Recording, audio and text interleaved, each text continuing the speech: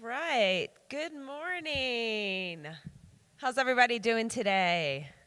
We are back. Well, welcome to day 2 session of track 2. I hope everyone had a wonderful day yesterday, and I'm looking forward to today as well. I see some new faces out there and then familiar ones from yesterday. Now, my friends, my name is Kelly, for those that have not met me yet, and I look forward to being a part of your day today. If yesterday was about experience ecosystems and rebuilding schools, today is about new perspectives and creating engaging learning methods. Let's begin the second day with the topic, Human Becoming's Reframing Who and How We Serve in Our Evolving World. Looking at our ways of living and working from the lens of a futurist, the speaker will talk at length about our purpose and what it means to be human in an increasingly technology-fueled world. Please welcome on stage Dr. Ginger Carlson, Consultant and Director of Curriculum, Teaching, and Learning at the American School of Guatemala. Please welcome Dr. Ginger.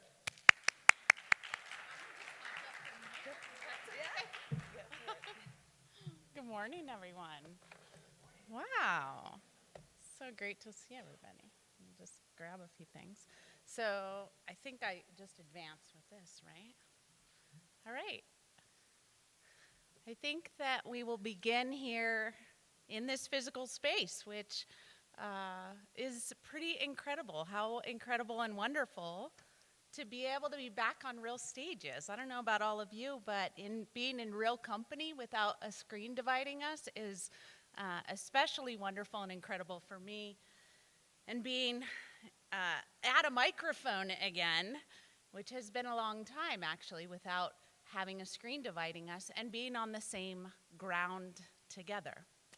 And it's 9 a.m. and the start to a new day. And so let's just get straight to it and be very real about a significant challenge that we've all been facing, and that is being on the same ground together. And my clicker doesn't work. Point it back here.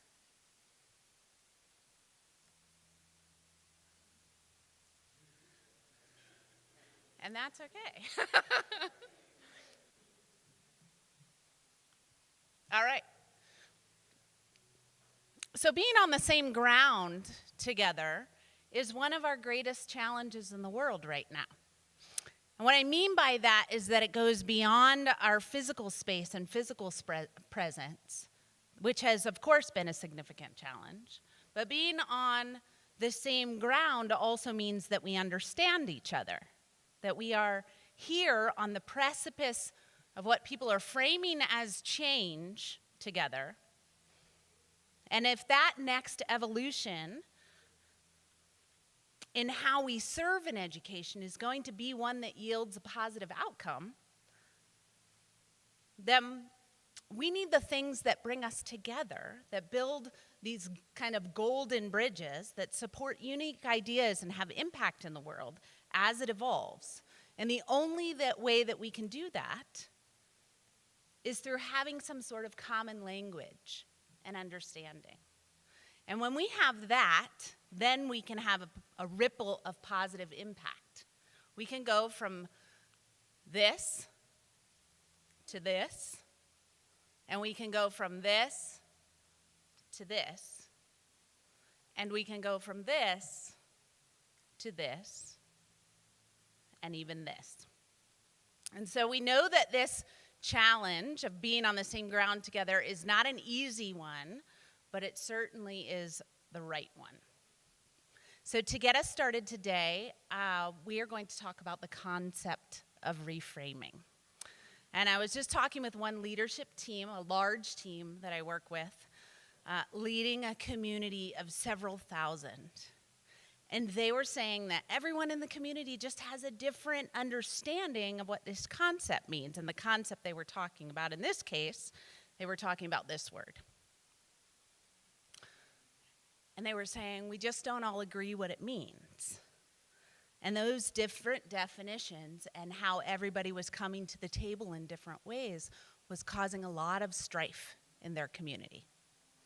And so it doesn't actually matter. We can substitute diversity or inclusion or any concept that or word that we use in education or politics or otherwise right now.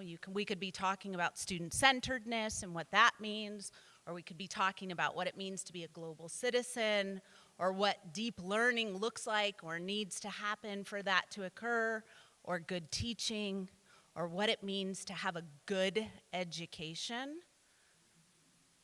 None of that matters if we all have different definitions or different framings of what those words mean. And if you walk away with different understandings, it doesn't actually matter. And we don't all need to have the same definitions here today in this room. But we do need to agree about those words ultimately in our leadership and our shared language in the unique communities that we serve. And so raise your hand if you've been in this situation before where you have been part of a community or a meeting or even a family where you all had a conversation and you thought that everybody was on the same page, and then everybody walked out of the room and you realized, oh, we didn't understand that in the same way. Has anyone had that happen to you? Most of you. Most of you. And since language is our primary mode of communication, in order to go from this feeling in our communities to something that's more fluid, that looks like this, or perhaps even like this, we need to leverage and get hyper-focused about where we're going and the ways that we speak about the work that we are doing together. So I'm going to request today that we begin with talking about reframing. And when I talk about reframing and I use that word, I mean the process of thinking about and beginning to express our work with a different lens, differently together. And so today we're going to be asking the question, why might it be important to reframe who and how we are serving in this changing landscape? So turn to the people at your table, 30 seconds each. Answer that question. Why might it be important to have this conversation?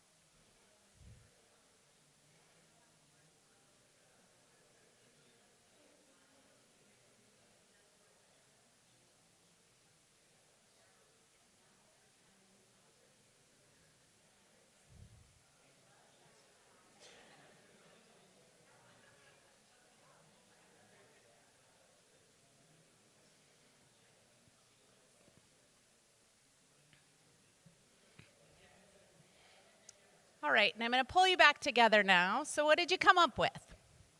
Why is this important?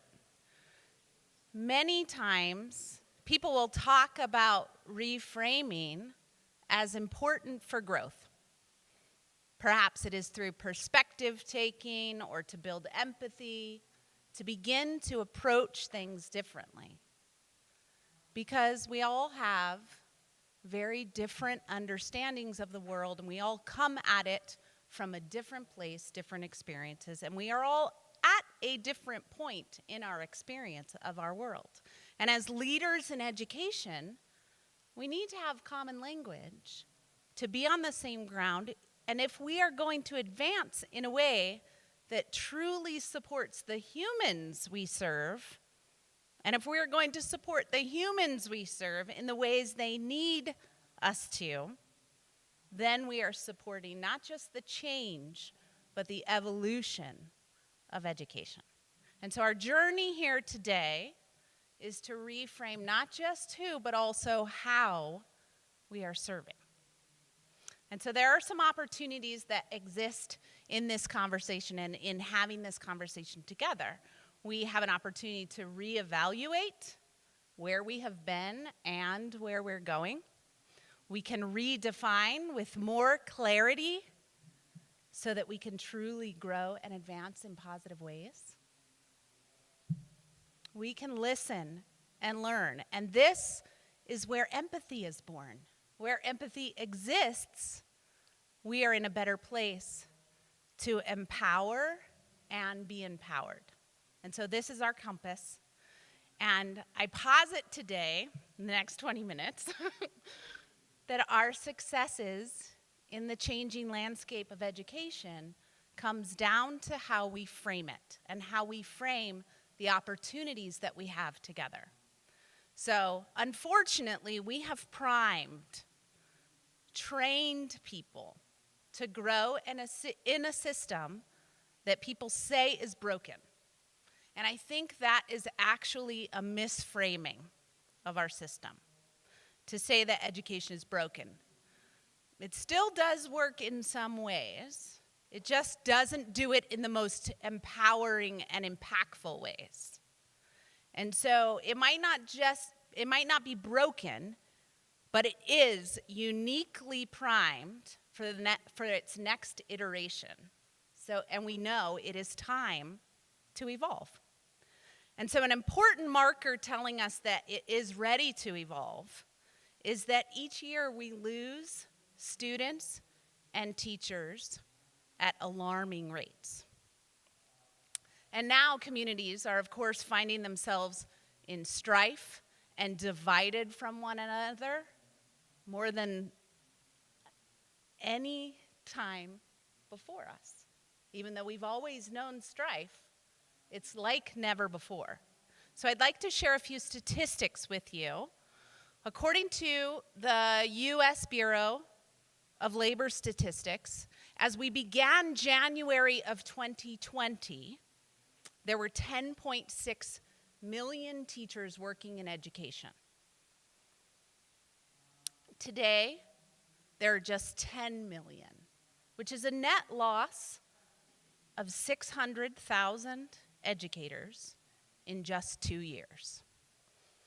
And 55% of all educators, not just the 600,000, but of all educators, 55% of them now report that they are planning to leave education earlier than they had originally planned because of the pandemic, which is an increase of 20% in the last 6 months who have made this decision, who otherwise did not have plans to leave education pre-pandemic. But what the research tells us is that when teachers are engaged, and I had a little animation there, but it didn't work. When teachers are engaged, students are more likely to be engaged. But what we're seeing is that teachers are reporting that they are not engaged and not feeling fulfilled in their work. And even pre-pandemic, a very remarkable 70% of K-12 teachers reported disengagement with their work. I don't know about you, but that makes me very sad. Which, by the way, is in direct alignment with the engagement rates for our global workforce. I'll say that again. 70% of our teachers are reporting that they are disengaged, and it is directly aligned to the engagement rates for our global workforce. That only 30% of our global workforce is reporting feeling engaged and fulfilled by their work, which means we're training kids directly to enter a state of disengagement. And what's worse is that 13% of teachers report active disengagement. Not just disengagement, but active disengagement. So despite some incredible efforts, teachers are continuing to report an overwhelming sense of isolation and powerlessness. And studies continue to show that teachers feel they are part of, quote, a growing culture of unhappiness in schools. And here's the thing, while superintendents and heads of school overwhelmingly rate engagement as, quote, very important, only 34% of students, as the research tells us, are actually emerging as classified as future ready, which coincidentally or not has been defined as a healthy combination of hopeful, engaged, and thriving. And if we're talking about it that way, just like anything that you are trying to grow, future readiness can only happen if we create the conditions for it. And so, as you may or may not know, I have worked for the last 3 decades, 30 years now, in education around the world, around the globe. I've worked in over 20 countries, lived for about 3 years at a time in 6 of them. And I have lived and worked all over the world, but I have also worked and guided organizations in all kinds of contexts, in dozens of countries, on multiple continents. And I can truly say that I have come close to seeing it all. Through that, I've worked through the entire spectrum of the human experience. That includes tragedy, celebration, economic crisis, natural disasters, intense political strife. I've seen and learned from a variety of types of failure, as well as some incredible accomplishments. And what I've learned through all that is that we are all, regardless of where we are in the world, what our backgrounds are, what we do for a living, who we pray to, where we land on the political compass, what technology we happen to be using at the time. We all dream of the same kinds of things in life, and we all want to be loved, to love. We all want to matter in this world, however that might manifest. And our journeys, while they often look different, there are similarities in our human beingness. And as Ram Dass said, we are all just walking each other home.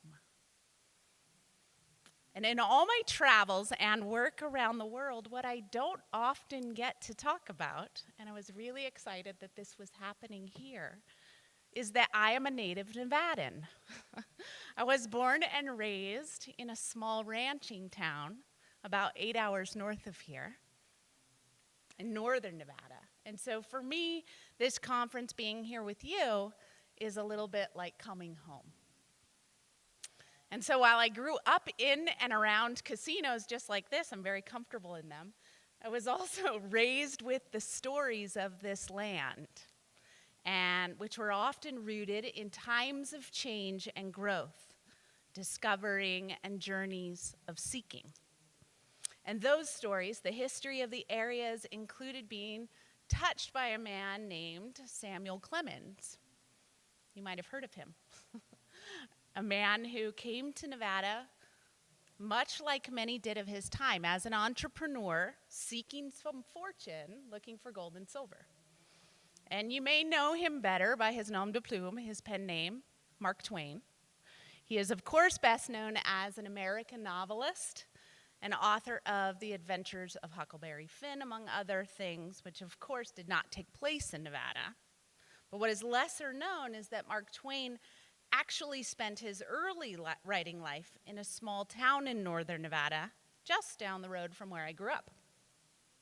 And so the area was an important part of his becoming who he was. And this is what Mark Twain had to say about Nevada. He said, "You don't like the weather here? Stick around, it'll change." It's always been a quote that has touched me because it's a reminder that everything changes. We grow, we change form, we die. Every point we are on our journeys is important, but it's also temporary. And in fact, change is something we all need. Without it, we're stagnant, we don't have growth. But with education, while there are trends that come and go, some noble attempts at change, education has been the most glacially evolving structure on the planet. Don't take my word for it. Here's a picture from a classroom at the time of the Industrial Revolution, when schools as we know were born. And here's one from 1955, almost 200 years later. And here's one 70 years later 64 years later, in 2019. And as you can see, and we all know, in the span of 250 years, while business, industry, travel, communication, marketing looks very different, schools do not. And you probably all know the quote, "If you are not growing, you are dying." Most of us can agree that schools have traditionally been this glacially moving structure of all kinds of systems that we have in the world. And despite all we have learned about the brain and human needs, it is the one area we haven't evolved. That was until March of 2020, where overnight we proved that we can shift, right? I hate the word, but I'm going to say pivot, right? We did it. Many schools prove that we can think and grow, shift course, take constantly changing government regulations, innovate on our practices, and provide for our communities. Some had a harder time than others, but there are definitely pockets and examples of schools who did it and did it well. We proved that we could. And so it is perhaps the most frustrating, but also the most exciting time to be a learner, a teacher, and a school leader. We have an opportunity in front of us if we can shift from survival mode to maintenance mode, where many of us are still living, and then evolve past that to thriving. And to do so, we need to support and plan for constantly evolving systems. And we also have to plan for and support constantly evolving learners, the humans we serve. So I'm going to share one more Mark Twain quote with you. Here's another thing that Mark Twain said. Mark Twain said the difference between the right word and the almost right word is the difference between lightning and a lightning bug. How many of you have heard the saying, "We are human beings, not human doings"? Have you heard that saying before? Human beings. And as educators and professional and personal development coaches all over the world attempt to keep this concept of human beings, not human doings, at the forefront of our thinking and our planning, so that we don't get stuck in just doing, because we are human beings, not human doings, right? Well, I'm going to go out on a limb and say that it is time to begin to evolve even that saying. We are really human becomings.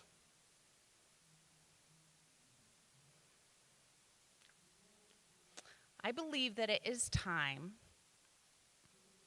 to reframe who and how we serve in this way, because human beings is the almost right word. because we are actually all on a journey that should be constantly growing and evolving, a journey of becoming. So take a minute, 1 minute, and turn to the people at your table and process this idea a little bit together. Human becomings. What do you think?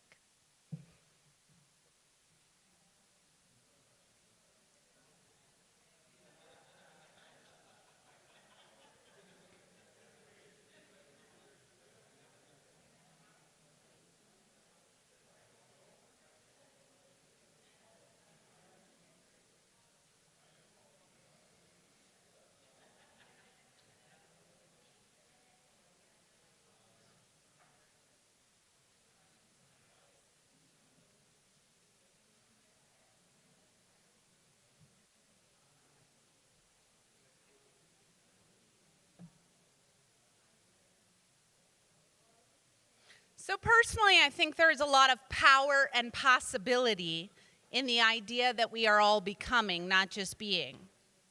What would it mean for how we come to the table together?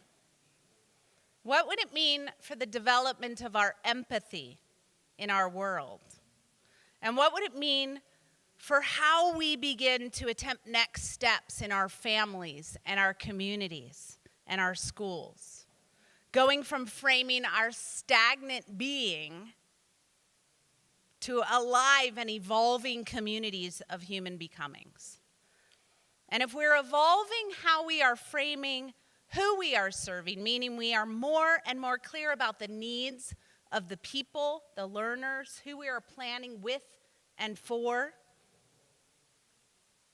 then we also need to make sure we're looking at how we are serving them. And one thing I do is support schools in these kinds of evolution efforts, not just change efforts, to make plans for how they are going to grow, evolving into something new and truly serving of their unique communities. And so one school I've been working with this last year has been trying to identify what learning and growing as a learner even means. So we started to dive into the literature and research, and this is what we found, that what students are going to need in the year 2050. And the year 2050 is actually not very far off in the future. The students who are being born today by the parents in your community, that is the workforce that those children will enter and be a part of, even though it sounds maybe far off to us. And what teachers and students and business and industry and parents all say, because we know it is not a secret, it doesn't actually take much creativity or ingenuity to come up with it. And here's what they've said we need to plan for. We need to plan for constant evolution, for agile thinking skills, for resiliency, being able to change course and grow differently and create something that never existed before. But up until now, we have trained our learners to get out and be part of systems in which they're not fully engaged. So just like we are humans who are becoming, we also need to treat our systems as becoming. And in order to do that, we need to plan for them to thrive. So they need to be thoughtful, which means we bring intentionality to all the structures we create. They need to be healthy, that the conditions and everything in it, including our communications, support continued health. They need to be reflective. Oops. Wow, that's okay. John Dewey, of course, said our growth comes not from action, but from our reflection on our actions. And so we need to plan for a critical, conscious practice through reflection. Our systems need to be integrative. We live and operate in an intricately interconnected web of systems. A thriving system, school or otherwise, is fueled by understanding the why and how of system dependability. We depend on each other. So think of it like an oak tree orchard. If you know how oak trees grow, the health of each of the trees in the orchard is dependent on the health of each of the other trees in the orchard because they are all connected from the roots. They need to be visionary. All schools have vision. You all probably have visions in your schools, and they are often, I hate to tell you, very similar, not very unique. But we also see often that programs and structures don't necessarily reflect the vision. And so for a system to thrive, we know that it needs to have that root and always have a North Star they're working towards that is connected to it. And finally, our systems need to be evolving. It's a vital piece. And notice that I didn't use the word change. We don't need to change. We need to grow. We need to understand and honor where we've been and build upon that so that we can evolve in a way that the world is requesting of us. And when there are all those things in our systems and the humans and for the humans in them, then we thrive. So if we're learning and leading learning for human becomings, then these are the conditions that need to be in place. Because again, if we are reframing who we serve, then we must also reframe how we serve. So we have just experienced in the last 25 months the most challenging time in the history of education. And things will not get better or grow or evolve if we do not intentionally reflect on it and use our intentions and our reflections to drive our actions. And what the research tells us that if people, organizations, and systems that set intentional goals are more likely to achieve them. And so right now, before we end today, please set an intention for yourself as you emerge from this work, this conference, this experience of the last 2 years about how you might stay open to a new possibility, to a new way of seeing, in your thinking, in your way of being, in your becoming and the becoming of your people and the organization and your systems that you serve. So fill in the blank for yourself as I emerge from this time together in the world, here today, here this week. My intention is. And we don't have time to share them together, but I encourage you to share those intentions because speaking them aloud, writing them down also is important. So I would like to end here today with a story. And as educators, we all have stories of our students, their growth, their learning, their challenges, the ways we have touched them, the ways they have touched us, and how they have walked on their journey of becoming. And every year we serve in education, we have more and more of these stories. We gather them a little bit like shells on a long walk on a beach. If we don't learn from those stories, they're just tales when they could really be life's parables and lessons for us to live by. So I know I have stories and lessons from every year and season of my educational career. It's been a long one that has taken me around the globe. One in particular stands out to me, and it's about a young student of mine named Joshua.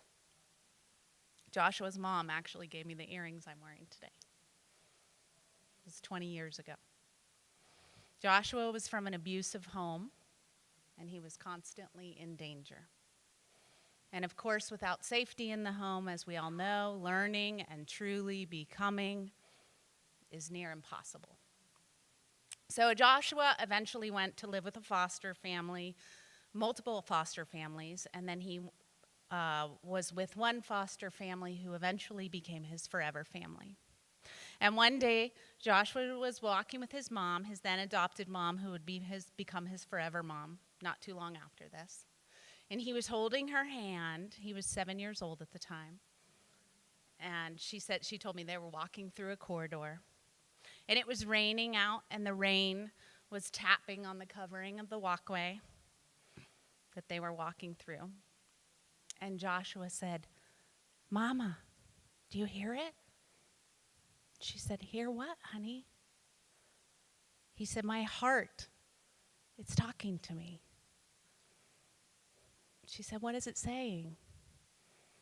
He said, "It says, keep listening." So today I want to invite you to keep listening, to listen deeply, deliberately, carefully, and with intention to the words that we are using, to what this evolving world is requesting of us on our next steps. Who are we serving here? And how will we serve them differently? Because our world is different. And how will we support the growing understanding of our difference and our differences, the making of new meaning in the world, and our truly becoming, so that we can walk each other home in the best ways, in the most connected, most fulfilling, most always growing ways. And so one final thing I want to say is something that is filled with gratitude for the work you do every day, and that is our words matter, you matter, and you make a difference every day. So love yourself as you go out into this world. So please stay in touch with me. You can reach me by my email, ginger@gingercarlson.com, or through my website, gingercarlson.com, or any social channel @Dr. Ginger Carlson. Thank you, and I wish you an incredible day.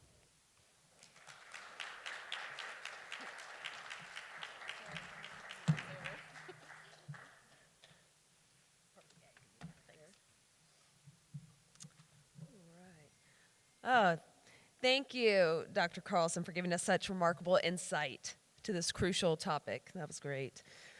Now, let's proceed to the next segment.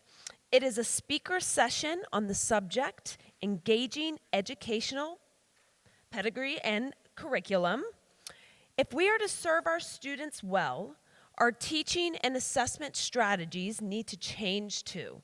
To help us with the how of it, we have with us today Dr. Sonia Toledo, who is the president and CEO of Dignity of Children, a training and development organization that promotes 21st century learning. Everyone, please welcome her to the stage.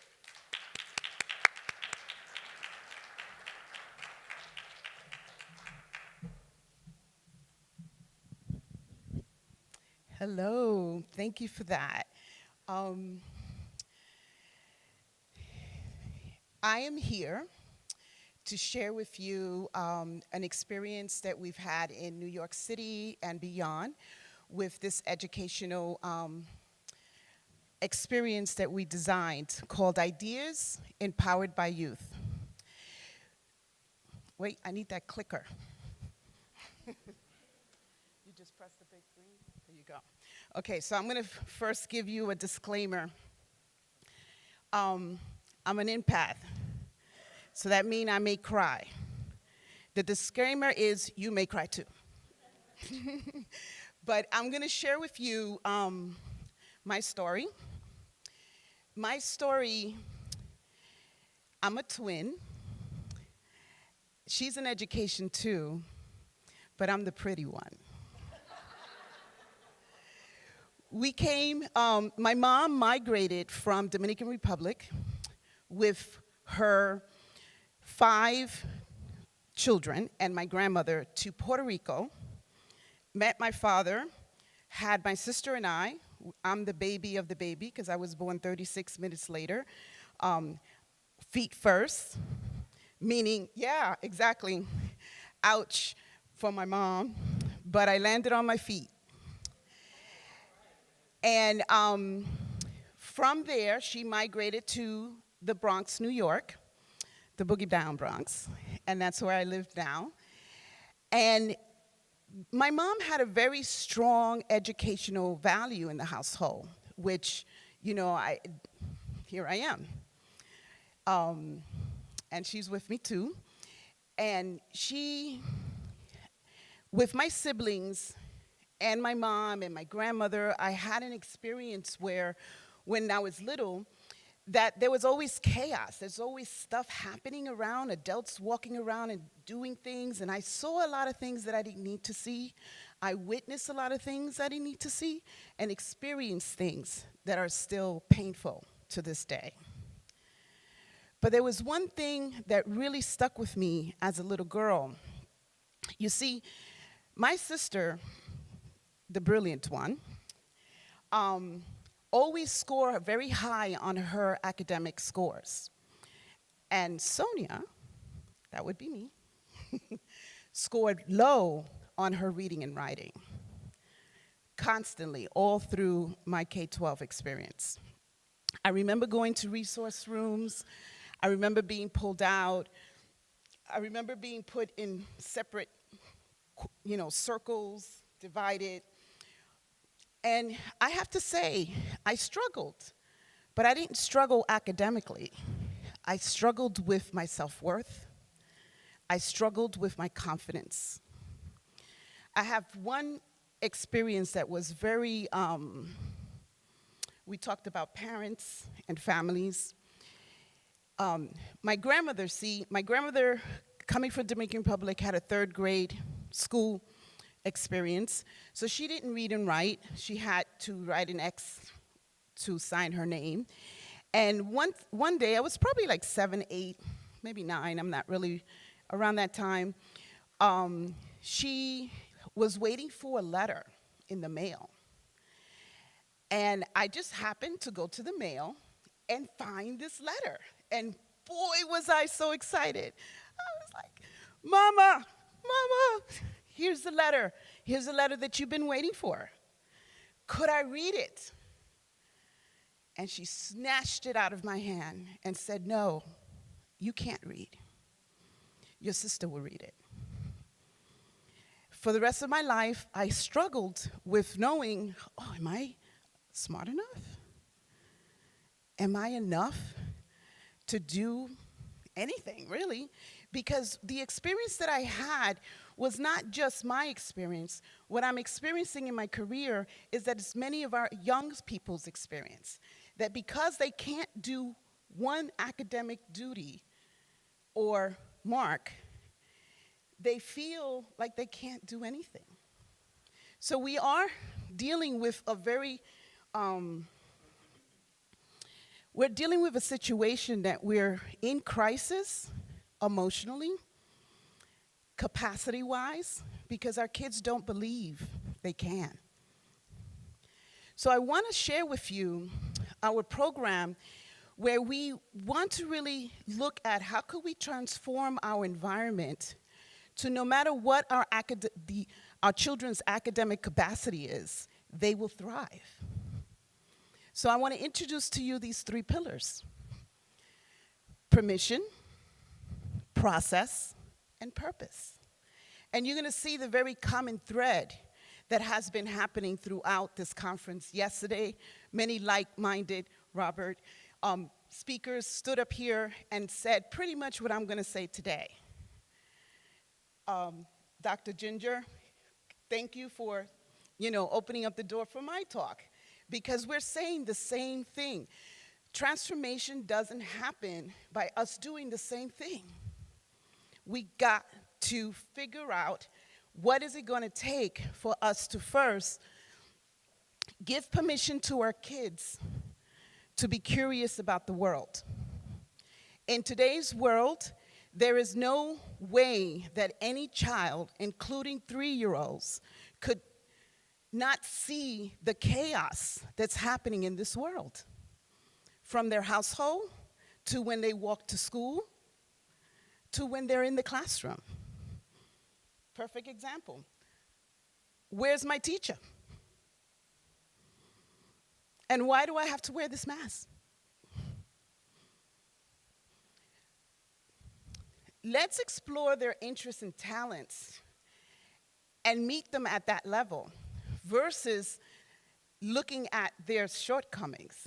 Oh, you can't spell. By the way, I still can't spell, but I got over it, right? Thank God for Grammarly.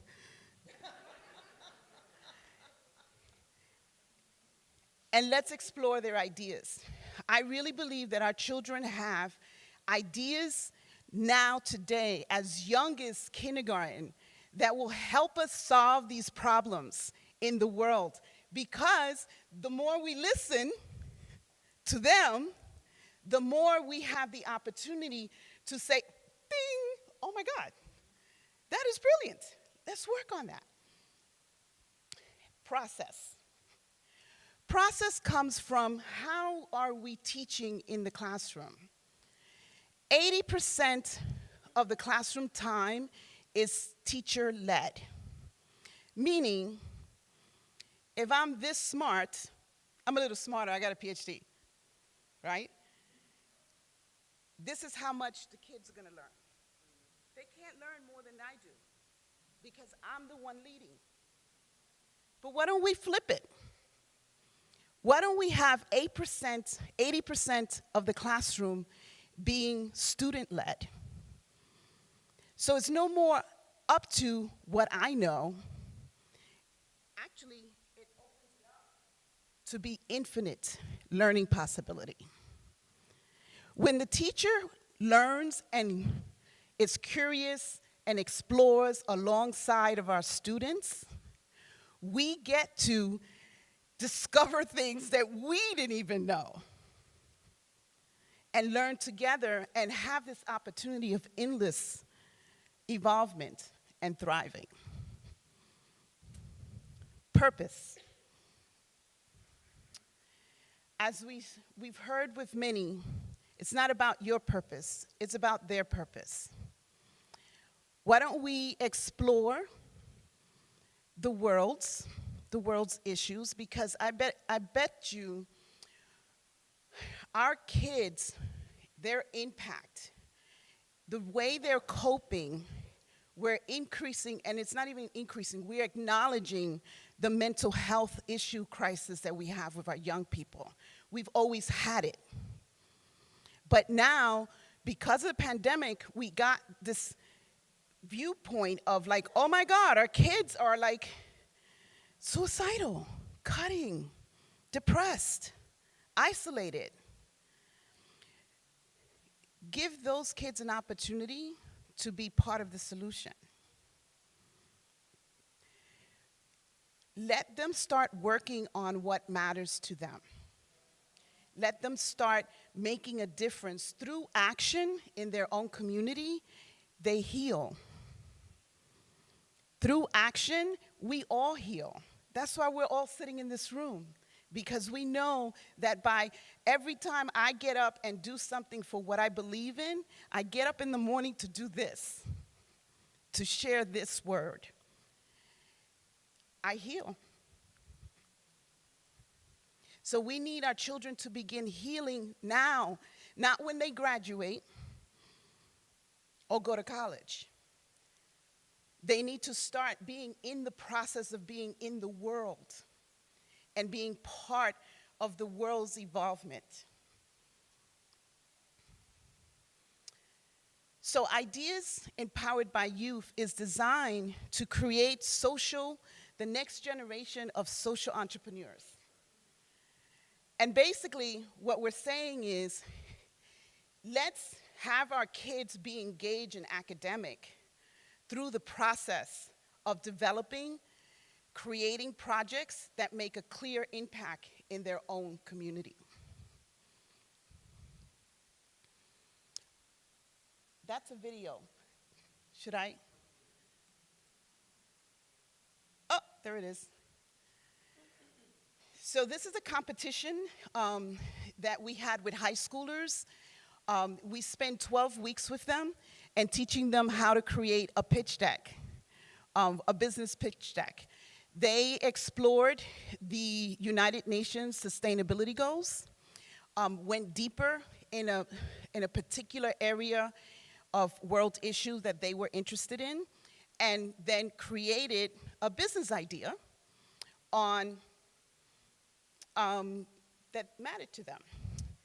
My experience has been with young people in the last 3 years that we've been piloting this program, that when you give them a choice of where they want to work in, like the issue, most of our kids choose mental health. I tell you that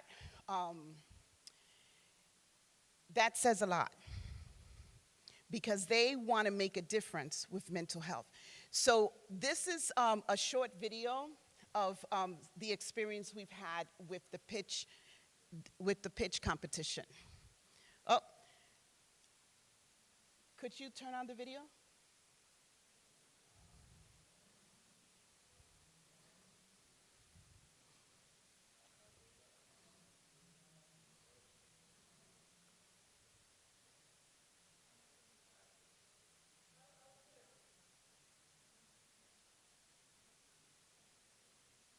It's great because I'm moving fast anyway.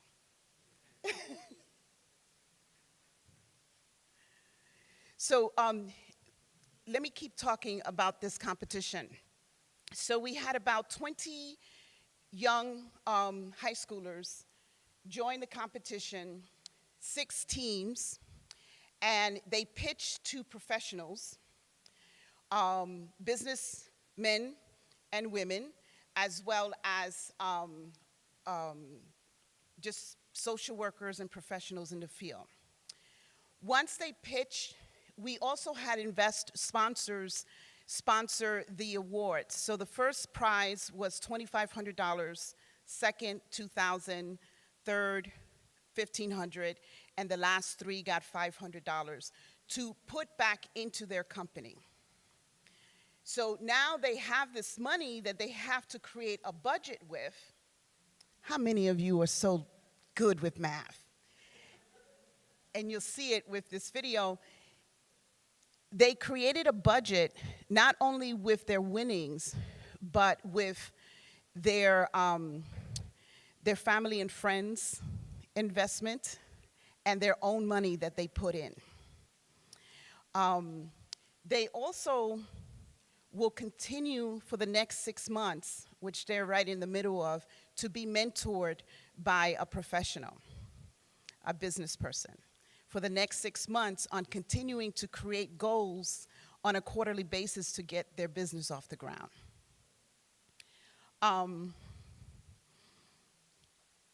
Should I move on? Almost there. Okay, there you go. I have to say, these young people, I'm trying to figure out what distinguished them, because some of the mentors is like, these kids are amazing. They're so brilliant. How did you do this? And I'm like, I didn't. They did. They showed up that way. They showed up that way. We have kids from all of New York State, New Jersey, and Pennsylvania who are part of this competition. We did not have a criteria on what's your academic status in order to do this this event. So, ready? Our young people not only are brilliant, but have the potential to make a difference in today's world. These young people are a clear example what it takes to have an idea and take it to the point where it's going to impact their community and beyond. Collectively, all of us need a positive way to uplift ourselves. We believe by promoting a welcoming environment where people can express themselves creatively, we can do so. Well, we decided to create this because we wanted to use the gift of our sun effectively and use the energy in good ways and use them for convenient and renewable use. Inside the box, we will include candles, sugar scrubs, body scrubs, lip scrubs, body butter, different snacks, lotion and creamers, jewelry. Our problem statement is, how has academic difficulty led students into the wrong direction? A subscription to TLC Artistry will include receiving a box full of the necessary art supplies needed for that month's theme. For instance, 1 month's theme may be the creation of jewelry. We incorporated wings. The untethered aspect of wings incorporate a sense of freedom and ability to fly away from negativity and the roots of our problems. So what can fix this rise of hate as a result of economic inequality? We need more, better, and accessible education, more labor unions, and we need to take care of the middle class. We are planning to start out with $4,100. $2,500 is going to be our potential grant. $600 will be owner's contribution, and $1,000 will be family and friends investment.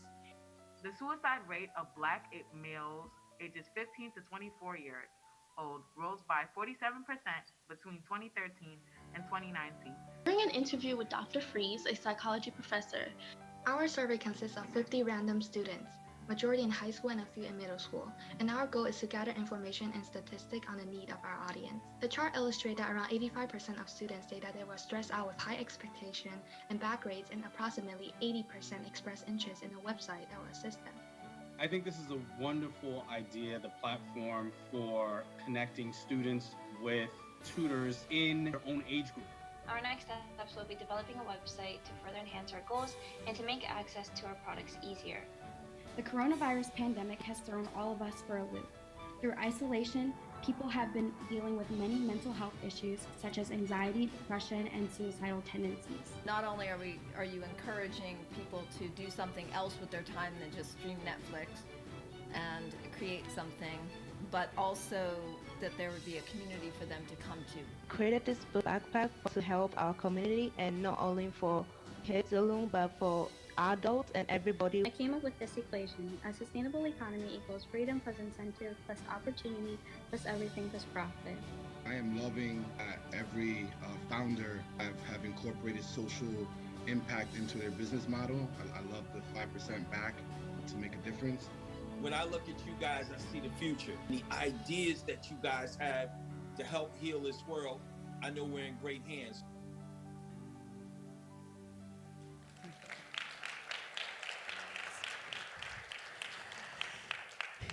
I would definitely like to invite you to our showcase in July, so you could witness their brilliance. They're responsible to elevate their business deck to a room full of professionals. Now, next, when we're ready.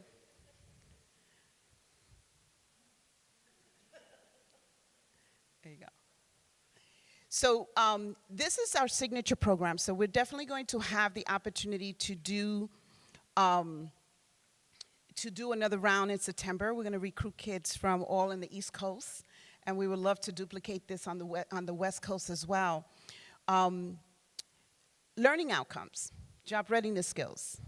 Tell me if you don't see job readiness skills in these young people that you just witnessed. Social emotional learning. The interesting thing, right, so I facilitated this series with these young people, and we will all come into Zoom. None of them will turn on their cameras unless I ask them to. And when I say to share, they will give me an emoji. And so as a teacher, I needed to realize, it's like, okay, this is the way it's going to be. And we're going to do this, and we'll send them out into their breakout rooms and give them a task, right? So each week they had a certain artifacts or project to complete. And the truth is that they had to work with each other and figure it out.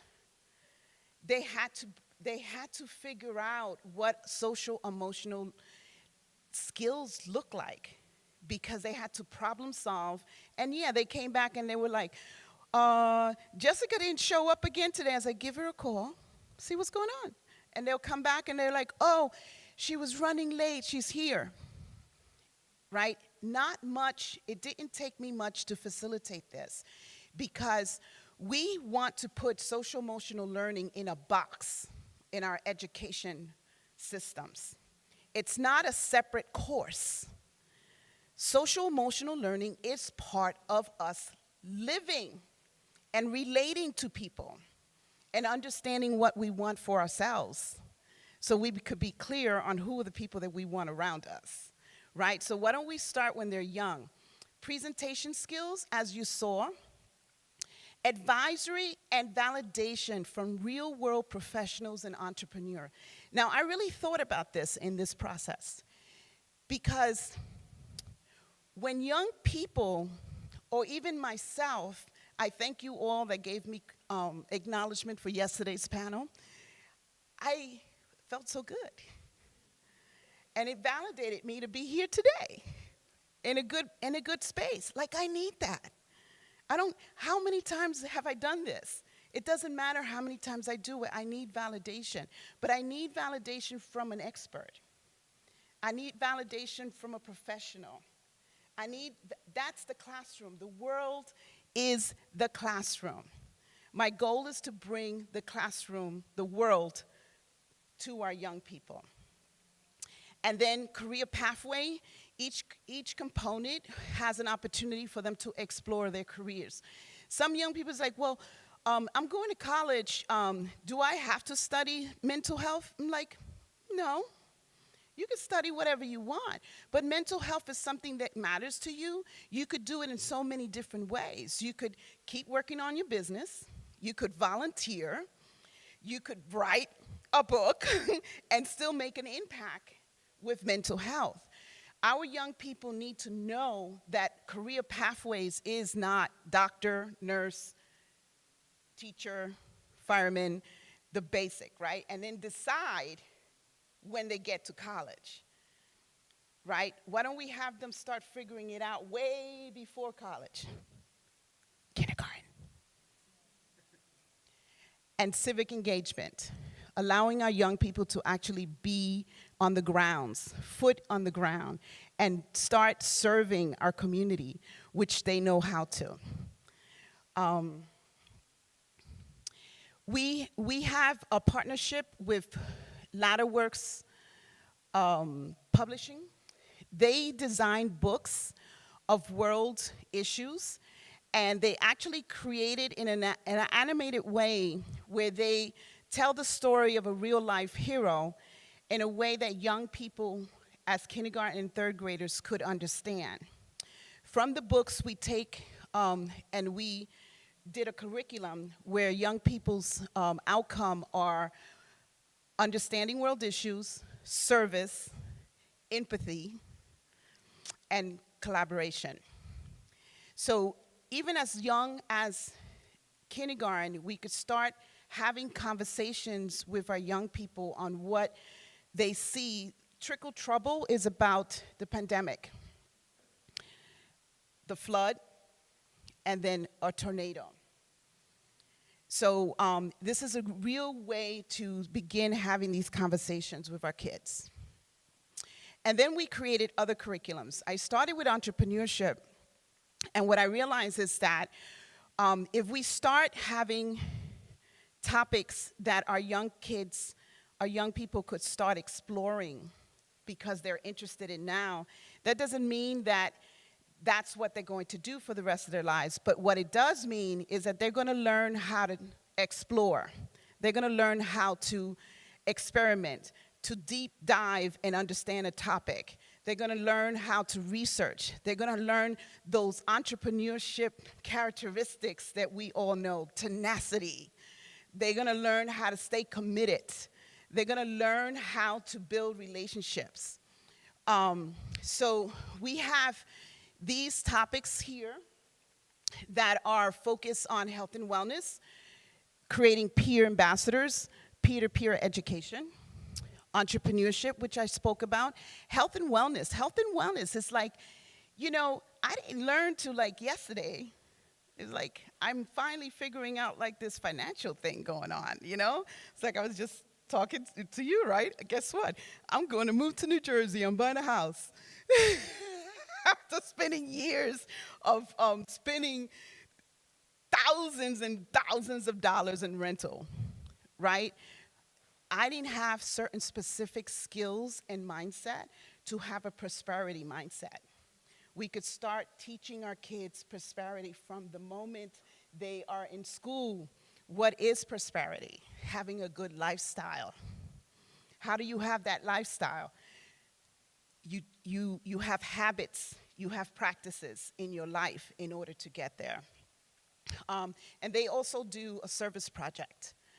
Climate change, community organizing, developing community leaders for change, and urban farming, which is one of our latest development. We're gonna actually pilot it this summer, where we're looking at youth having a voice about food and their relationship to food in their community, and actually creating business in their communities for farming, for urban farming. And art is a commodity. Come on, where the future's landing, NFTs. So we partner with professionals to develop these curriculums. So the goal is to partner with the professionals as an expert in one of these areas so we could design the curriculum to have the specific deeper learning. What's important is that we partner. Key element, we partner. We do not just give you a curriculum. We want to make sure that we are in relations on how do we transform the culture of learning in order, you know, for the kids to get the most experience possible. This summer, we're going to pilot evidence-based research for 21st century learning, and I'm really excited using this curriculum. So when we talk about measurement and an actual portfolio and experience, we want to figure out, well, how many of our kids actually develop the skills of 21st century learning? So here's a quote I would love to leave you with. The illiterate of the 21st century would not be those who cannot read and write, but those who cannot learn, unlearn, and relearn. Alvin Truffler. I'm going to leave you with this and say thank you for having me today. And I'm also going to have a request that I would love as many of you as possible to partner with me to be in the world classroom with our young people. And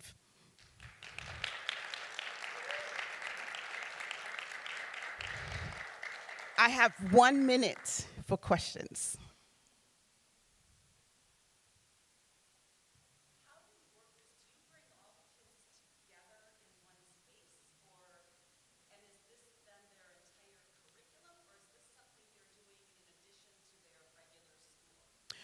Right, so I thought about that really hard because I don't have the capacity by myself to transform the education system. So yes, I am promoting it as an extracurricular, and I'm also promoting it could be in schools as well, because it allows we have units, right? So the units could be stretched out to the whole school year, and the teacher could put their own expertise, their own specialty into each unit. So it allows for deeper learning as well as continuum, right? So if the group, after they do the climate change and they create a proposal for changing behavior, well, next semester, we could actually implement it. Let's talk about how do we implement this proposal that just been approved by the principal. Thank you for that.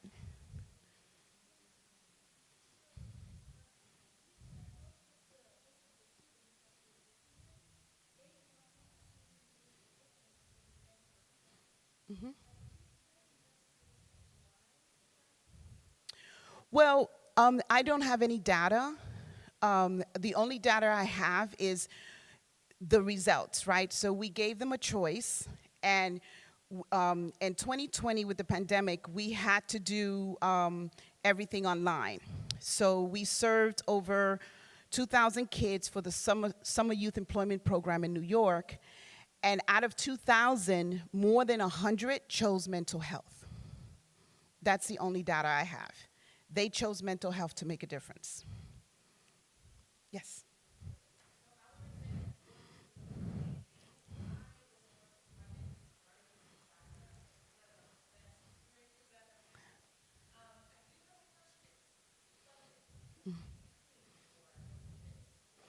Well, good question. We work with organizations, youth organizations, as well as schools. Some schools are able to purchase the curriculum, so they purchase the curriculum, and we give them 10 access code for teachers, and we also support them. So we're also doing a campaign with corporations. So we're moving into the corporate sector saying, hey, you know you want to do that DEI. I got something for you.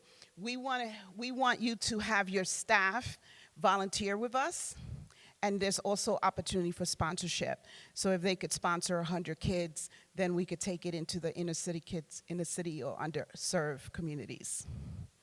Thank you for that.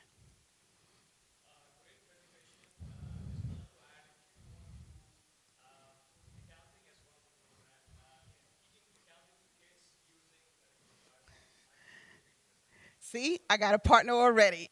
Yay! Success for today. I thank you for your time.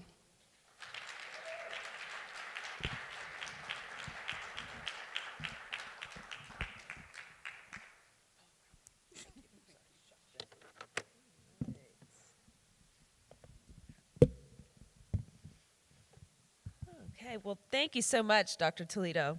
That was fascinating.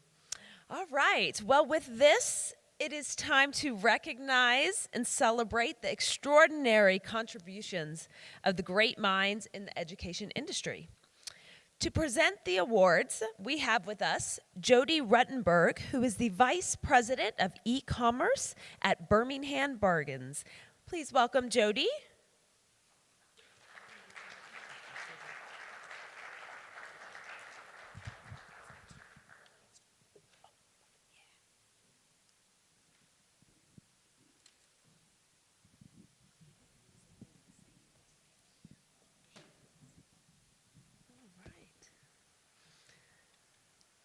And our first honoree, Parul Punjabi Jadish, for outstanding leadership.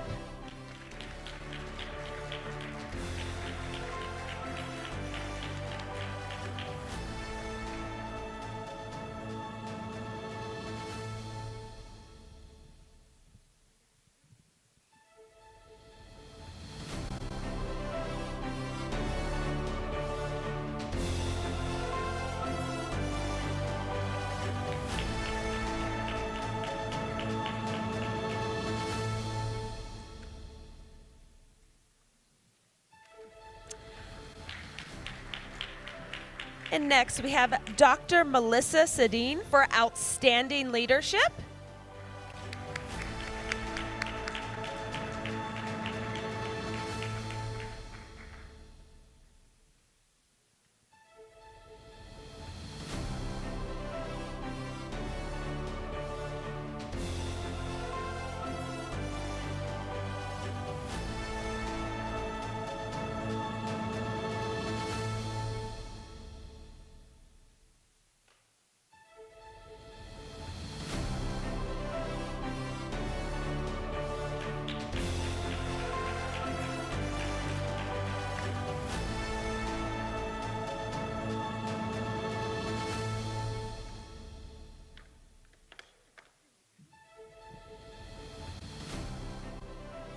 I just wanted to take a minute and thank Education 2.0 for this fabulous conference. And I wanted to thank all of you for coming together to benefit the children across the world who need our help in education. If you want to change the world, you tell the educators. So I thank you all for being here, and I'm very happy to accept this award.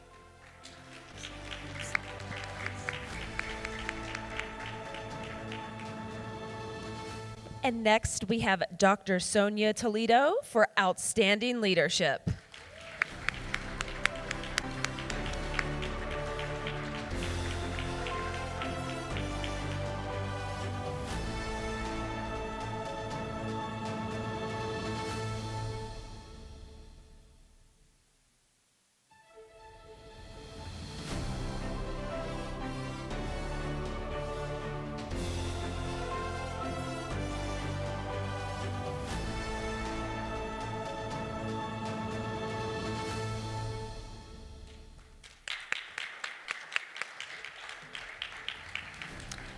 And next we have Dr. Cheryl Spruill for outstanding leadership.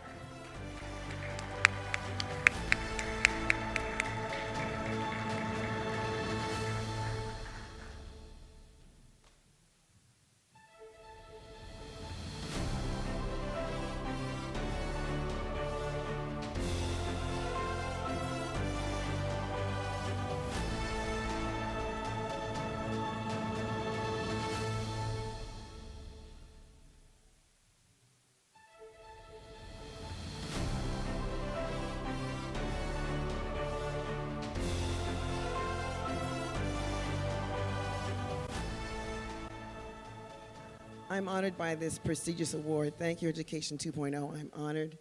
And I'm going to be speaking later with my good friend and my brother, my new brother from another mother, Robert Landau. I am grateful and honored to be with you all. And it is such an honor to know that I am amongst some wonderful professionals and innovators in this new adventure and continuing adventure of education. Keep doing what you're doing. You're doing an awesome job. Thank you very much.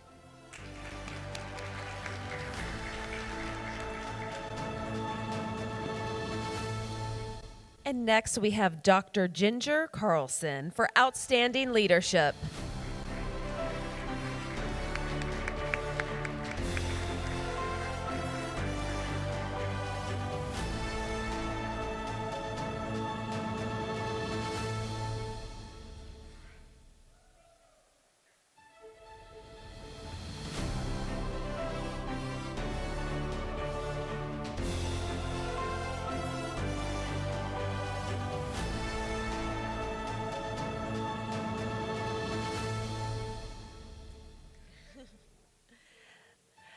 And next we have Dr. Allison Jackson Dyer for outstanding leadership.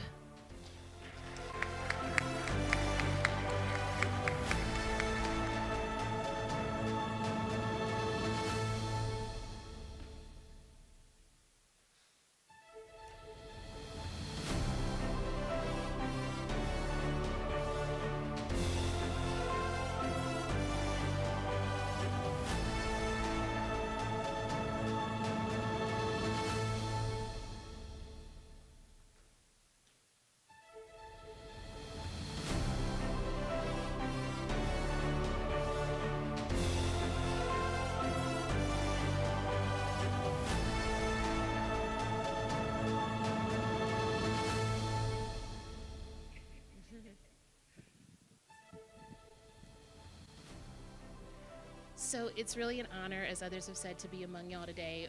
One of my favorite quotes about leadership is from Dr. Brene Brown, and it's a leader as anyone who sees the potential in people and processes and has the courage to grow that potential and processes. And so I think that what we just heard in the prior workshop, just the honor of, I don't know anybody better at this than educators. Every day we see potential, and we don't just see it, we make an active step to grow it. So thank you so much for this award, and I look forward to getting to know all of you better. Thank you.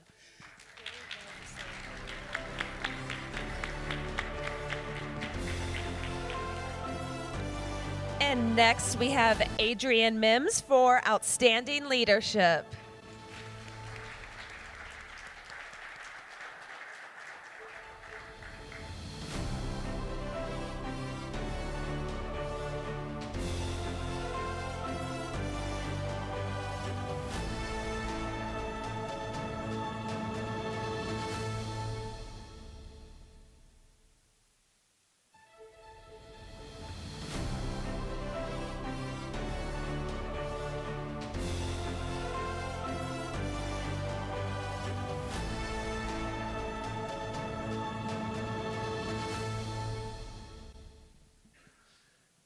Hello, everyone. I wasn't really expecting to say anything, but I just felt like I had to because this is a great opportunity for me to be in a room with so many distinguished colleagues in education.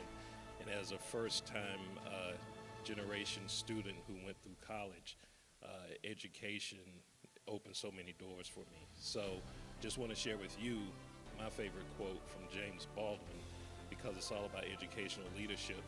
And the quote is, "Those who say it can't be done are usually interrupted by others who are doing it." and everyone in the room who's getting an award, guess what? You're doing it. Thank you.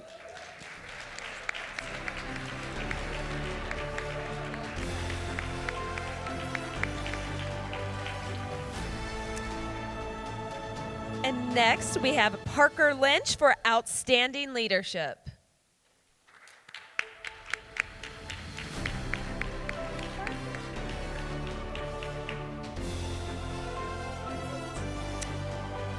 And next, we have Pacific Heritage Academy with Representative Sheena Alesa from Best Companies.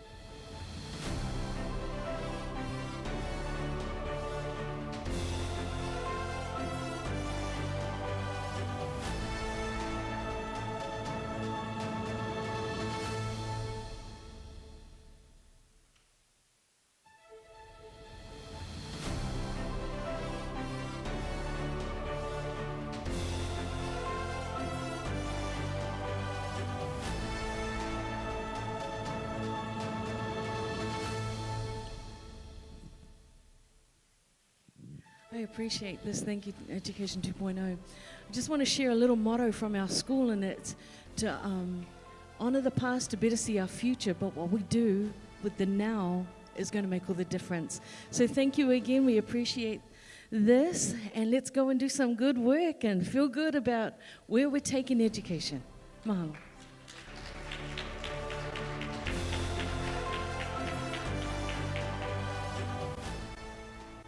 And now we have Jill Diane Bittinger for outstanding leadership.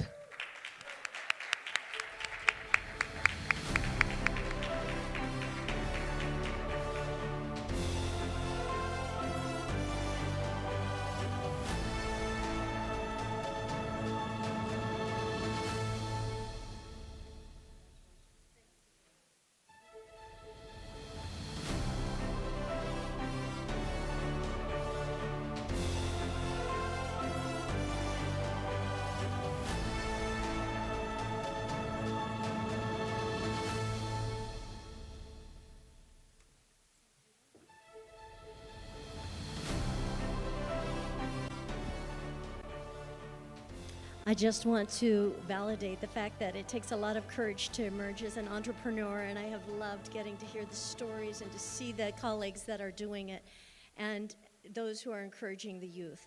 It means a lot to feel the support that I feel in this environment, to be emerging as an entrepreneur in my own right, and I encourage you to come on back for 11 o'clock presentation, or shortly 11:15, I'm not sure when it will be, Teaching with the Soul in Mind. Thank you.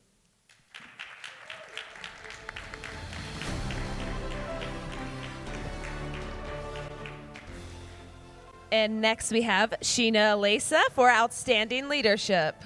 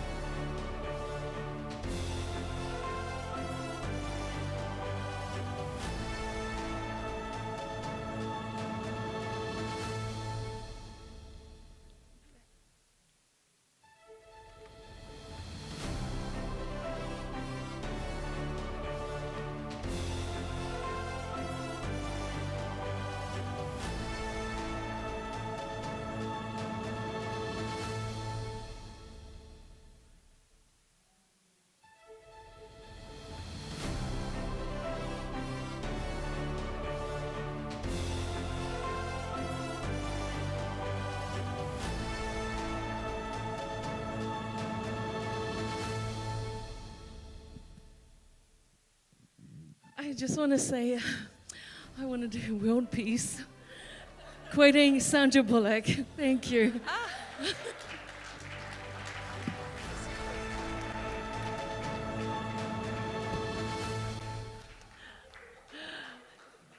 And next we have Dr. Linda Bradford for outstanding leadership.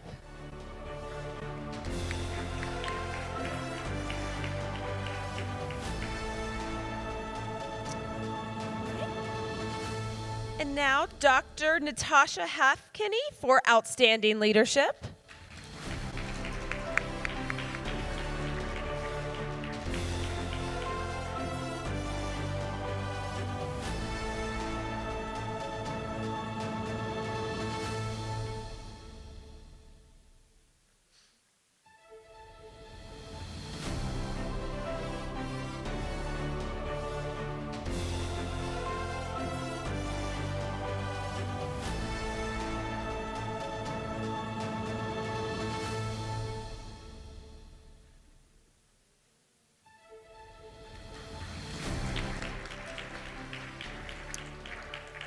And now we have Joe Thoburn for Outstanding Leadership.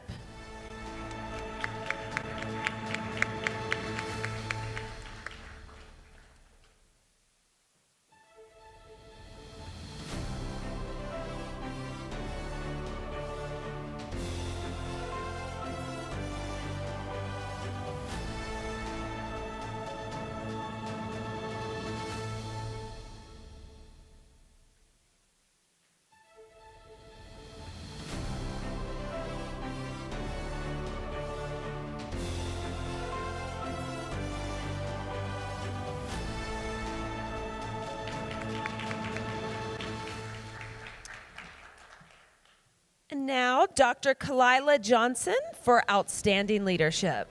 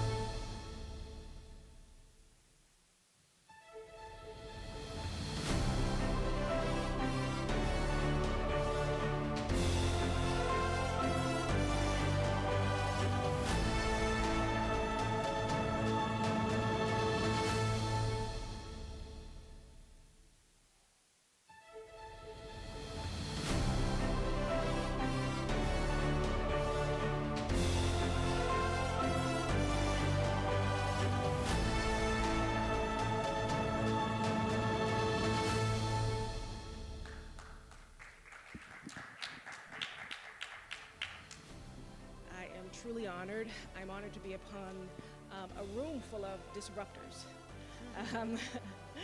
Educators are the thermostat that create the temperature of the world. And I am just so grateful to be among such great minds. We are, in fact, bridges. We are the encouragers, and we are the ones that create the womb in which everything that is new and worthy is birthed. And so I just want to encourage each and every one of you. I am grateful, but I am also honored for each one of your sacrifices, and we deserve this.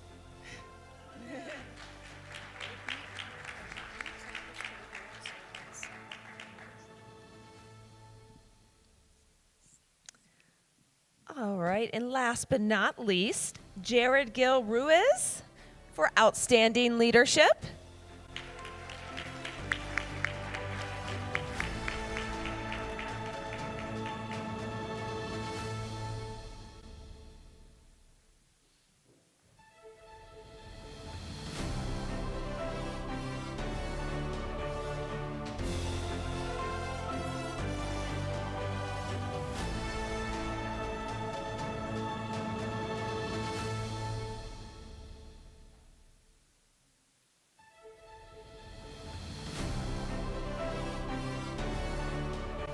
Hi.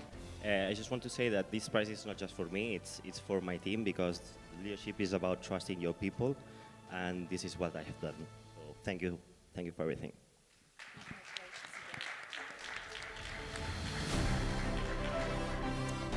And I actually would like to ask if there was anyone from yesterday's morning session, I know we were running a little bit behind yesterday, that accepted an award and didn't get to come up here and share a couple thoughts or say anything. Was there anybody from yesterday that would like to come up? Or we're all good? All right.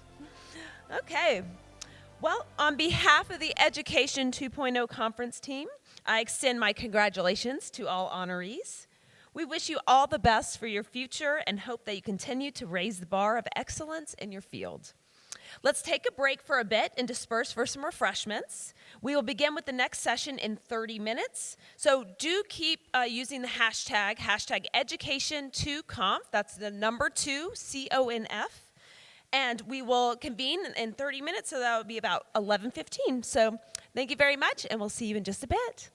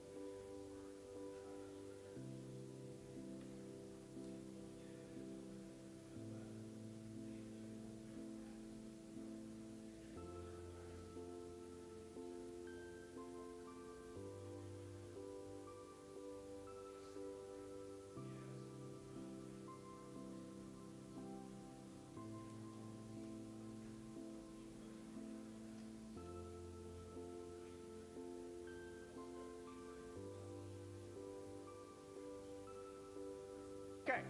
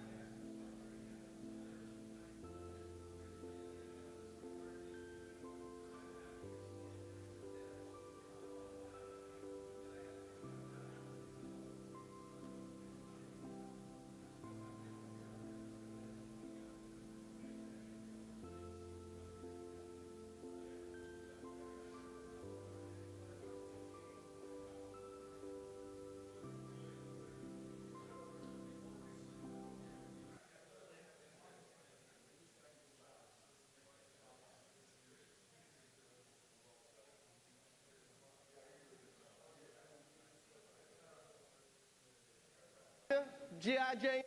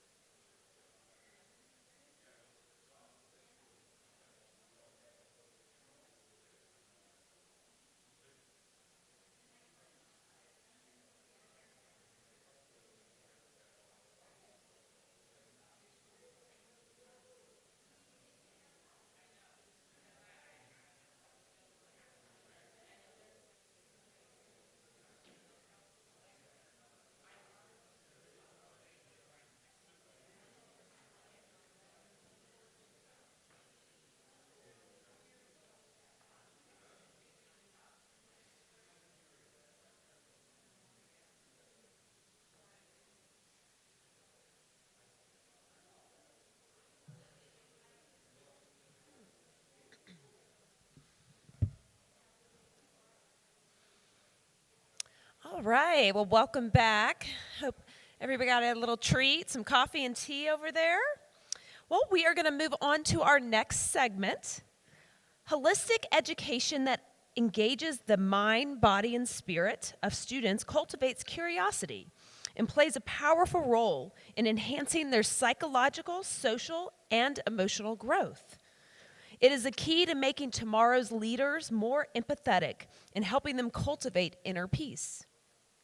Ladies and gentlemen, it's an honor to call upon the stage Jill Diane Bittinger, author and founder of Transformed Education, who will be sharing her thoughts on the subject. This session is titled Teaching with the Soul in Mind. Education is a tool in conscious evolution.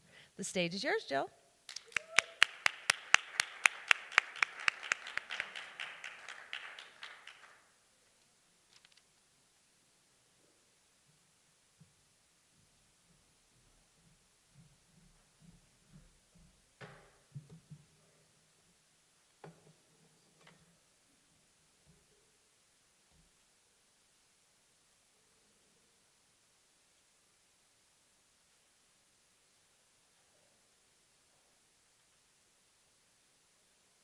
What's going on here?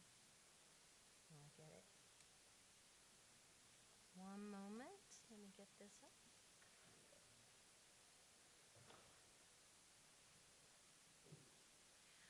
All right. Well, I'm going to invite you. My background is in dance education, then turned Montessori education, and now trained entrepreneur.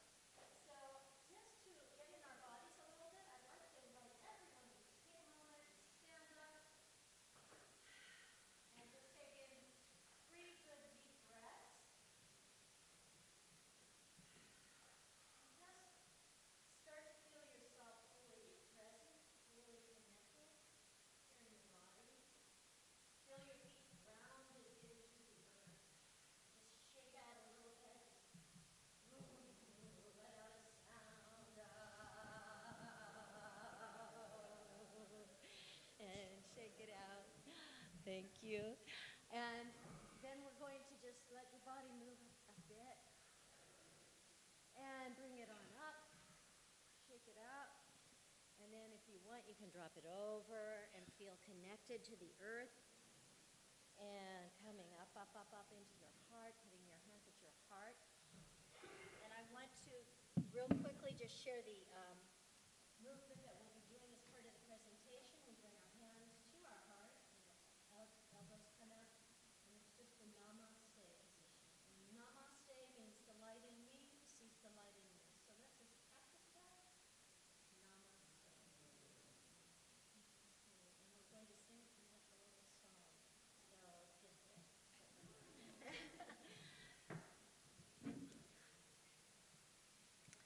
Well,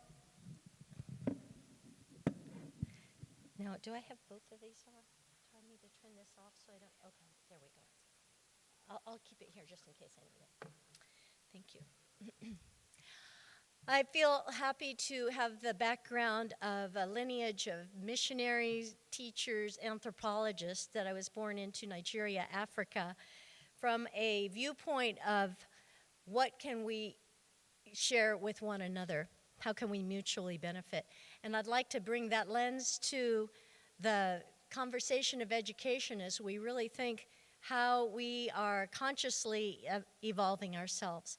I was so happy for the presentation that I heard this morning where I realized that I'm already part of the language and the presentations that are going on and just using my particular words, but it's been very empowering to be among this community, and I say thank you for being here. My name is Jill Diane Bittinger. I am the founder of Transformed Education, The Key of Connection. And I have just come out with this book, Teaching with the Soul in Mind. It is available on Amazon and Barnes & Noble. And it is to basically recognize that the signs of times are upon us. And it's time to consider a philosophy of education to help answer to the complex ethical challenges that we face, and time to teach with the soul in mind. Take a moment to look at this. Oh, here we go. I'm changing mine, but you guys are not seeing yours. Let's go. Okay, there we go. All right, my website is transformededucation.com. Connecting content, community, and the creative spirit. So take a moment to look at this slide and just think for yourself, does this slide have anything to do with education? Notice your feelings and your thinking. What stirs within you?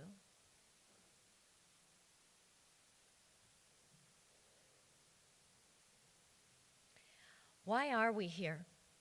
Each of us has our own story that is our personal journey. Sharing those stories is effective and powerful. What are the themes that run through them? The cascading crises of the day drive home the fact that we cannot ignore and call us to consider our global story. Allow yourself to wonder, to consider the big questions. Our educational conversation today calls us to consider not only the intellect, but also the heart. We are called to consider the soul. No matter what your belief system, it is the spiritual essence that animates your being, carrying the reason and wisdom within your personal journey. While we each have our individual path, we also have a collective path. Who am I? Why am I here? I forget to change both of these. I've got to do both. So there we are, wondering. Who am I? Why am I here? These questions of our evolutionary story will be explored in part 2. But for now, let's recognize that the tremendous times of change are upon us, and how we shape this change collectively affects us all. There is our call for our conscious evolution. I had put a 30-minute presentation together. It was too long, so I divided it into 2 parts. I will be putting these on a YouTube channel, and they will be available through my website. We nurture our young with lasting intention. In their education, we hope for them to have the very best. What is best depends on who is holding the perspective. Let the best attend to the emotional as well as the intellectual. From the Latin word inspirare, we breathe into and inspire the outer expression of the inner spirit within. Creative potential yearns to express through each one of us, if only empowered to do so. What new understandings do we need to reach for? What do we need to reach for in order to break through instead of break down? Breaking through to new understandings that will regenerate our planet and its people. There is a call for educational leaders to show the way. Those whose lives have been devoted to children understand the ways of the heart, the doorway to the soul. In my work as teacher and education program supervisor, I've been fortunate to peer into a wide variety of educational environments. I have come to have deep respect for the power of educational values that relate and connect to the spirit within. Pioneers like Maria Montessori helped give us this vision. The child is endowed with unknown powers which can guide us to a radiant future. If what we really want is a new world, then education must take at its aim the development of these hidden possibilities. For me personally, I came from a background of multicultural dance education in New York, and then found my way into Montessori education for 15 years. And now I'm serving as a teacher of teachers through Teacher Preparation College. And I'm really inspired still to bring the Maria Montessori work to the larger vision, especially just with simple tools that could be incorporated into public and charter school environments. She started this pathway over 100 years ago, and you can see the significance that she made by having Montessori schools all over the world now. And so following that lead is a valuable path to take, and she really first introduced talking about the spirit of the child. So she understood that the spirit of the child, as each one of us, exists within the spirit of the child, and all of us exists the spark of a cosmic creator. In this awareness, it enriches life, deepens its meaning, and connects us with our soulful selves.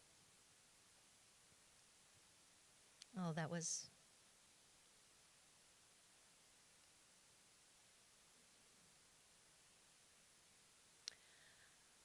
My business is actively seeking leaders as collaborators and co-creative community to team together to create tools to share this message. The key of connection is about connecting with your own soulful self, connecting with one another in the classroom community, school community, and global community. I welcome you to be in touch. The world is calling for us to reach out to this new understanding, where kindness, community, and connection lead the way. When we feel connected to each other and to our planet, we can heal the seen and unseen wounds. Belonging and significance are the hidden weight to the tip of the iceberg education can play in our personal story, one that includes home and hearth, where the journey of human education begins. It starts in the home, community grows from there.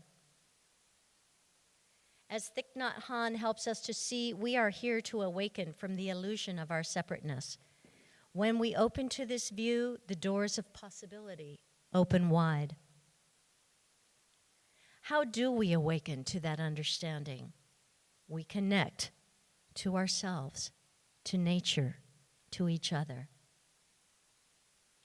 The leading edge science of heartmath.org validates this understanding. Through their research and technologies, we are given a path to influence education on a global scale. Based on the hard science of empirical research, we are empowered to make a difference through the technology and practice of heart coherence. HeartMath.org has developed tools to measure our resonant magnetic frequency. Through this science, they measure heart coherence, revealing the power of harmony that comes from connectivity. Each of us is putting out an energy that others feel and respond to. We are wired for connection on the me, we, and global scale. We can see that connection is the golden thread that provides the personal, social, and global direction for our future. Where do we begin? With one of the most challenging journeys that we can make, from our head to our heart. The quality of neural information sent from the heart to the brain has profound influences and affects the brain, says Dr. McCready. It affects how well we're able to think, our ability to self-regulate, maintain our composure, and inform our emotional experience. Dr. Roland McCready serves as the head of research at HeartMath Institute. He brings his background in electrical engineering and leads the way in understanding the important unifying principle termed coherence to fully understand mental and emotional health. In his teachings, How Love Connects Us, the Science of Global Coherence and Interconnectivity, we learn of the heart brain. The heart literally has an intrinsic nervous system. It's now called the little brain in the heart, or the heart brain. Children and adults alike have needs beyond being wired technologically or information fed to their brains alone. Maria Montessori believed education should be as an aid to the spirit of life as it finds expression in the human species. As we bring this soulful message into the application in education, a very simple tool is from the Montessori teaching, Making Silence. Applicable to even the youngest of learners in any environment, it is a practice in mindfulness. I invite you to participate with me now. So, one of the things that's very useful about the Montessori strategy is sitting down in a circle, side by side, eye to eye with the children. And it's healthy for the body, keeps your hips open. I invite you to do it. I know that we're in our chairs right now, so I'll just imagine, or if you want to sit on the floor, you can. But you're taking yourself into a meditative state. Mindfulness, basically, is the buzzword these days. But we're going to all do this together, and we're going to say these words. So you can leave your legs uncrossed if you like, but if you're sitting on the floor, you start with, I cross my legs. I place my hands on my knees. I make my back very straight. And the children are always going to be repeating this. Actually, let's go ahead and try repeating it, beginning with, I make my back very straight. So we go, I make my back very straight. I tell my body to be still. I tell my mouth to be quiet. I take a deep breath. I make silence. I close my eyes. I make silence and feel my love.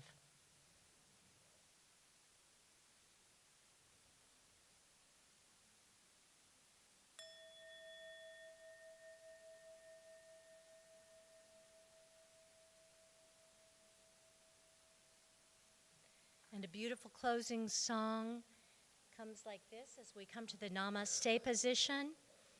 And it's Namaste means the light in me sees the light in you. Namaste, namaste, namaste. So just join in as you feel able.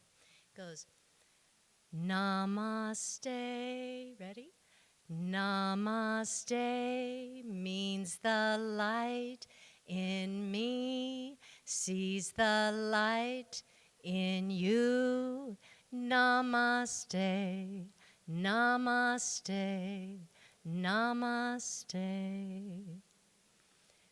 It's a beautiful bridge to the culture of India from where the word originates, namaste. It can also be a beautiful bridge to the cultural language that you choose to put it in as they become familiar with that ritual in the beginning of class or whenever, that it would be also a time like, okay, now we're going to do it in Spanish, now we're going to do it in Hindi, whatever it is that would bridge for cultural understanding in your particular situation.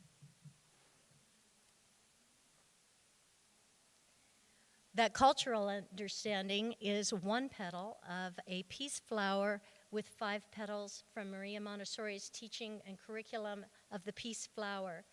We can see that there's 5 petals. The self is a starting place, beginning with activities like that. understanding and connecting to your own self, body, mind, and soul. And then the cultural, connecting to the world's people. Also community, your local community, and understanding the classroom community and how we can influence that and make a difference, starting just with how we speak to each other. The planetary petal is really understanding we've only got our one planet and we'd better take care of it, and how will we work together to do so. And the environment is building personal relationships with animals and nature. For peace to have a chance to take root in our lives, it is an inside job first. Only by bringing mind and heart, feelings and actions, do we begin to integrate the knowledge and experiential base where we can become responsive rather than reactive. The distinction implies the willingness and wisdom to simply take a breath, to become still, to go within and reflect. Whoops.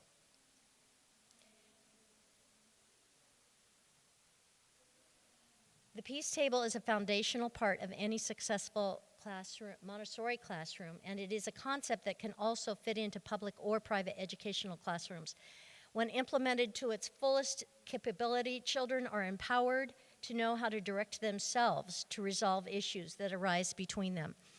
As a playground supervisor, I can tell you it's a very big difference when a teacher just like, all right, time out, you there, versus, oh, seems like you might need to go do the peace path. You might need to go visit the peace table. Peace rows, you take turns, you share from your point of view. I feel this way. I felt really hurt when you didn't want to play with me.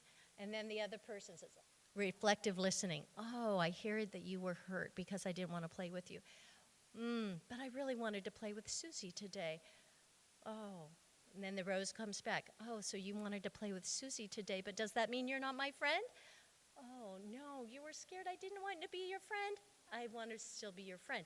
Basic reflective listening that could benefit our own personal relationships tremendously if we would simply take the time to validate and listen to what is being said, and then moving from there with conscious choice.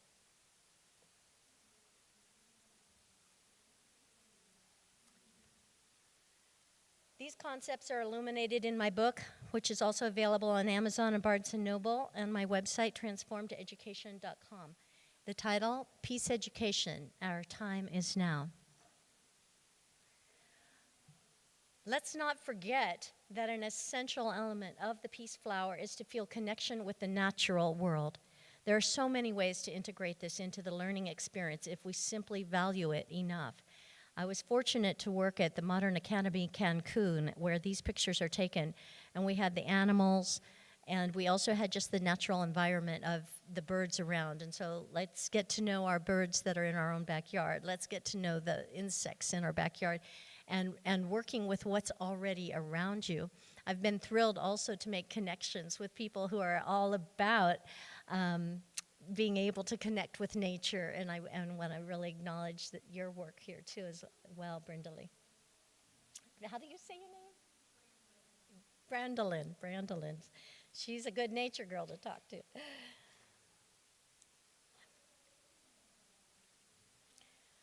Through a visionary leadership like the Earth Charter organization, we are given tools and an ethical framework, visioning the well-being of all. The vision states, we stand at a critical moment in Earth's history. It is imperative that we, the people of the Earth, declare our responsibility to one another, to the greater community of life, and to future generations. How do we reinvent the planet? David Gershon weighs in on the calling for the change in the summit, Reinventing the Planet, a bottom-up grand strategy. He states, allow yourself to dream and ask, why not? Gershon calls us to the reinvention process, designing to change solutions that can flourish. What empowers people to want this is to provide people with a compelling vision of a better life and give them the tools to achieve it. Gershon dedicates his book, Social Change 2.0, to those called to the great adventure of reinventing our world. I answered, and so I can see, have you. In order to have our vision of what can be possible, we must have imagination. To change the world, we create a better system that makes the old one obsolete. Essential to this process is the ability to imagine into a new way and practice in the art of creating something new. Thus, the arts offer us an essential pathway in practice in the imagination. On the Department of Education website, the standards for the arts are viewed as essential. They provide students with the means to think, feel, and understand. Educational leaders have been calling for the integration of higher order thinking skills, synthesis, analysis, reasoning, and communication with the creative expression skills of the creative arts. The role of imagination is a keystone in the goal of engaging self-confidence, aspiration, and potential for one's contribution. The arts are acknowledged for both their intra- and interpersonal value. They assist in expanding perspectives and respecting others' values. They also assist in outward expression of the inner spirit, a door to the soulful self. How would our world change if collectively we understood that we affect our material reality through our thoughts, feelings, and energy? How would this understanding affect the design system of education? We are in a time of collective awakening, willing to look deeply into the reality of the kind of world that we are leaving for our children. Let us imagine into the highest possibilities that fortify them with more than knowledge alone. Let us give them an empowered vision of themselves as connected and significant to the well-being of the planet and their unique and special contribution to it. Transformed Education is a portal for your contribution. Reach out and connect, support our efforts, share what you have to contribute. We're building the community. Thank you so much. And I would like to invite you to just turn to your table mates for 2 minutes. We're going to do 2 minutes and say what ways you think that you could introduce or experience already soulful education. And just see if you can find ways that could make just a slight difference right from where you're at as a starting place right now. So 2 minutes. Thank you.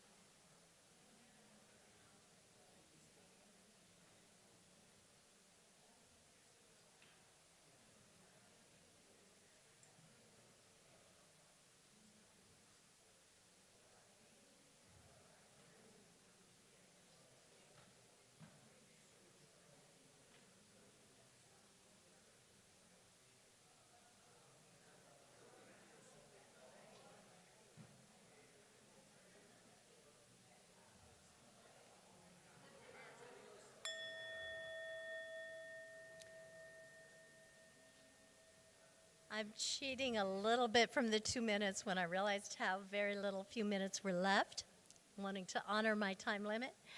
And I would just like to invite any contributions to the group of anything that you felt or an insight that you shared, a particular thing that happened at the table. We have just about a minute and a half, and I would love to give the floor over to you to share and see what came up.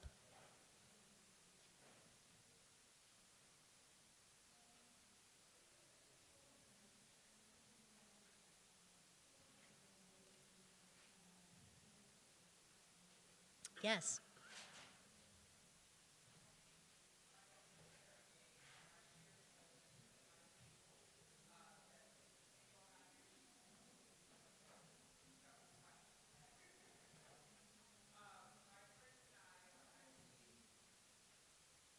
To start a virtual experience for students that we are calling a culturally immersive experience that allows for them to explore several different themes that we think are important about the advancement of humanity. And one of the elements that we will close with is jubilation, and having students being able to experience and actually explore what joy looks like around the world, even in places that people assume joy doesn't exist because they have this expectation that joy is associated with material things as opposed to an inner spirit that they have. And so we will be closing with that so that children also not only know that it exists in the world around them, but they know how to cultivate it beyond these temporary moments of happiness. They actually are able to cultivate joy that is everlasting.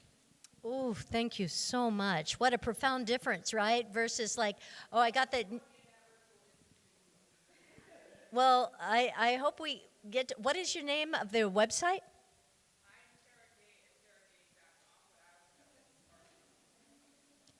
Okay, because the joy really is an essential part, much more beyond the shiny new object and like, look what I got. It's really cultivating that joy. And that was my experience in so many of my classrooms that gave me the motivation to want to share like that connection, the difference it makes, because I've seen the environment and understand, how important it is to feel significant and important. And that's what we really all crave. It comes down to that because it is a soulful journey that we are not on here alone. And that when we can understand the value and importance of community and cultivating that with knowledge, intention, and love, we do make the world a better place. And it can start right where we are at, each one of us. Thank you for your time and attention. Thank you so much.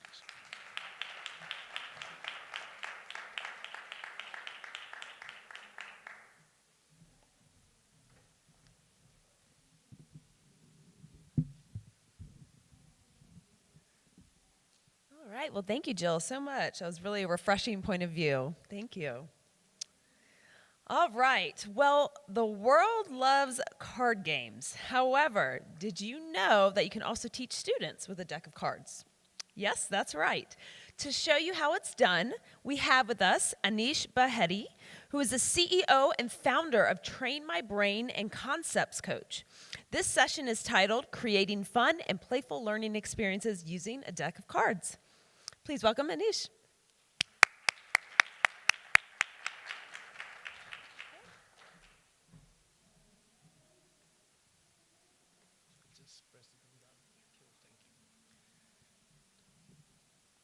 How's everyone? Good? Great. So, my name is Aneesh Bhaiti. I'm just going to talk about this creating fun and playful learning experiences using a deck of cards. Before I start, I would like to ask you one question. If possible, you can write it down on a piece of paper. The question is, what is life according to you in one word? What is life according to you in one word, please? Just write it down, and I'm going to connect that later in the presentation.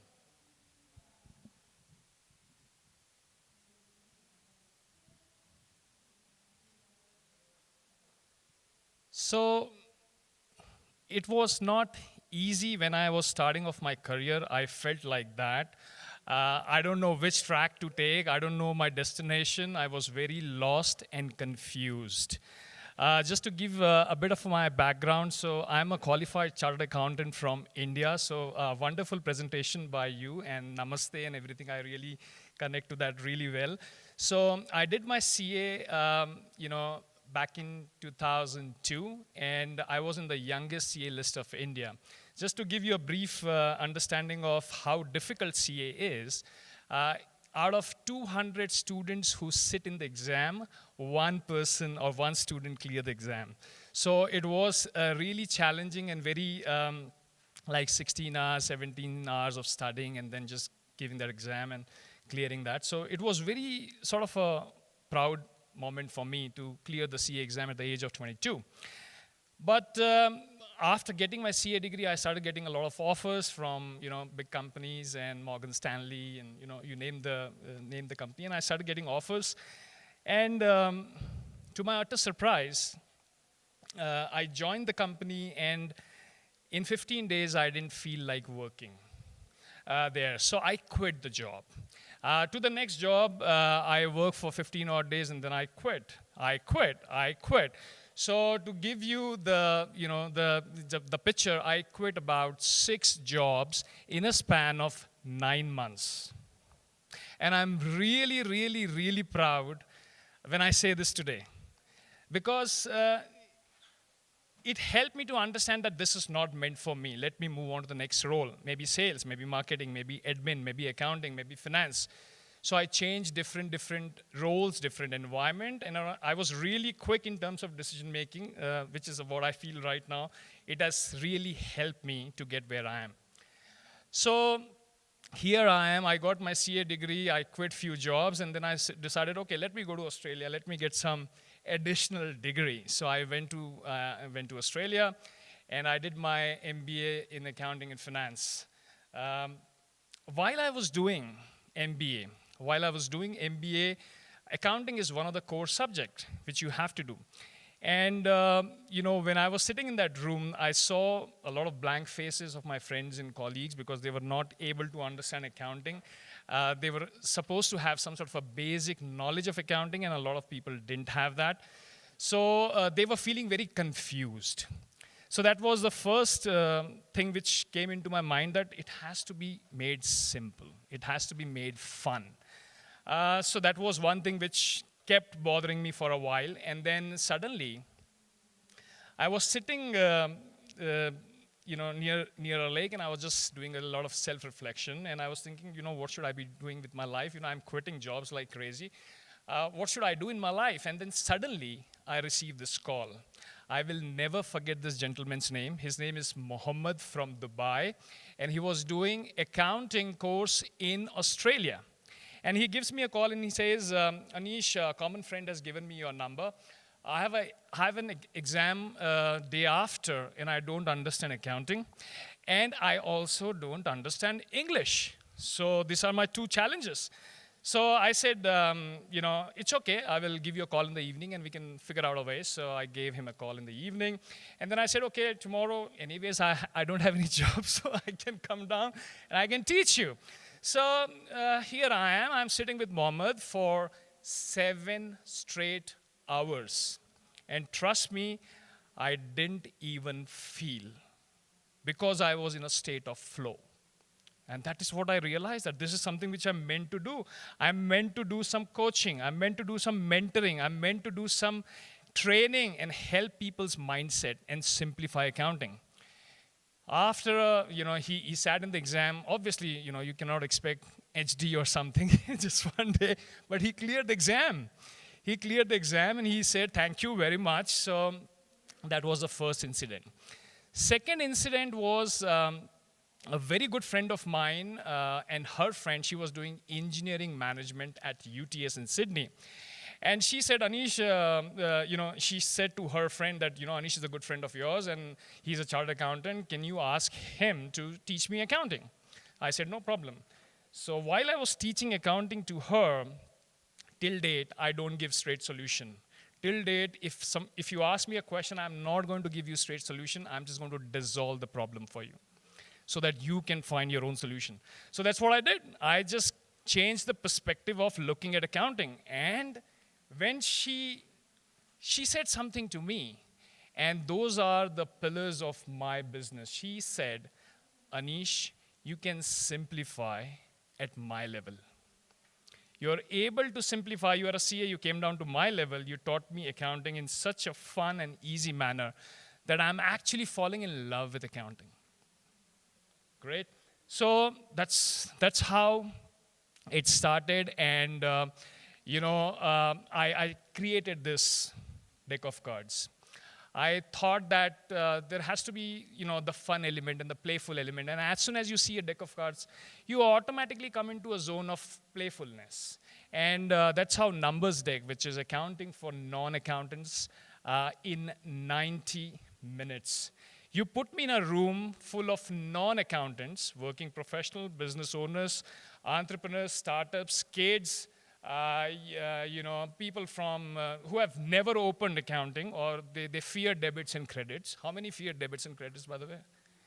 Yeah, there you go. So you put me in that room, and in 90 minutes, without even starting the presentation, I'm going to make it playful for you. I'm just going to give you a deck of cards and just play and understand accounting. So it took me a while to do that, but yeah, a lot of people are enjoying this. So I'm just going to demonstrate that. So we all know the universe is made of 5 elements. What are those 5 elements? Great. Similarly, accounting is made of 5 elements. The first element is an asset. What is an asset? Very good. So the Q word which you have to remember is anything which a business owns is an asset. On the same lines, liability. What are liabilities? Which you owe. There you go. So anything which a business owes is a liability. The third one is owner's equity. This is owner's contribution in the business, and we call it as a residual. Let me give you an example. If I buy an asset for $10,000, if I go and take a loan from Bank of America, say for example, $7,000, the remaining $3,000 I'm putting it from my own wallet. That is my own contribution in the business, and that is why we call it as a residual. And all these 3 elements are part of your balance sheet. Statement of financial position. The next element is revenue. Revenue is anything which a business earns. And the next one is your expenses. Anything which a business incurs in order to generate the revenue is expense. And if you take expenses out of revenue, what is left is profit or loss. And this is part of, so 1,000 take away $400, $600 is the profit, and it is part of your income statement. So that's it. In one slide, you have 5 elements, 5 keywords, a simple example, and connecting the dots to the 2 financial statement. That's accounting. Now, when I was doing this, I realized that, so this is how the deck of cards looks like. So I've got a demo deck with me. So this is basically teaching accounting to non-accountants using a simplified version of teaching accounting. So when I did this, I realized that my next project has to do with the deck of cards. So because it is playful, because it is simple, because it is experiential, and somehow it is also inspiring other people to do this, to just experience it. So this became some sort of a motto for my next project. And while I was reflecting, there is something else which needs to come out of my system. I have to write something, I have to do something. So I was sitting in this cafe, this is my friend's cafe, and I was just sitting at the very back, and I was just trying to think, what should I do? What should I write? Or what should I do about something else which I need to do? So in this cafe, there are a lot of people walking in. So there are individuals, there are couples, there are friends, family, relatives, people just coming down and chit-chatting. Now, although I was not very keen to listen to what they are saying, but somehow the flavor of the talk was life is complicated. It was to do with a lot of emotion. A lot of people were going through a lot of emotions. So someone was very happy, someone was very sad, someone were feeling very guilty. It was to do with a lot of human emotion. So I felt like, why not do something on life? Why not simplify life? And that's how Life Deck came into being. It's a deck of 52 cards to build self-love, self-awareness, self-motivation at your own pace. And it is basically, how do I go back? There we go. There we go. It is basically a journey from needs to purpose. So this is the time I've asked you to write that word. What is life in one word? If you want, you can share that. What is life in one word to you? Fun? Joy? Adventure? Surprises? Wow, look at it. The word you chose, somehow you're trying to fulfill a need. And I've broken down those needs in 3 categories. The first category is your physiological need. Anything to do with your body, food, air, water. People who say, life is complicated, I want certainty in my life, they're trying to fulfill their physiological needs. The next level is psychological needs. People who say life is all about love, connection, family, friends, relative. For them, it is a psychological need which they are trying to fulfill. A step further is psychical needs. People who say that life is all about contributing, life is all about giving out to the community, life is all about growing as a person. They are trying to fulfill their psychical needs. So whatever word you have chosen, somehow it is linked to the needs which you're trying to fulfill. So that's card number 2, by the way, needs. And then the card number 52 is purpose. And I'm going to start from the end. Sometimes it is really good to start from the end. End could be a new beginning. So anyone from Japan, by the way? Japan? Okay, have you heard the term ikigai, the word ikigai?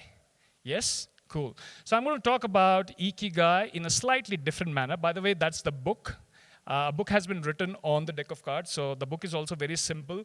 It's 52 cards, 104 pages. So 1 card, write up, 1 card, write up, and that's it.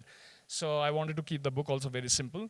I will talk about the concept of ikigai, but I want you to think of 5 skills, and you can write it down if you want, 5 skills which you think you have. Think about 5 skills.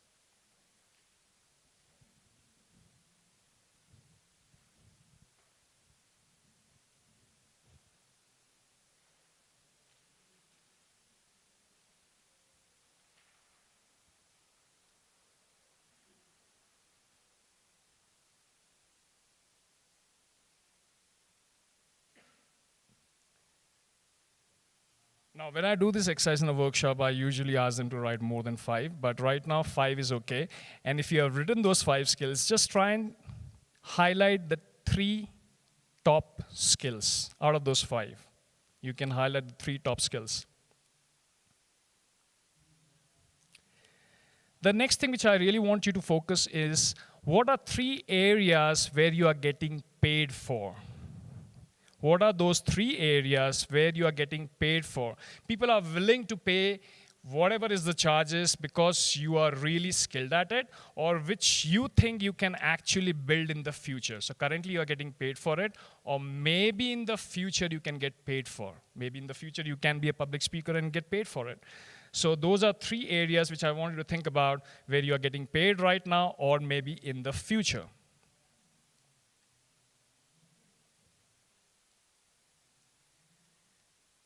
And the last one is 2 things which you love to do. Even at 3 o'clock in the morning, you would love to do it even for free. Just 2 things.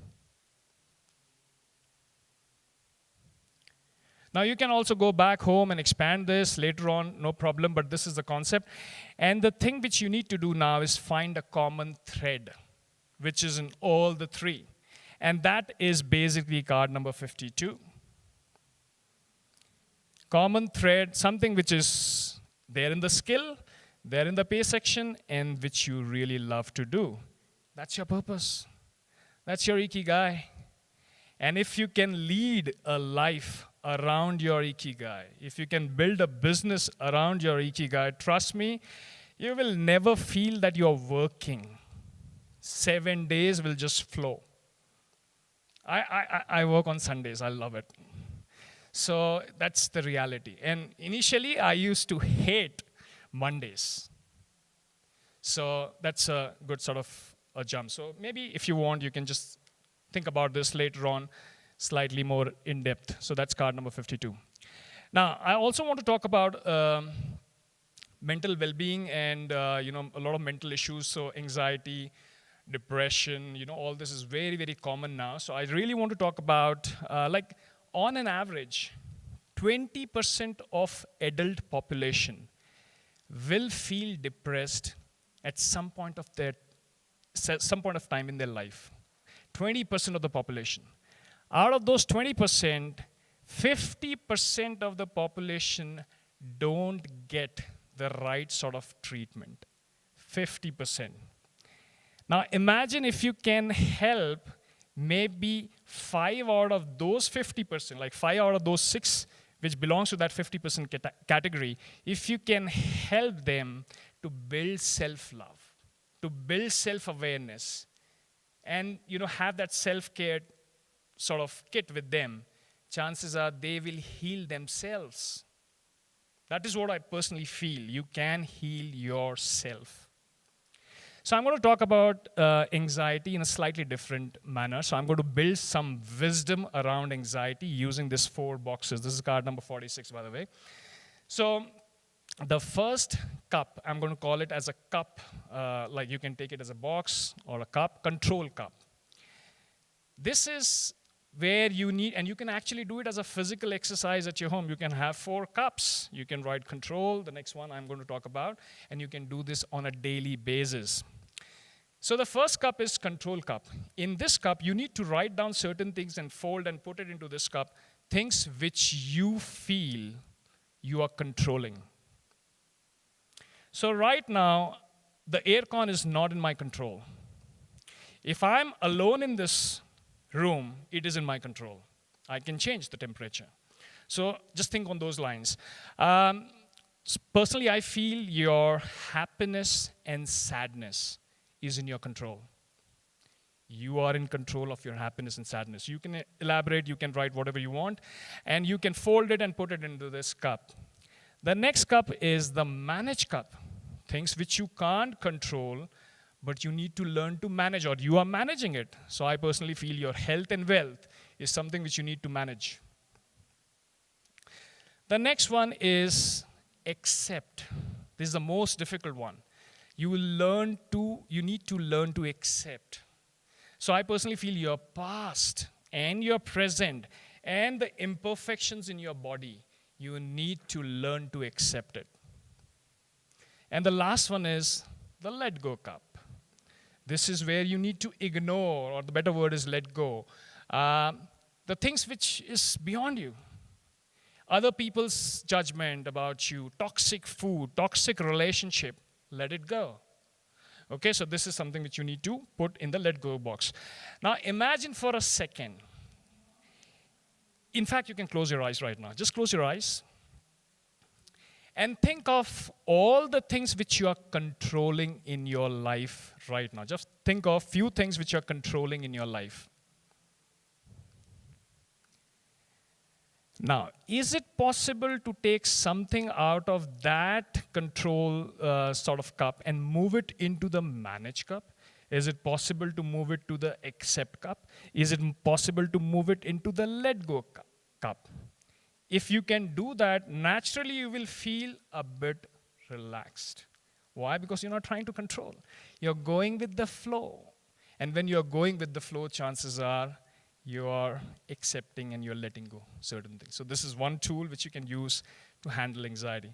Close to that is stress. This is a different way of looking at stress, card number 19. One of the reaction when you are faced with a stressful situation is to run. Correct? And the arrow is going up. So we all know fight, flight, sort of, yeah? So the arrow is going up. It means you are flying, or it's a flight sort of a reaction to the stressful situation. The cue word which goes into my head when I'm running from a stressful situation, is let's move on. If I'm in a stressful situation, and as soon as I say let's move on, it means I'm trying to run away. And it is going to catch up with me. That's the first reaction. Second is the arrow is going in the front, so it is confronting. It is the fight sort of a reaction to stressful situation. How dare you? When I say this in my head, how dare you, it means I'm in a fighting sort of a zone.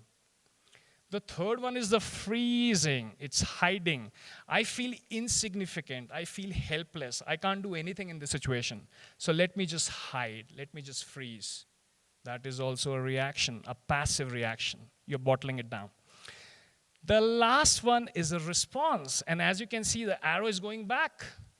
Literally, you are taking a step back in your mind's eye and thinking that I have a choice. As soon as you say, I have a choice, your mind is going to look out for at least two options. At least two options. And trust me, one of them would be really good option. And that's a mindful choice. And this is just flowing the situation. So the arrow also signifies flying, fighting, freezing, and flowing with the situation. So that's card number 19. I've got 5 minutes. Okay, so that's the deck of cards, that's the book. As I said, it is to build self-awareness, self-love, mindfulness, using a deck of 52 cards. And the idea is, whatever I'm sharing here, is this is just through experiences, interaction from so many people in a span of 6 years, to be very honest. So when I speak to you, I'm listening very, very carefully. So this is Live Deck 1.0. Live Deck 2.0 can come into being because of your feedback. Because not everything is covered in these 52 cards. So this is just to give you a spark. You have to build your own fire. And if you start, as I said, if you start this journey, you will be more mindful, you will fall in love with yourself, trust me. So that's Live Deck. Those are the two deck of cards. So why the deck of cards? So I feel that learning should be joyful. I feel it should be made simple, and I feel it should be experiential with or without digitizing it. So we do it virtual cards, we do virtual sessions also, we do a lot of workshops also on those two programs. And I feel it creates more engagement. It is like a slightly relaxed sort of an environment. You can ask any silly question, and it is more enjoyable. We want to take it to schools. So I'm here, I am really interested in taking this to schools in the US, to colleges, to university. I'm more than happy to get in, if you want me to come down and speak to a TEDx event or maybe to any of those events which you're running to inspire students, inspire youth, I will be very much interested. We want to go global, so we are doing this in India and Australia. We want to do it in Dubai and US. That's the next plan. And it is tailor-made, so it can be according to your needs, and it is also on-demand video courses. So if you go to my website, which I'm going to share in the last slide, you can easily just view the entire program at your own time, wherever you are. It's on-demand course. So that's basically the three areas. It is ideal for incubation centers, entrepreneurs, startups who really want to understand accounting or who really wants to build the life skills, because once they enter into the entrepreneurship, they are going to face a lot of challenges. So they need to build that sort of life skills in their system.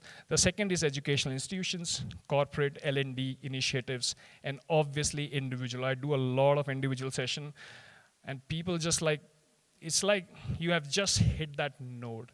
They just start crying. They just feel like I've seen transformation in 55-year-old people. They have changed their career. They found the purpose. I've done everything for my family. I've done everything for my kids. What about me? And they come and they sit and they cry. They don't even share that with their family members. So individual sessions are highly empowering. I ask a lot of questions, but I also am very, very mindful in terms of, how they should not be they should not feel embarrassed and all that. So I take really, a lot of time to understand that individual. So, yeah, so this is one of my favorite sort of picture. I was doing this session. So the true test of simplicity is whether a 10-year-old can understand it. And are they able to explain that to another 10-year-old? Okay, so I was doing this session at one of the schools in Bangalore in South India. And you can see the cards are on the table. I didn't even write anything on the blackboard or presentation. And in 70 minutes, they learned accounting for the very first time in their life. I had a target of 90 minutes. They did it in 70. And they didn't even know debits and credits. So if they can do it, you can do it. Absolutely. So that said, I'm right on time, 1 minute, 1.5 minutes left. Those are my details. Trainmybrain.in is my website. You can go there. You can check all the programs. As I said, I'm very much interested in, partnering, coming down, speaking, etc. You have all the programs, all the details on my website. I can take maybe a couple of questions if you have. I've got 1 minute if anyone wants to ask any question.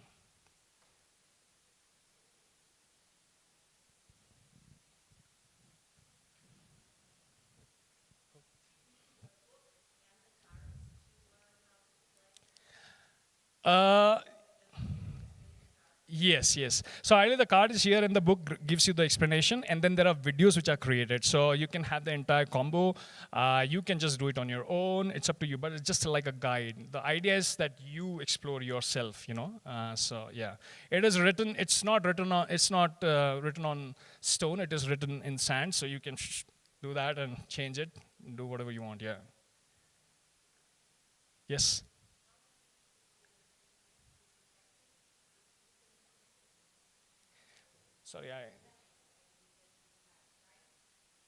Sorry, I didn't understand.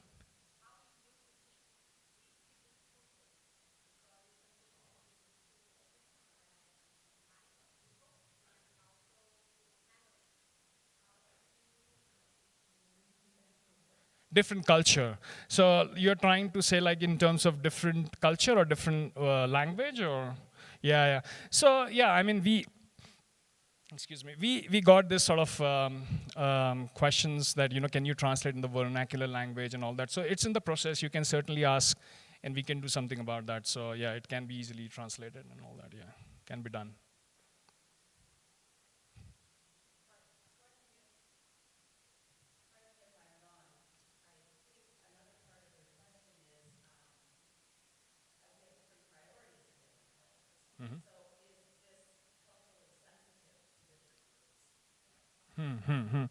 So as I said, like these are like, if I'm talking about depression, if I'm talking about guilt, if I'm talking about mindfulness, if I'm talking about meditation, this is a concept which I feel that meditation should be like very simple, So right now, if you are in that zone, like say for example, you love painting, that is meditation for you.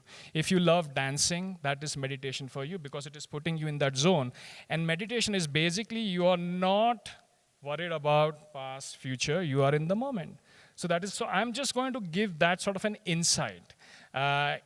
You can take it from there. You can, so it's basically like that. So it is open. You can take what you want and you can leave the rest. That's how I would say, yeah. Cool, I think I'm right on time, and thank you for listening to me so patiently. I hope I have given some insight. I really wanted to make it experiential, so I hope I've done justice to your time. And thank you for being so patient. Thank you very much.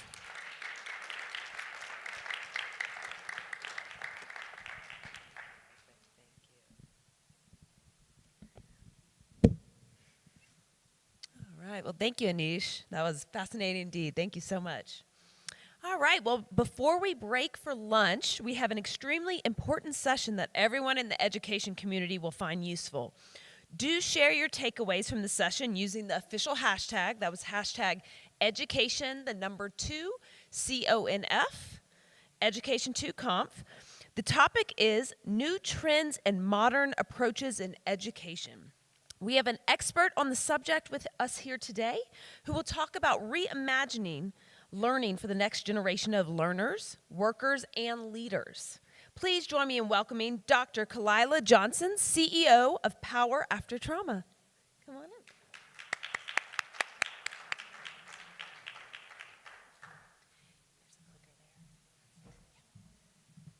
Thank you so very, very much. I want to start off by just saying I am tired, but this gives me energy. And so I am going to just ask everybody to just do this with me because I need it, okay? Just stand up, just for a few seconds, and just shake it off. I actually need this myself, okay? And everything in your body right now, if you can just think of yourself as a wet noodle. Every muscle scan through from the top of your head and to the neck. Think of yourself as a wet noodle. Your shoulders, if there's any tightness, loose it. Your arms, just roll it back. Now scan all the way through. And do you feel everything just starting to loose? Imagine having no tension in your body. Your pelvis, imagine it becoming a circle. Just relax it. Now going all the way through, down to your thighs and to your knees and your feet, just relax. Now breathe in. And just breathe slowly, about 5 seconds, letting it out of your mouth.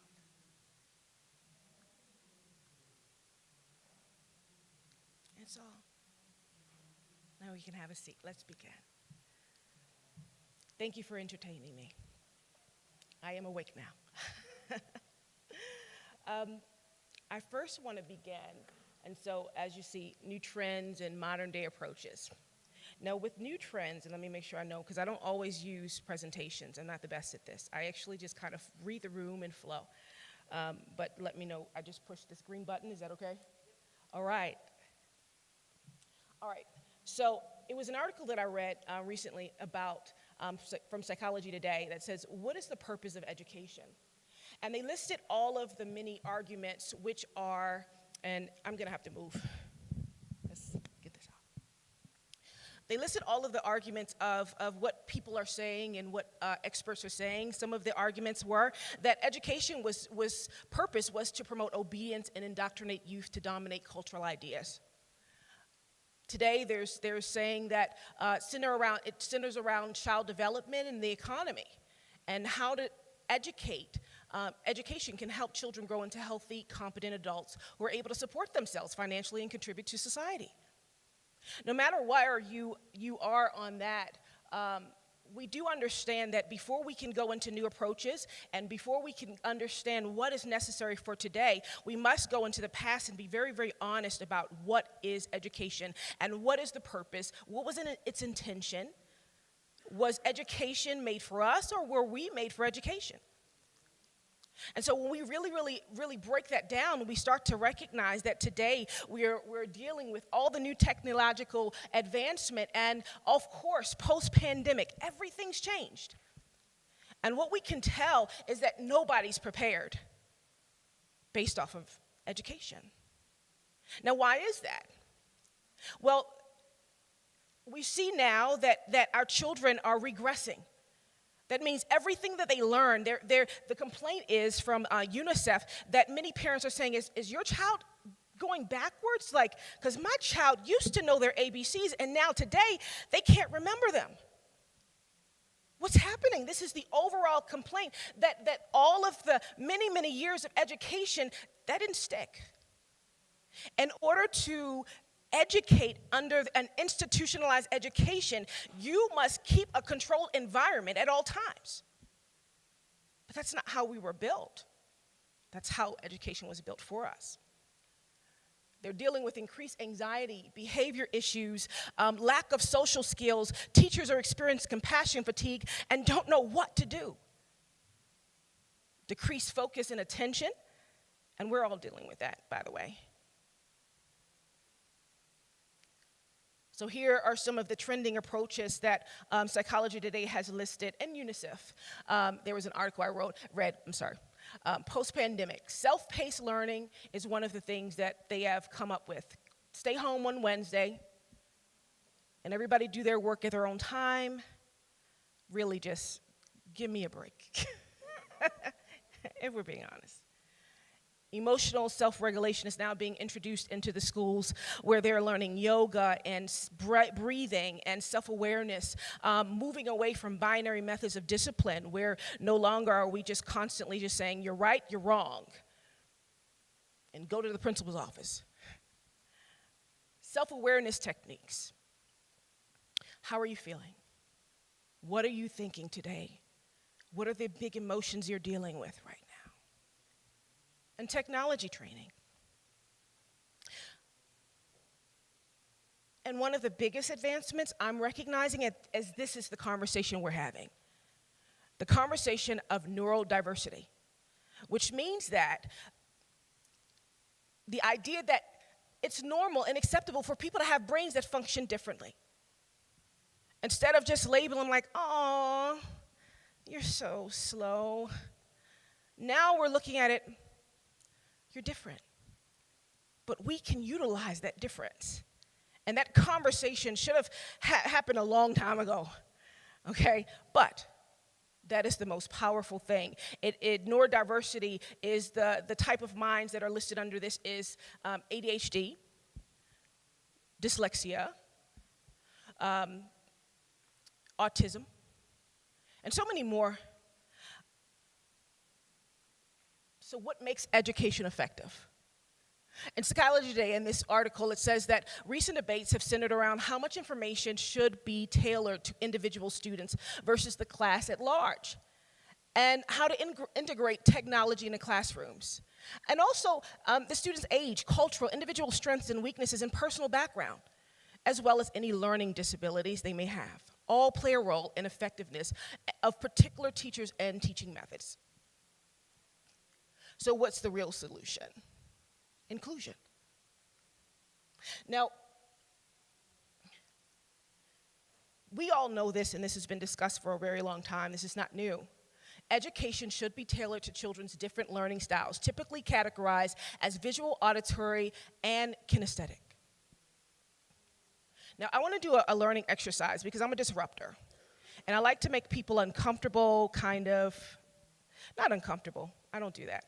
I like to make people break through their mundane, break through what they think they know, okay? And we all could use that.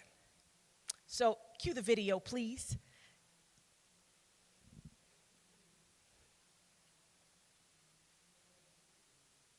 I apologize if this is not the normal, but I'm not apologizing. All right? Can we start over? Start the beat. Well, no, you don't have to. You know what? That's right. That's good. Go ahead, keep going. Y'all didn't see this, did y'all? That was a nice one. You didn't see this one. I'm out here. Uh-oh, Richard. Now, if you are sensitive, close your eyes. Oh, wow. Wow. Will Smith just smacked the shit out of me.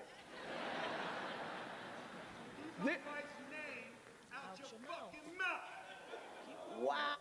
Okay, that's good. Now, I don't know how you feel about that, but I know you got feelings on it. Now, I'm not going to ask you who's right, because that's not the question. Many people are already asking that. Why did Will Smith respond that way? But education must ask, how and why did we respond? Because just maybe you're the woman whose husband has not felt, hasn't felt protected by her husband, and her in-laws and all the people around have been using those little snide remarks to make you feel so insignificant, and yet he is just so oblivious. Doo-doo-doo. And she's like, finally. Or maybe you are the woman who's constantly feeling like somebody is downgrading them, and you're just like, I will smack you, but you can't say it because it's wrong. Maybe you're the comedian who feels jokes at the expense of others shouldn't have consequences. They're just words. Or maybe you're the peer who knows the pressure and sacrifice of his position, because in order to receive that award, he has to induce himself into a psychosis and break from reality to step into someone's shoes. And actually now stepping into that man's shoes may have brought him back to an unhealed place that triggered when his mother was hit by his father and he didn't do anything but joke. And it just got real. Wherever you stand on this situation, the reality is that maybe education isn't about the debate of who was right and who was wrong. Maybe education is about why? What am I feeling? What did that provoke in me? What does that mean for me? And the fact of the matter is that violence is wrong. Okay, that's not a debate. The debate is that can I have a human experience and we discuss it without you placing a label on me? Can I just feel what I'm feeling right now? I may be the one that's saying, yes, he should have got smacked in his mouth. Maybe I am the one that says, I should never feel like my words should induce anger in you. But it's truth. Above right or wrong, education is about coming to a place of accepting truth, and then the discussion begins. So I again ask the question that I asked originally. What is the purpose of education? And ultimately, no matter what new trends and new approaches we come up with, our core value must remain the same. It is to provoke, it is to inspire, it is to equip, it is to awaken curiosity. Is it acceptance? What it's not, it is not a ceiling. It is not a place of a height to reach. It is a bridge. It is an evolution. It is the right to have the freedom to express and feel what I am feeling, and the right to become without you telling me I have to be this or that, or I'm wrong, or I'm right. And I leave it here because there's no more slides, and I've got some more time, I think, right? Did it start? The timer start? It didn't look. Okay, sorry. So here I am, and now I'm going to tell you who I am. You see me before you, and I'm so grateful to accept this award, but I'm not standing here as a peer exactly. I'm standing here as the student that you have had, that you may have ignored. So now let me tell you my story. I am the 7th grade dropout. I am the one that could not get it right. I am the one they rejected, the one they said was dumber than a doorknob. I remember being told, you are so blonde. I did not have this color then. I'm the one that couldn't figure out why I wasn't like everyone else. I would get in the classroom and she said, she's so much potential, but she just can't do her work. I would be the one staring at the wall. I would be the one daydreaming. I would be the one that got into fights. I would be the one that hooked school. I would be the one that was so bored stiff, I didn't know what you were saying. I was sitting in the room, and now I'm sitting in this room to awaken every bit of cognitive dissonance that believes that your education is enough, that your degrees finalize the discussion. You are students always, or you cannot teach. I'm the teenage mother. That's me. I am the one that they permanently disabled and said I would never work or take care of myself again. I'm her. I'm the one that when I went to church, they said, get your kids away from her. I'm the one that you see every day. And you think they're too far gone because they don't do things exactly how you think they should. They don't think right, and they don't see things as you've been taught to see them. But now, not to brag, I'm the one that teaches the teachers at universities. I'm the one that same church that rejected me sends on their stage and has sent to their universities. I am the one they call on when they don't know how I made it through. I am the one. Because while education and educators were limiting who I was, I had to find a different way. I had to utilize what I had, which was my mind that everybody else, that didn't seem to be like everyone else. And I had to find my way outside of this organized way of learning. And you know what I found? I'm pretty smart. But not just smart. I'm wise. And if our education system continues to just seek out education alone, dotting the I's and crossing the T's, you are limiting the next genius, the next innovator. And so the world is flipped on its head if you've not paid attention. And now, everything that many people have gone to school to do, a robot does. Well, how in the world? You needed a degree to do it, but a robot's doing your, oh, okay. So now what happens? You need those weird thinkers to navigate this new world, those neurodiverse minds, to show you how to survive, to teach you how to think outside of the box, to break through your patterns of invisible prisons. And see, this is the thing. Will Smith is not the only one that may have gone through a psychosis. Psychosis is when you actually are holding on to a false reality that it breaks, and you have to keep denying your truth, and somehow there's a split. So why are our kids seeming to go crazy right now? Because we've taught them how to think. We've taught them what to think. We've taught them that their difference of opinion and different minds is wrong. And now they're breaking from their reality because the majority says this, but they don't see it that way.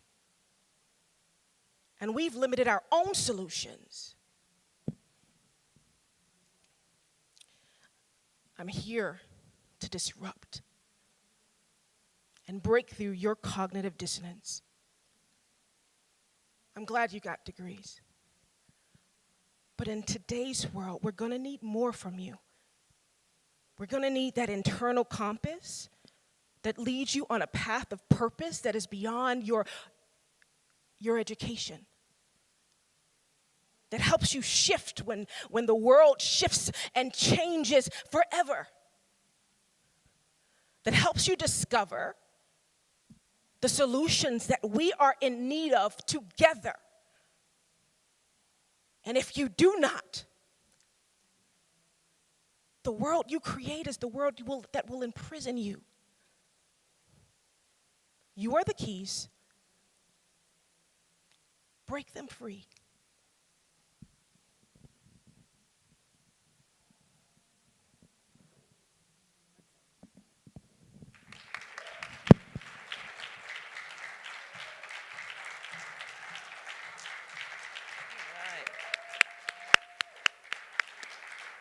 Thank you so much, Dr. Johnson, for sharing your ideas and thoughts on this important subject. I know, another round, that's awesome. Wow. Thank you, thank you. All right. Well, after these engaging sessions, I know we're probably a little hungry now, so let's disperse for lunch. We have a delicious spread over in the room waiting for you. We will break now for about 40 minutes, so if we can be back here around 1:20 to reconvene. We will see you then. Thank you so much. Have a great lunch.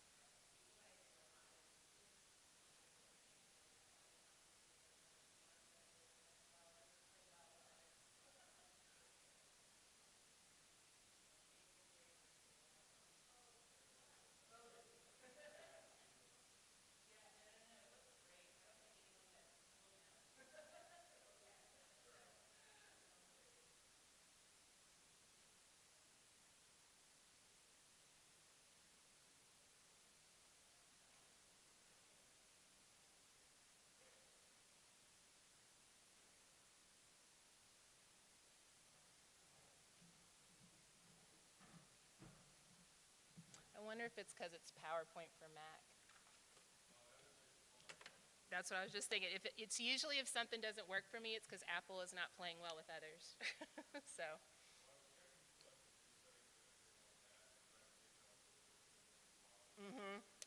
I guarantee because I have Mac, so I have PowerPoint for Mac. I guarantee that's what's happening. So I'll have to remember that. Yeah, no, I appreciate it. My husband has a has a PC, so next time I'll do it on his computer. Yeah, I know.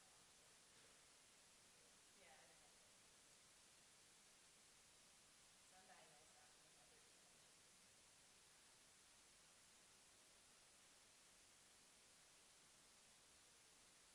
don't.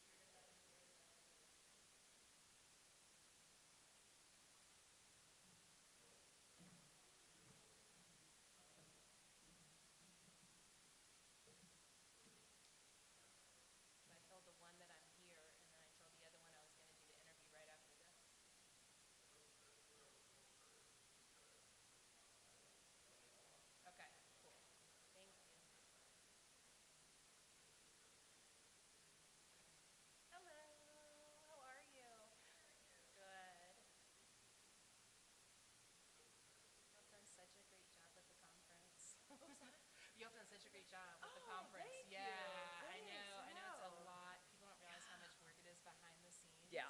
Yeah. So. And then it's just trying to keep as much as we can everyone tying together and things go over and it's, you know. The minute you do tracks, it changes a lot. And it's so good to have tracks educationally, but it makes it hard. Yep. Yep, I love that you have a comfort screen and a clock. That's great. Oh, yes. Yeah, that's awesome. When I did my TED Talk, they didn't have the comfort screen, which was fine, but they had the clock, and I just love having, like, I have been in so you can get many lost rooms. in, Well, like. you can, especially because I do audience engagement, so that means I have to cut things in my head. Like, okay, I'm going to do that slide faster, right? And so then if you don't have a clock right in front of you, you're in trouble. Yeah.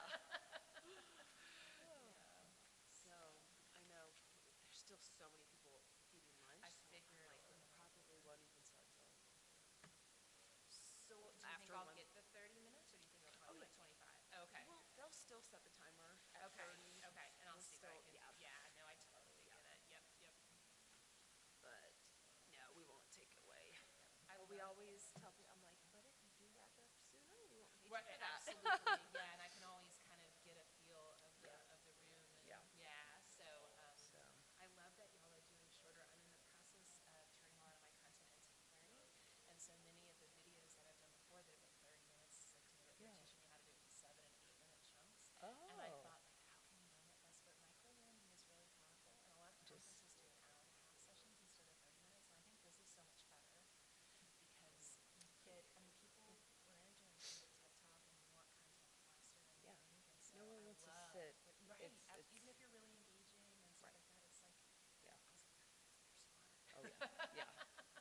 No, 'Cause I it's still do keynotes that are 90 minutes, but, and usually then I'll do table interaction or something else to help, but I think 30 minutes is perfect. Oh, that's work. Like, yeah. I'm like, 90 minutes we'll be here. Absolutely. All day. Exactly. Into midnight. So it'll be like 1 And you a.m. have to really limit content too. Like you really have to you don't get as much variety. Right. Yeah, so. But yeah, no.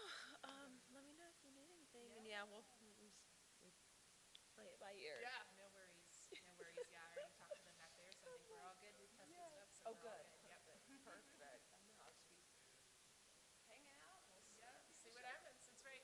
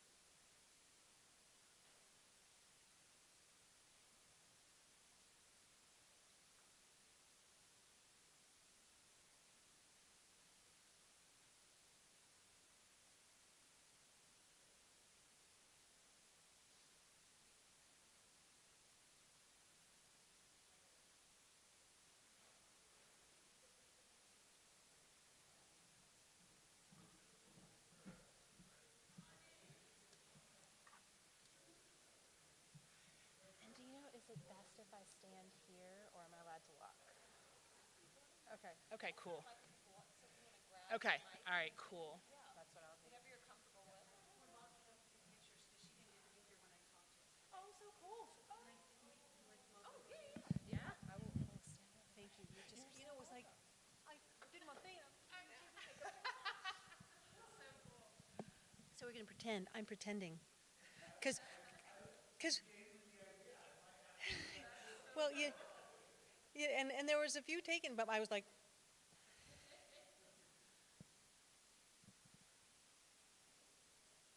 what else?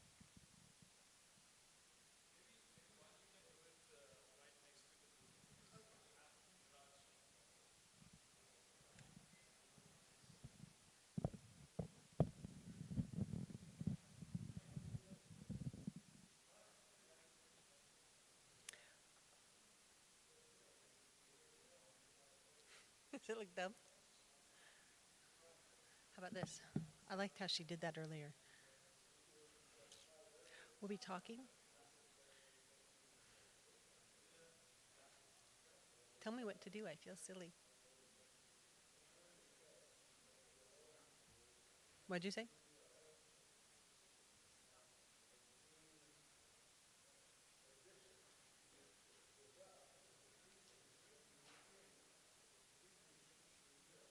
Anything else? We good?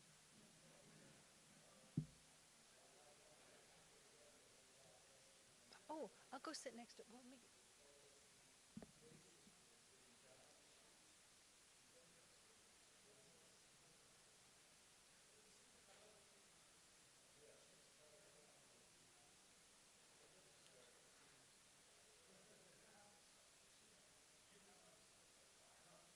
Get one of me sitting with her like we're talking. Will you pose with me? Sure. Yeah, if you will sit here. Oh, like okay, we're we'll say it talking. like we're talking. Oh, that's a good idea. We'll send you some. Okay, I'm Deb. sounds good. I'm Deb, by the way. I'm Allison. It's nice to meet you. I'm looking forward to hearing you. Yeah, I'm excited. Yeah. So we're just going to have some cute pictures of us talking. So what, I didn't get to see anything yesterday. So what did you present? Well, the title was Impact. It was mindful leadership. Oh, wonderful. We have 3 pillars of leadership that we follow to have a mindful leadership. I'm really into resilient leadership, so that Well, you know what? It's mindfulness is such a well, it's all about resilience, and so it's really we've really focused on self-awareness and the 3 parts of self-awareness. I would love to switch cards with you. Yeah, we need to talk because I know I was looking at yours going student behavior community. I'm like, Yeah. So what I'll be talking about resilience today, trauma and resilience. That's my specialty. Yeah.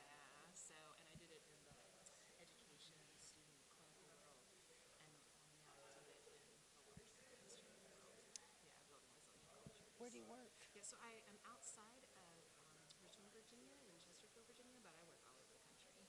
Yeah. So I have a nonprofit. I have 3 pillars of leadership, which we do leadership development, but I also have a nonprofit that is been around for a while. It's called Mindful Seed, Social Emotional Academic Development. See, I'm going to talk about social emotional learning today. That's all. Well, that's the foundation of Yeah. everything we do. Yeah. And No, so, that makes total sense. So all I've done is taken the social emotional pieces that I've done forever and focus on trauma. and focus on leadership. Yeah, my PhD is in the area of trauma and resilience. So yeah. So we will have to talk No, I because think in we should June talk. I'm just going to listen to what the heck you're talking about here.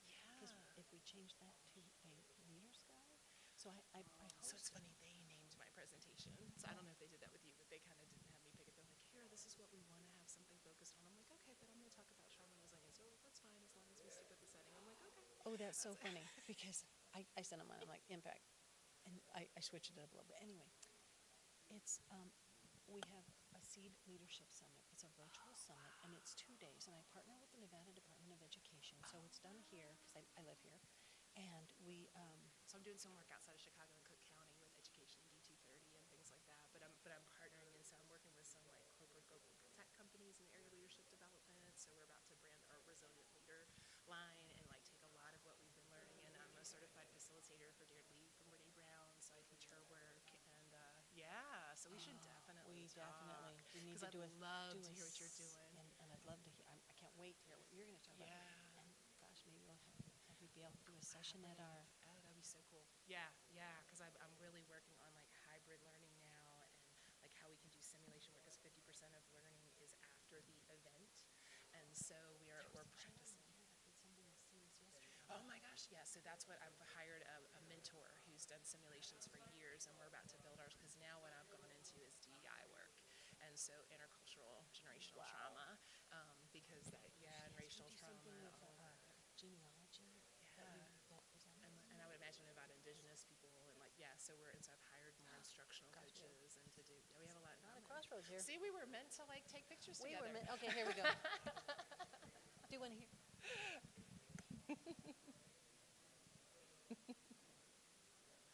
We'll send these to you. Yeah, absolutely. Thank you. Gosh, that is awesome.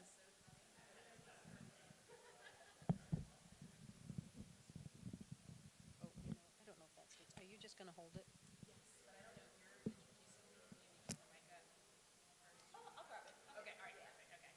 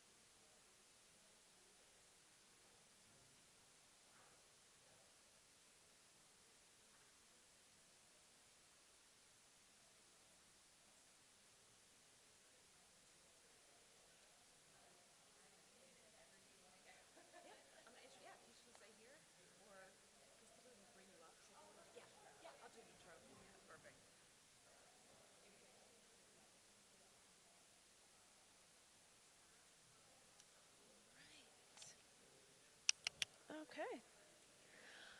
All right, we're going to get started again. I hope everybody's nice and full from that lunch.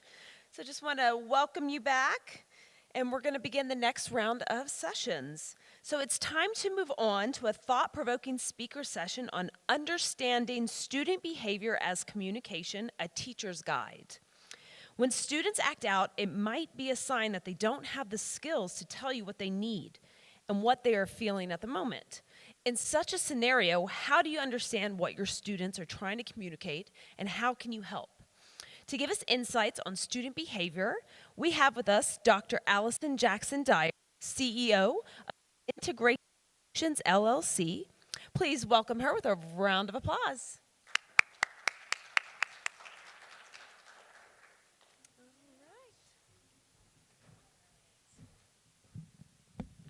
A walker, so we'll see how this goes. So it's really good to be with you. Again, my name's Dr. Dyer, but Allison works just fine. I'm hoping that we can have some interaction during this time. So I'm here to talk about student behavior, but I also think we're the foundation of student behavior. So I want you to just for a moment, and you can jot this down in front of you or you can hold it in your mind.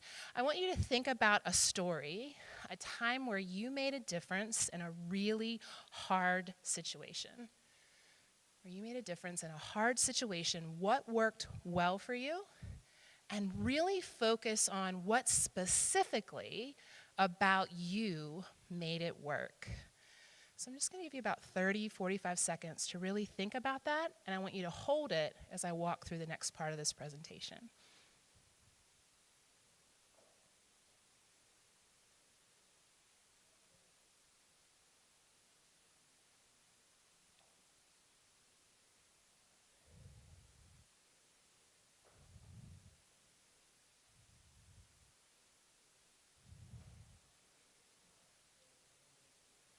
Okay, so I'm going to go through a review of what some of us may have experienced in the last 24 months. Before we do that, I just want to set some intention. A huge part of helping student behavior is around resilience, and a huge part of that is mindfulness. I think others have spoke about that this week already. So I call this just grounding in. It takes 30 seconds. So just pay attention to like anything that you notice is your body is touching as a surface. This can be in a standing or seated position. You can focus on your breath if that helps, but I have to honor that in the last 24 months, even the thought of breath has become something that can be triggering or traumatizing, even thinking about our ability to breathe, right? Eyes open, eyes closed. We're just going to do 30 seconds with set the intention that whatever you're supposed to learn in the next 27 minutes, you are going to absolutely learn that, whatever it's supposed to be. So here we go. Ground in, 30 seconds.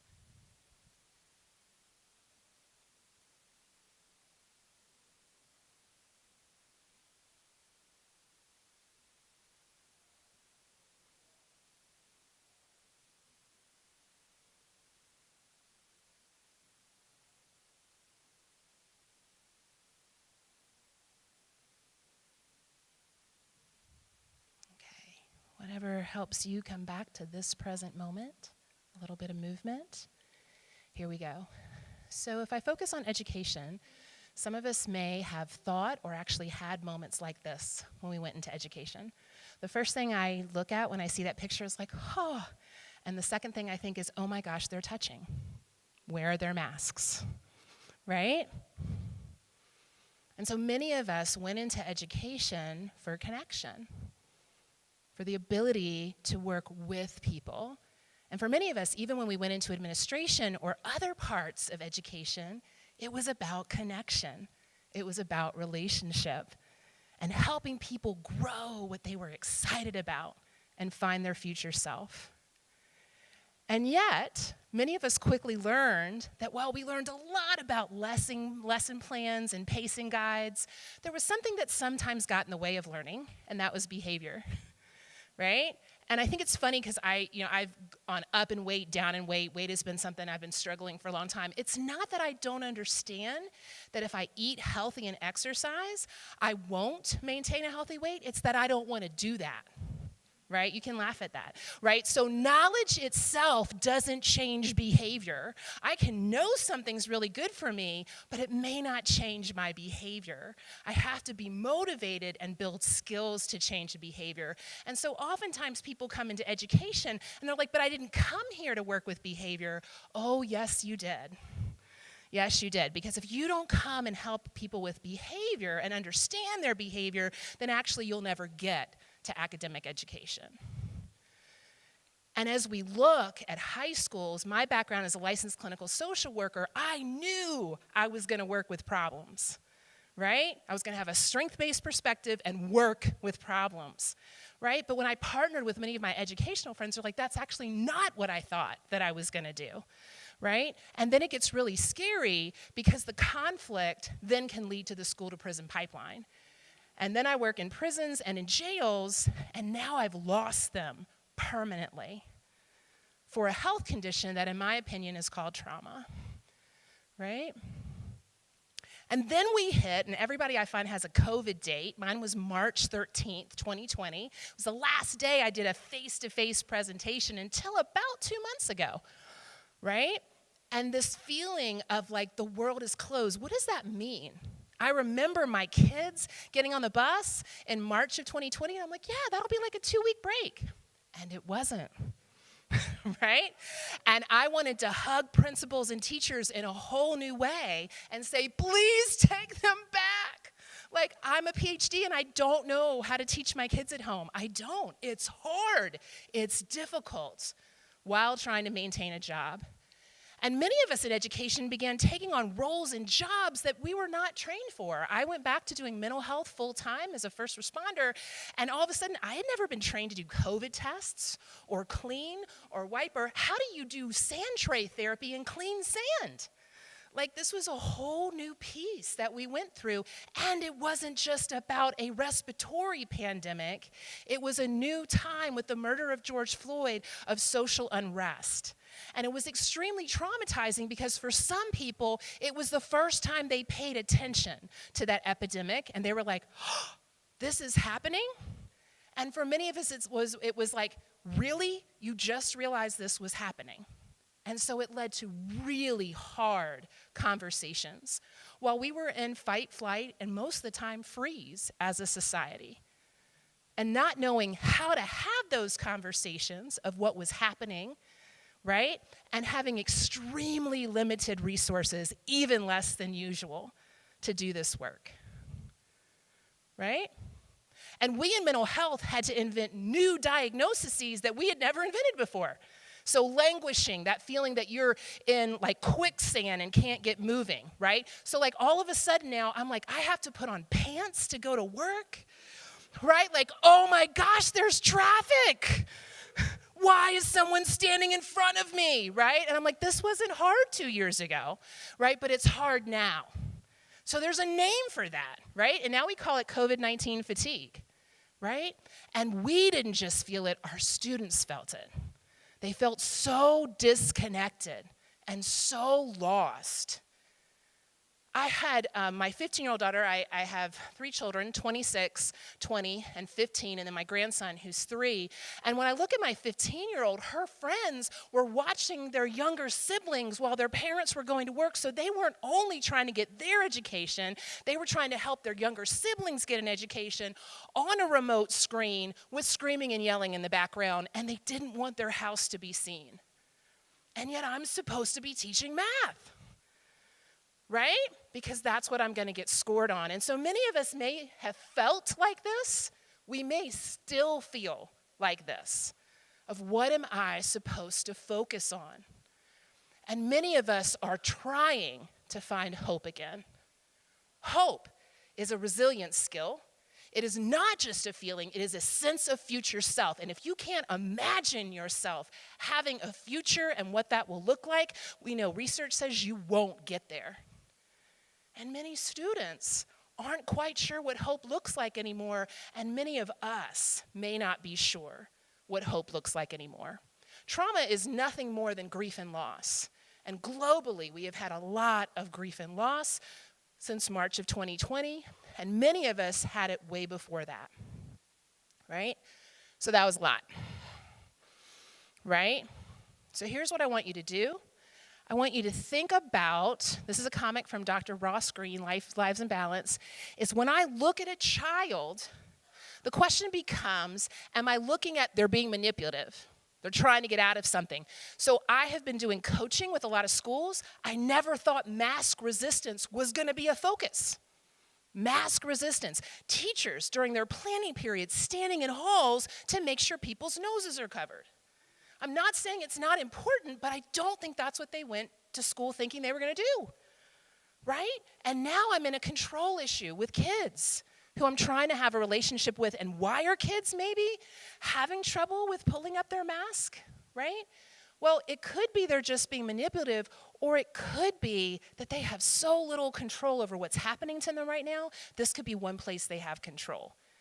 So we have to get underneath that and look, what are the skills they're lacking? So I'm going to ask you to go back to your story. I'm going to give us 2 minutes to talk at your tables. And what I want you to tell the folks at your table is, what was your resilient skill in that story? What was it about you specifically that you used to get through that difficult time? Ready, set, go.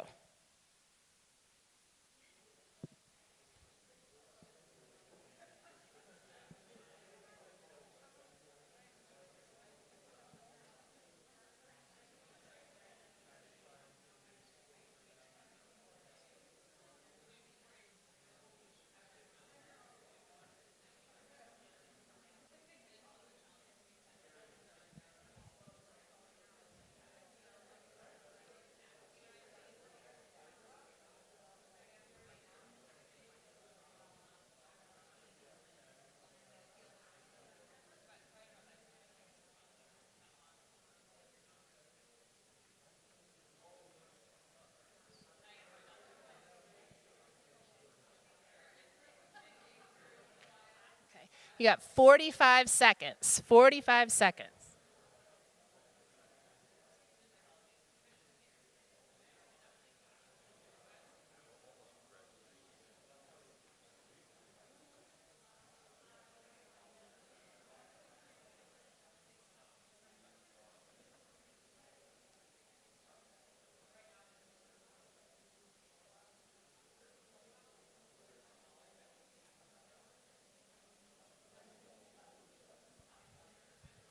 All right, you got 20 seconds.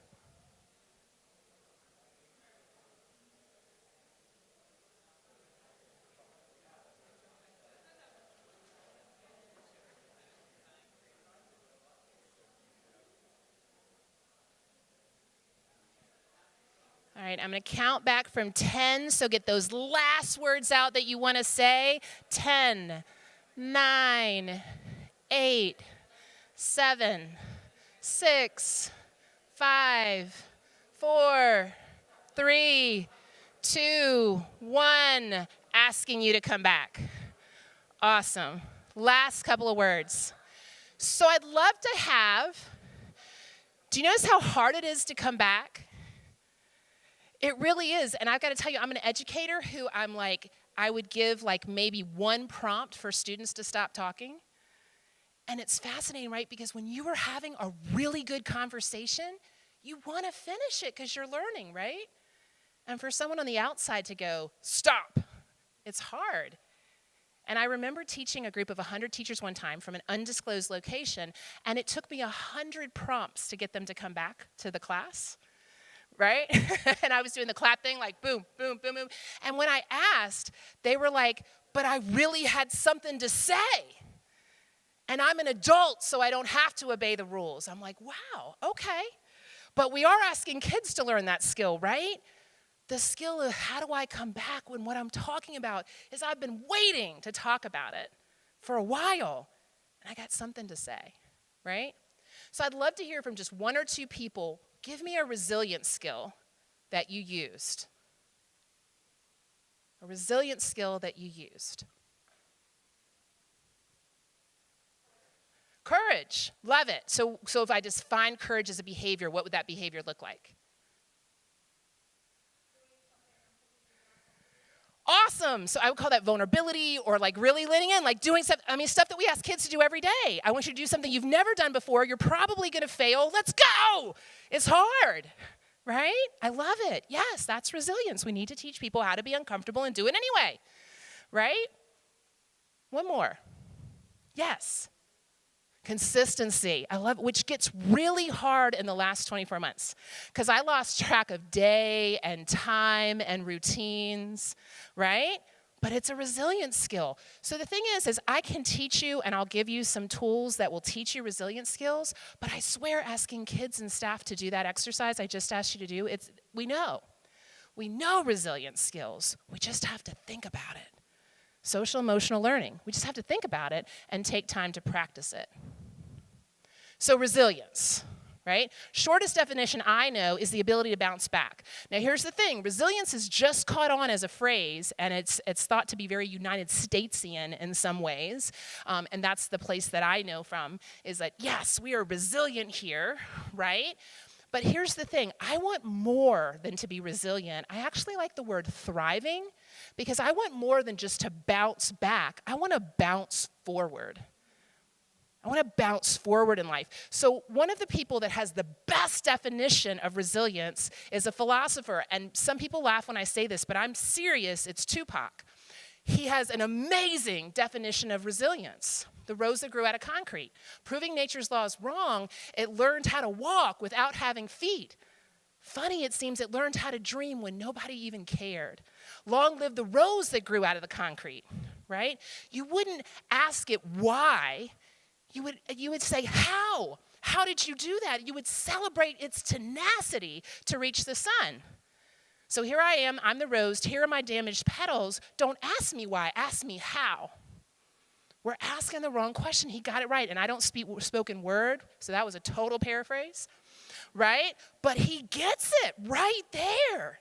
He names it, and what I love is what we're trying to figure out how to do is help kids and staff grow through concrete. But here's what I love. I was at a conference in Iowa, and you know what they said? Hey, Dr. Allison, I like that, but when are we going to start smashing some of the concrete that we're having to grow through? Yes, that is the bigger question.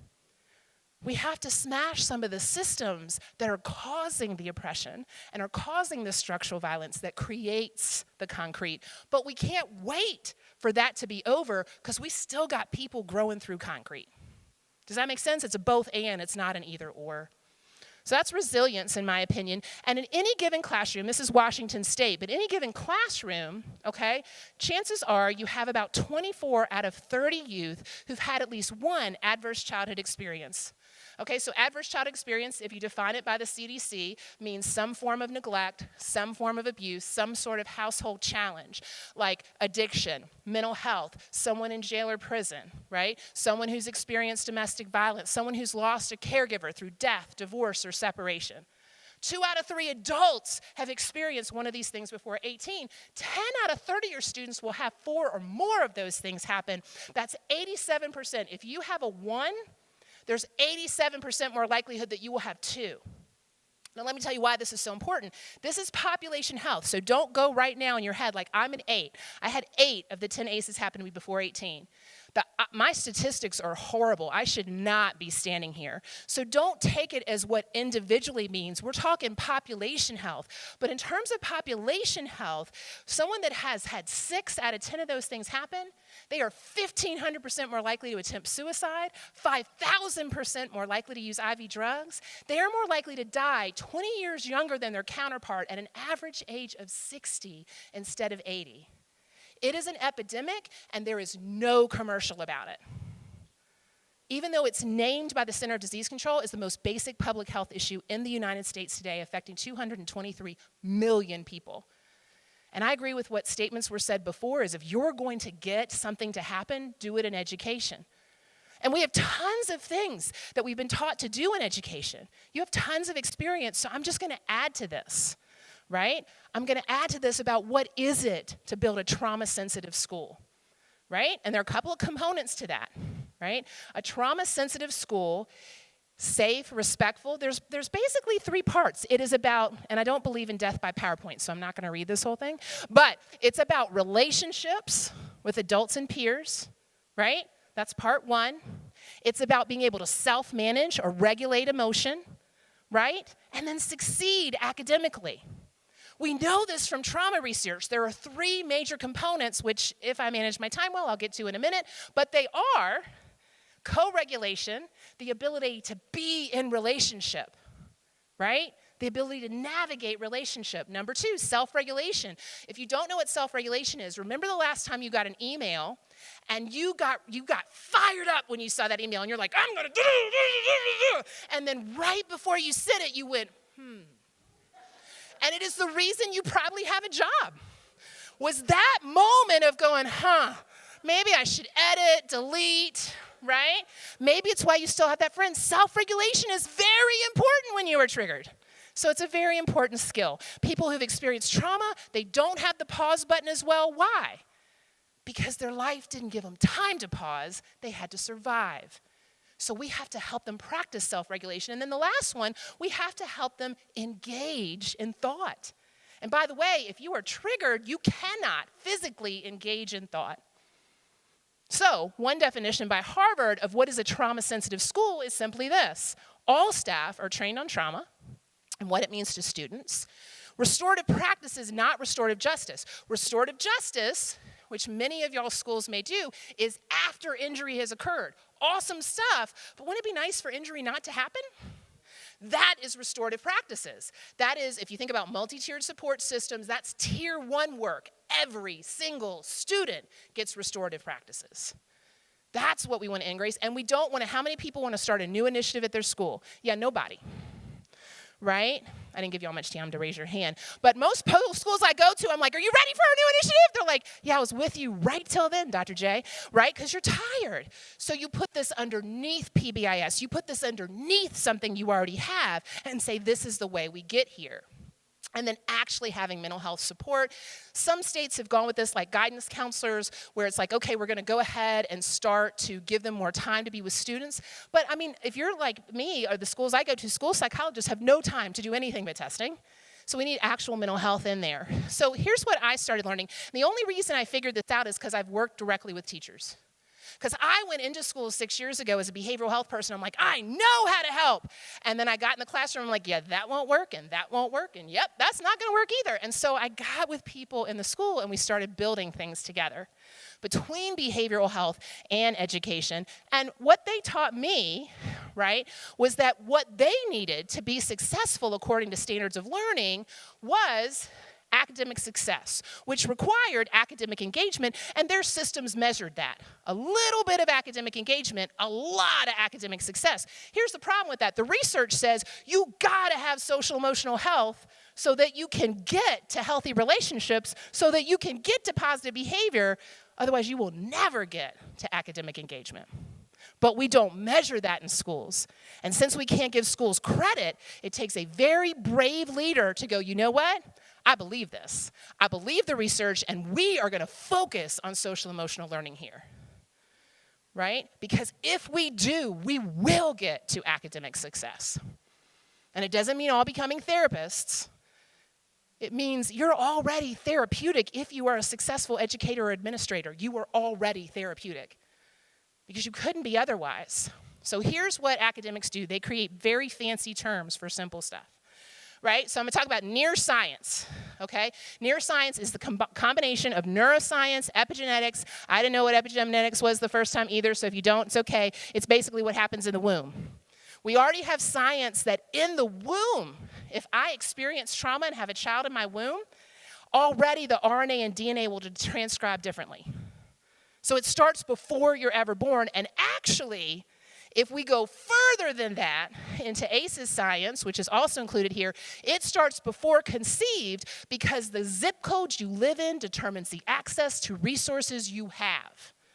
So it is determined by the neighborhood you were born into, which is why equity is not equal.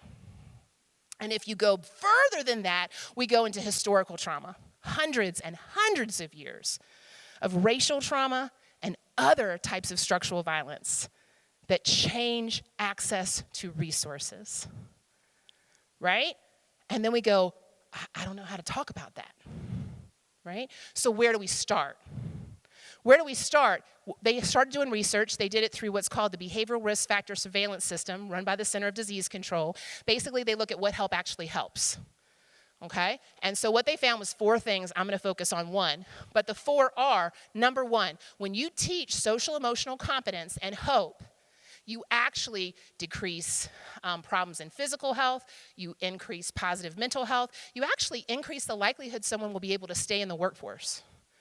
So all kinds of incredible things connected to hope and social emotional competence. Number 2, so someone with an average ACE score of 6 rarely can name 1 concrete support in their life. I am not talking about a Facebook friend, all right? What I'm talking about is if I go to work today and skip the school suspension for my son, I'm going to lose my job. Who's going to help me? I can't get food this week. Who's going to help me get food? Concrete supports, right?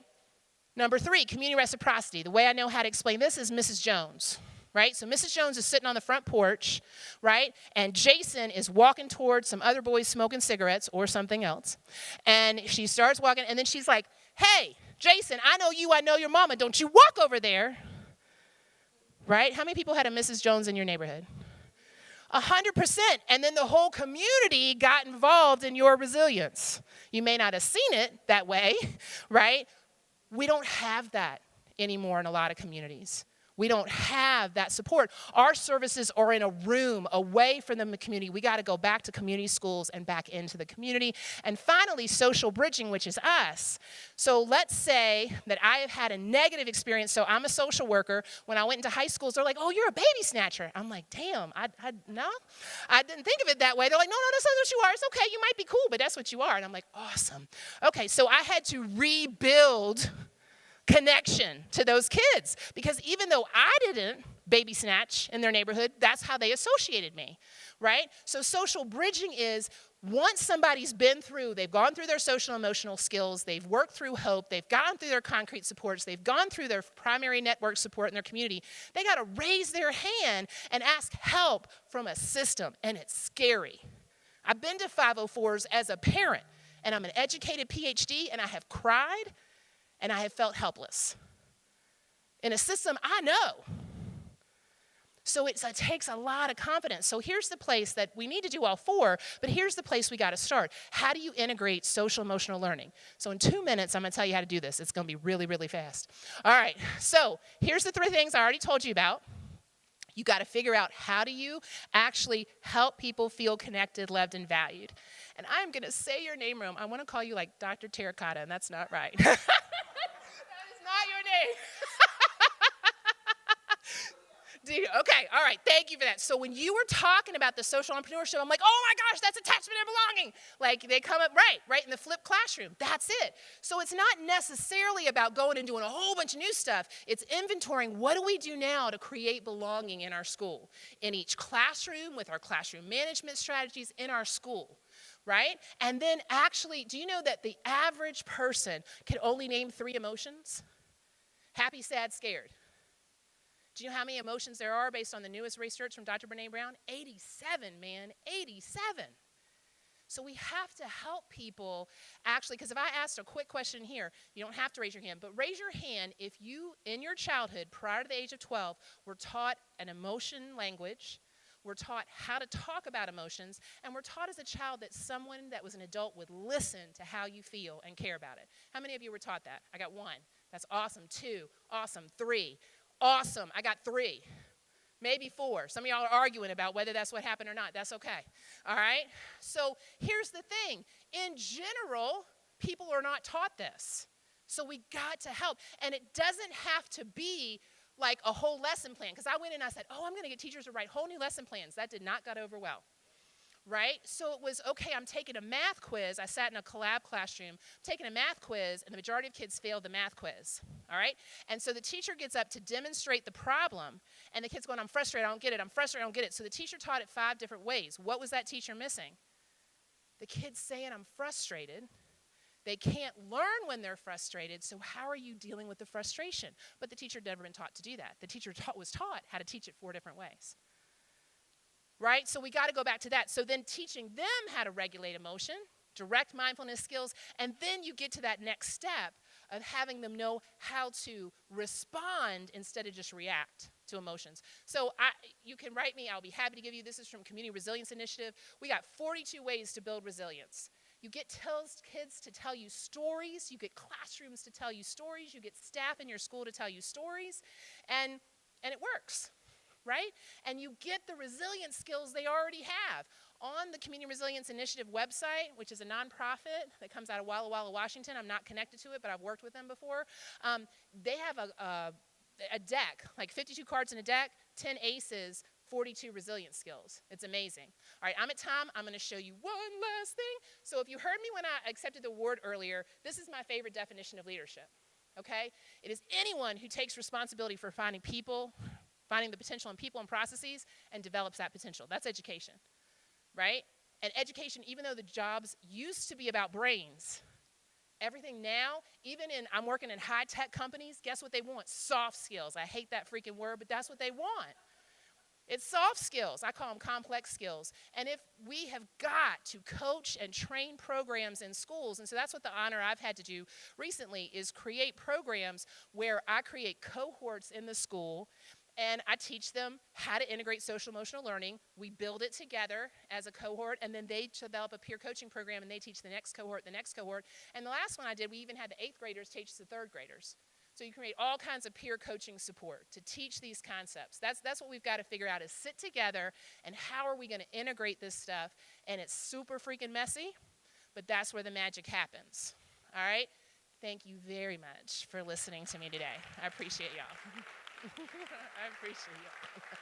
Appreciate y'all. Thank you so much. Yeah, of course. All right.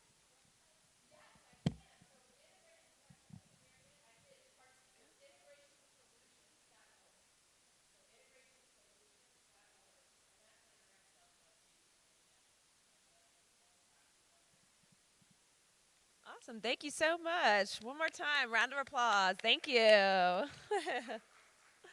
All right. Well, continuing this learning streak, let's move on to a panel discussion, which is a really interesting one. It is on the 4 C skills that students need to develop, which are communication, collaboration, critical thinking, and creativity. To tell us more about this subject, let me invite this session's moderator, Colleen Gallagher, who is the owner and founder of Colleen Gallagher International, LLC. Colleen?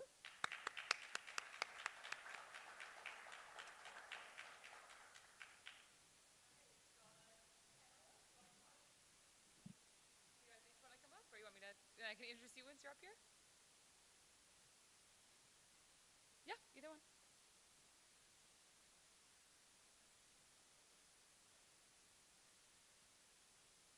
Do we have microphones for the chairs? Oh, okay, cool. He's bringing the microphones too. I'm going to sit with you.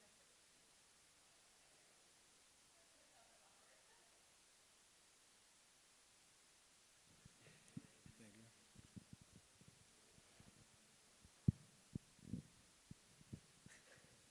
Thank you. I was like, I thought you were here. I thought you were up here. I was like, hang on a minute. He had to remind me. I was like, oh, hang on. All right, so are these working? Are they on? Yeah, okay. Okay, so I know it's after lunch. We're all kind of like getting our lives back in activation mode. So let's all just maybe say hello. How are you to your neighbor? How's it going? Okay, so I have my phone just because there's questions. I promise I'm not texting. We have this, but anyway. So this is going to be a panel on education skills of the 21st century: communication, collaboration, critical thinking, and creativity. We all are different leaders in our various places, and I'll let us introduce ourselves, but I want this to be open, so if there's something we say and one of you have a question, feel free to raise your hand, and we're happy to pause to get that answered for you.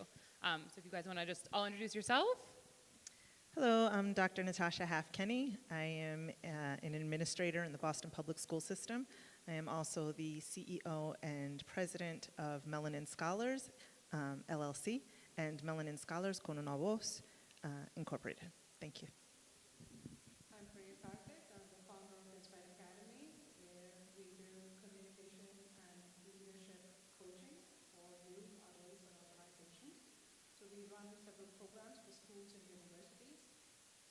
that is what I do and I'm passionate about. Hello, everyone. My name is Joel. I'm the founder of an organization called Empower, where we provide success education coaching for students all around the country. Hi, Dr. Sonia Toledo. I am the founder and CEO of Dignity of Children. Awesome. So we're going to start with Dr. Natasha, and the first question that we have is, how do you communicate and collaborate vision for our most marginalized populations? I think when you're thinking about vision, just as a school leader right now, when I think about vision, I think about the amount of students that we need to help and support. And thinking about how we do that, even in Boston, when we look at formative assessments, we're looking at, based on the data, 70% of our students will succeed at blank, fill in the blank. But what we're not thinking about is the 30% that we're leaving behind. And so when I'm communicating and collaborating about vision, I'm thinking about 100% of the students that we are not failing. And so that means digging into biases, that means digging into anti-racist education, that means equitable learning for all. And knowing that difference between equity and equality is really important. Equity being giving each child exactly what they need.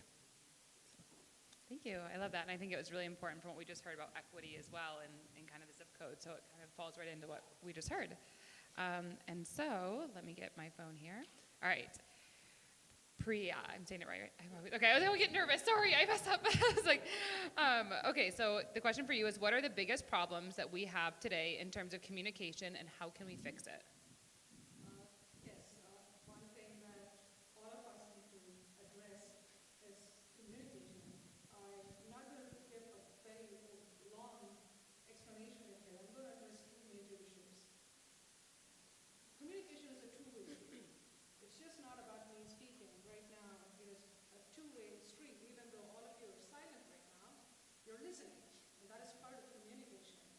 And the moment we communicate, but irrespective of the age, whether it is a bunch of middle school or high school students or in the corporate world, there's the person who is speaking and the person who is listening needs to be in sync. And the biggest problem here is our attention span. In 2000, the attention span of human beings was 12 to 15 seconds. In 15 years now, 2015, it came to 8 seconds. Lesser than goldfish. Goldfish attention span is 9 seconds. I thank the goldfish. I'm ready to talk to goldfish. And right now, post-COVID, the threat, can you guess what the number is? 6. I wish. 3 seconds. I'll tell you, if you do not believe me, you do it to yourself. You do this experiment, open Facebook or Instagram or whatever, measure the speed with which your hand is moving up. Your hands were moving slower 2 years back. Right now, it's moving at, this is the speed. And when I need to draw that attention, I have less than 3 seconds time, and in that I need to communicate my idea, and again I have another 3 seconds. The moment we realize that we have 3 seconds to communicate our idea, then we are a lot more prepared to communicate. So that is problem number one. Problem number two, related to the other one, is brevity. We call it the clarity, or how precise I am communicating. Again, it is leading to the fact that I have 3 seconds for me to communicate. Now already have lost me right now. You're thinking about your own problems, right? You're not there with me now. I know that. But in spite of that, why am I doing this? Is drawing you back so that you're paying attention. So the moment we know that the attention span is less, then the person who is communicating is a lot more prepared to make it precise and clear so that the communication is effective. I love that. And then, not to skip you over, Joel, I'm just going to ask the same question to Dr. Sonia, but we'll come right back to you. So the question is, Dr. Sonia, what are the biggest problems that we have today in terms of communication, and how can we fix it? Ooh, start listening. I'm going to make it simple. Part of it, and picking back off of what you just said, we don't listen. We prepare to talk. And I'm saying we as a society, we are just so much into, I want to be heard because of the, we were missed out. I grew up in a generation of you're seen, not heard. So what I would say is, especially in our school systems and our teachers and people who are directly working with young people or even with each other, is practice listening. Because if I'm listening, I will get back to listening. If I know I'm listening, those 3 seconds happen and I go, whoop, back to listening. And if I'm trying to figure out how to respond to you, I don't care about what you say. I only care about what I'm going to say to you. So our biggest problem is that we don't listen. And if we listen more to our young people, we would not have the problems we have with mental illness as we have today. I love that. And there's actually a great book I read. It's called Just Listen. I don't know the author, but if any of you read a lot, it's a great book. Just jot it down and it's really, yeah. Yep.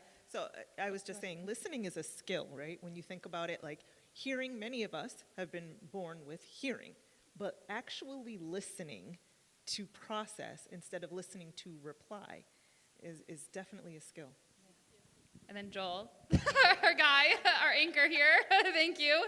So your question is, what are your thoughts on the challenges urban youth face in education today, and how can we think about improving upon these challenges? So I'm actually from the Bronx as well.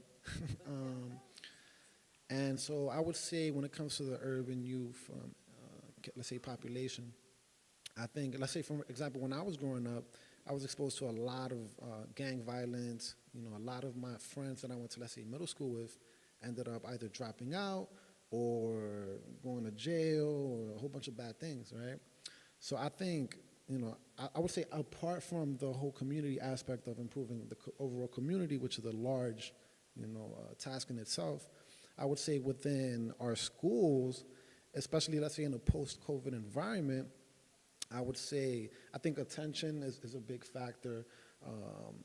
Maybe finding innovative ways such as using TikTok, right? I think a lot of people nowadays are learning things that they never even learned through TikTok. I find myself learning new things all the time, like just scrolling, which is weird, but It's true. yeah, I would say finding new ways to leverage technology and I think this whole trend of social emotional learning is also a really positive thing because people are experiencing a lot of trauma, and when you have dealing with all this trauma, it's hard to focus and learn new things. So I think, yeah, those are my thoughts. And I love that you said that. Kind of goes too with the last speaker. I feel like whoever organized this conference did this on purpose. Anyway, but when we were talking about trauma learning and also those who didn't have that, so I think it's very important what you shared. Okay, and then the question I had for myself, or we had, and I'm going to ask is, how are communication, collaboration, critical thinking, and creativity interrelated? So I think this is so important, especially when I'm looking at my dissertation that I'm doing now. A lot of us in this room, right, we're functioning under a paradigm of cognitive learning theory. A lot of you, well, not all, I don't want to age date everyone, but some people here, it was behavioral learning theory. So you went, you were input something, they expected you to do a behavior. My generation was more, okay, how do we input something, what changes in there, and then how do we output it, right? And something I dropped yesterday, which is connectivism learning theory. It's a newer theory, 2006, that's come through, and it's about networking. And so I think what's really important is communication, collaboration, critical thinking, and creativity. They're all really connected to you feeling safe to just be who you are, be authentic in the rooms that you're in, be authentic in your work meetings. I know when I worked in corporate, I was always the girl that was like, I'm so scared, I don't want to be here, like I'm so different, but I think it's really learning like how to just be you, whoever you are, and that will always attract the right people you're here to lead and teach. And your creativity comes from your expression, right? So the more that you can be okay with you naturally will communicate, you'll naturally build a better team, you'll naturally build a more trusting team, transparency, and that builds collaboration and trust, because new ideas come. You're good at this, I'm good at this, now we can just figure it out. And the critical thinking it's not so much of how do we input to reframe the pathway in the brain to get a result. It's, okay, what do they actually want to critically think about? And then we can cultivate an environment for that. true. It is absolutely interrelated in the fact that, well said, I think you connected it very, very well. To make it a little more precise, let us take that all of us right now, educators, in school and colleges, we talk about critical thinking a lot. Okay, we are all preparing our students for critical thinking, so it is already doing a great job. So we have all the methodologies and pedagogies that goes towards building critical thinking. That is one side of the brain. But the other side of the brain is the creativity. They don't have any connection at all. And the other side, the best way to bring in those two together is through communication and collaboration. Communication needs critical thinking and creativity. So it kind of merges both. And the moment I know how to use that communication, I naturally become a better collaborator. Okay? And so I use my creativity, critical thinking, I use my communication to link this. And naturally so everything becomes one. The moment I put one, all of us are striving for one thing. Right now, sitting here, you're all here because you want to make connections, relationships. The moment we put all these three things together, link it, then we make connections. And once each and every student, every child, every adult knows to make that connection, then the world is going to be a better place. Totally, and I love that you said that too, because there's another book by Sungay, it's called The Fifth Discipline, and it's a very advanced way of thinking about organizations. And one thing that book said is that we connect and transform through dialogue. It's actually not conversation, it's dialogue. And if you look up the Latin meaning of dialogue, it's like to actually form a interconnected, like listening back and forth, where conversation is more like someone's talking at you and listening. So I love that you said that. And so Joel, we're gonna start with you for the second one. Now you're going first. So what do you think higher education institutions can begin doing in order to be more effectively compete with online certification programs and tech boot camps? Yeah, I think I would say in relation to the topic that we're talking about in regards to communication, I would say that I think higher education institutions need to do a good job at, I would say, making sure that they're maybe even shortening up the time frames of how long it takes to get a degree. I've seen a lot of organizations come out recently that are giving accelerated associates programs where you get like a mini associates through, let's say, a Coursera program, things like that. So I would say focusing on that. But even apart from that, I think social emotional learning is going to be good all around. I think not only through the K-12, because obviously college students are facing with the similar issues in regards to this, I would say, this COVID trauma that we've all experienced recently. Yeah, and I love what you said, because there's definitely such an increase in MOOCs, which is massive open online courses, where we can go on, and I know I have a lot of courses on these sites myself that people can go on and get free, and you do it. So I think it's really important when we're looking at this world of 21st century and communication and collaboration and critical thinking and creativity. Like, these are four huge pillars that really each of them can be their own dialogue. But I like what you're saying is how is we, the institution, can leverage pathways on those different, so a student feels like they have options and empowered in their education. Yeah. Especially, not only in the higher education, starting off, starting from kindergarten to 12th grade, K to 12, there are a lot of ways through which we can interlink this and weave it into the curriculum.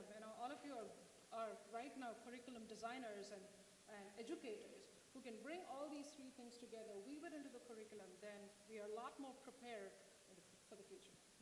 Yes. Okay, so now we're going to go back to Dr. Natasha. So how do you ensure equitable learning? I've been doing a lot of studying with Goldie Muhammad's book. I don't know if you're familiar with her, but The Cultivating Genius, and she talks about 5 pillars of learning, one being identity, skills, intellect, criticality, and joy. And I think the two that really weave everything together for equitable learning is really criticality, where we are teaching students how to read, to write, to think actively for themselves, and identity. Because I think once you know who you are, you are able to move forward. Once you are comfortable in your skin and the people who are in front of you and are teaching you have a relationship with you, then you feel free enough to move forward in your learning. And I think with those two things, if you keep those two things in mind as you move forward in teaching and learning or even leading a school or a district, you are bound to get success out of your students. I was going to say, Dr. Sonia, that was the question. You're next. That's the same question. Cool. I'm like, I feel like these are questions for you. You know, equity doesn't mean that we get the same thing. You know, you give me what I give you and what I give you. We have it all wrong. Equity is what I need personally. So I'm going to go back to the individualized instruction, and we could only cultivate an organic classroom when we have, like you said, Dr. Natasha, an opportunity to identify my identity. Like what are my talents? Where do I exceed at? What am I good at? You know, believe it or not, you know, I was not good at speaking because with my language and of course learning disability because I was diagnosed, I would mispronounce words. But the more I practice in real life experience, the better I got in language. The more I practice with others, the more I got in knowing what my skill is versus what your skill is. So equity in education is not giving the same thing to everyone. Equity in education is giving me what I need for me to thrive and be at the same capacity that everyone else is. I love that. And I actually want to ask this to the audience just to get a little bit of engagement and see with you guys. So who here would say in the audience, like you feel like you had to change your identity to be sitting here today? Yeah. Or no, you guys all felt like you were born this way? You're yeah, we got a room, okay. Yeah, I was like, okay, well, I'm happy you guys were all that way. That wasn't for me. But, yeah, raise your hands if you felt like you've had to change your identity throughout your life. Okay, there we go. That was like no one in the whole room. I was like, okay. But I think it's really important because I don't think we give ourselves even enough credit as our own people of how much we've had to adapt our identity and shift our identity. And if we don't look at our life when we've made major transitional points, and that could even be, you know, changing the type of style you're wearing, you know, changing, you know, like anything. And I think for each of us here, that's a big thing of what we're saying is just what is the way that you can offer someone to see that they can shift their identity and learning, and that massively changes things. Yeah. And we have one more question for you. I'm sorry. No, you go ahead. No, when talking about identity, and all of you raised your hand, you know, the one thing that I was talking over lunch, where whenever we want to make a connection or whether we want to make an impact, the number one requirement is authenticity. And that authenticity comes only when we are brave enough to showcase who we are. And as educators, if we are able to encourage that authenticity in a classroom, then we are building better community for the future. Yeah, I was gonna say, so I think this is why, you know, I created my program specifically, and I branded it as success education because I like Earl Nightingale's definition of success, the progressive realization towards a worthy goal, right? And I think self-image is dramatically important for everybody, right? And so getting students to contemplate, okay, what do I want to become? What's the self-image I want to design for myself, right? I think that specific conversation is really lacking in our education system because I feel like that provides a strong foundation for students to rise out of the concrete, right, and turn into that rose. Yeah. Yeah. Go ahead. No, that was I was going to say, one thing I think too, I like what you said, but it's something that we've definitely done in my company that's definitely really changed. And you know, when you look at social media, and I think, right, like I have a very kind of specific branding, and so when I post something on Instagram, it has to go through a certain editing process to even be posted, so it fits the filter. I mean, in a nice way, but like a filtering one, so it's a cohesive. There's certain pictures that we take that we can't post. There's people that I meet that I want to post, and I'm like, wait, I have to wait like 3 days, and this sounds so. It sounds so cliche, but what you said, like that communication, it's like you will be able to look at my content on the internet. You can look at whatever, and no one could copy it. You couldn't, you can't like take it off the runway basically. Be like, this is me, because your voice is so you. And I think that's what's really important in whatever you teach or embody. It's like you want to create this branding around you or your organization or your body of work you believe in, and like make sure that that's what people are always feeling. So even if you weren't in the room, people would still know that it's you. Sorry. Yeah. I think one of the most powerful things that we're seeing here today is how everybody is different. Everybody can excel. And one of the skills that I think I stumbled onto was bringing back alumni of all stripes, races, and so forth. And I taught Latin, if you believe it, in the Barrio School in Ontario. So you know what dialogue means in Latin? I'm sorry. People come back who had gone to Harvard, who'd gone to Yale, because they were able with Latin to excel and see themselves. And the current students then saw their future. They looked like them. They had the same eyeshadow. They had the same, and it wasn't just some wild Irish. Totally, yeah, and that's like with my nails. That's how I've known. I'm always gonna have new nails every time you see me. But it's what we're talking. I mean, it sounds like it really, but it is a branding. It's what we're talking about. It's education in the 21st century. Like it is really a standing point, and you know that what kind of teacher I'm gonna be. Nothing that there's bad with traditional teaching at all, but that's just not me. And so, anyway, but the last question then. Yeah, could I just add to your statement? Which is so right on point. We need to have our young people see more different types of people, experts, professionals in front of them, so they could start creating their identity, right? Because they're figuring themselves out through what they see in front of us. Our traditional education right now has one teacher in front, or 5 teachers in front of our young people. Well, let's expose them to the world so we could see, like, I don't have to be like you, but I like your style. I like your charisma. I want to pick that up. I love the way you dress. I love your branding. Right now, branding is huge, and you spoke about it. But our young people right now are struggling with identity diffusion because they don't have these opportunities. Yeah, and oh, sorry.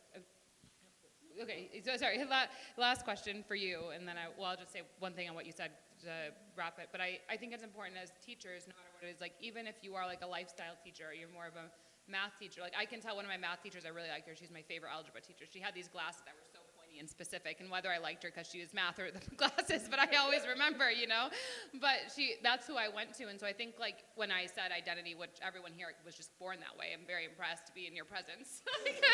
So, like I think that it's just knowing that, and you as a leader or an organizational leader, allowing that maybe creativity of your workforce a little bit more, so that children feels a resonance versus just the same. So then the last question for you is going to be, how can we enhance engagement in virtual meetings?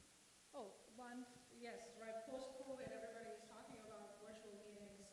There are a lot of ways through which we can improve our engagement. As I before I said authenticity, there's one big issue that we find whenever we are in a video conference, we are too not comfortable switching on the video. That's one thing that you can be brave enough. That is something that all of us hear. But beyond that, the way we communicate in a virtual setting is way different than way we communicate in a real setting. Right now we are having a panel discussion, it's an in-person one, but if the same thing had to be done, I would be speaking much more slower than what it is. The best way to learn to communicate in a virtual setting is exactly what a person who is challenged with hearing or eyesight is. So I really learn from people who are challenged because they teach us a lot. They first teach us how to observe. They teach us how to read body language. They teach us how to use verbal and nonverbal cues in understanding the message. And all that is very important in a virtual setting. Of course, it is important in any setting, but virtual setting is a little more trickier because I call it two-dimensional communication. Right now, we are looking looking at me, you're seeing me. It's called a three-dimensional communication. You're seeing the space, you're seeing myself, you're seeing the body language. But in the case of a virtual setting, it is a two-dimensional. If you turn on the video, if you switch off the video, you're gone gaze, because it is a one-dimensional one. People really cannot understand everything from that. And because of that, we need to bring our space with which we talk a little lower and use our body language. 33% of your body needs to be seen on the video. I have seen a lot of my classes where the body will be like a purdah, you know? This is where the thing would be. This is exactly where it would be evident. What is the point? Switch off the camera for that. 33% of your body. That needs to be on the screen if we need to turn on the video. So these are small tips, you know, nothing like in person, but we need to make a compromise. There's definitely an importance, and we all, can be mindful when leading our classrooms, what that looks like and what we feel is best, for whatever our objective is in that class. And then the last question that I had is it possible for educators and mentors to teach creativity? If yes, how? Yes, absolutely. Yes. I think, yeah. And creativity is, I'm sorry. Creativity is a learnable skill. Many people think that creativity is something that cannot be taught because it is on the other side of the brain. As educators, simple exercises. That is what we do at Inspire Academy. When we have the youth program, we use phrases, we give them scenarios rather than we have all these essays, write, elaborate, and these are the words that we use in schools, but instead imagine this. So we call it, we want to train them on divergent thinking. And the moment we are able to do that, they are able to naturally enhance their imagination and bring in better ideas. Words simply, in a classroom, things like show, think, instead of elaborate and write. No, that's perfect. No, I agree. I think teaching creativity is definitely possible. Listening to, I have two teenage boys. Pray for me. But I have two teenage boys, and, listening to them growing up and what they want to be when they get older, it was very simple. Like, oh, I want to be a police officer. I want to be a football player. I want to be a judge. Like, very simple things, right, that they've been accustomed to seeing around them, right? But when you ask them, about the video games that I continuously complain about, what could you be? What could you do in this video game? And then they come up with something totally amazing. I'm like, wow, that's really creative, right? And then their brain starts working. Oh, maybe that could be a job. It definitely could be a job, right? And so now they're not thinking about, being a crossing guard or, whatever they want to be. My point is always with them, you could be anything you want. You could work at McDonald's if you want, but have the option of doing what you want to do. Have the option of being yourself. And that alone, I think, just builds community. It builds community and it builds creativity. Sonia? Yeah, I would like to add that, when you think about creativity, it doesn't stand alone. That's why communication, collaboration, and critical thinking are so, it's an interrelated process. So we as educators need to create environments where we have the opportunity to put those 4 C's together so we can create. Then you have those people that they come up with ideas real quick, but the person next to them is like, I'm going to help you with that idea, or I have the math, the logic to put that idea together, and it's all creation, but everybody doesn't see themselves as creators, right? But so the definition kind of, we need to rethink it to understand that it's a process that helps everyone create something new if we work collaboratively and communicate and critically think. So it's all combined. I would want to add, I know time is up, but...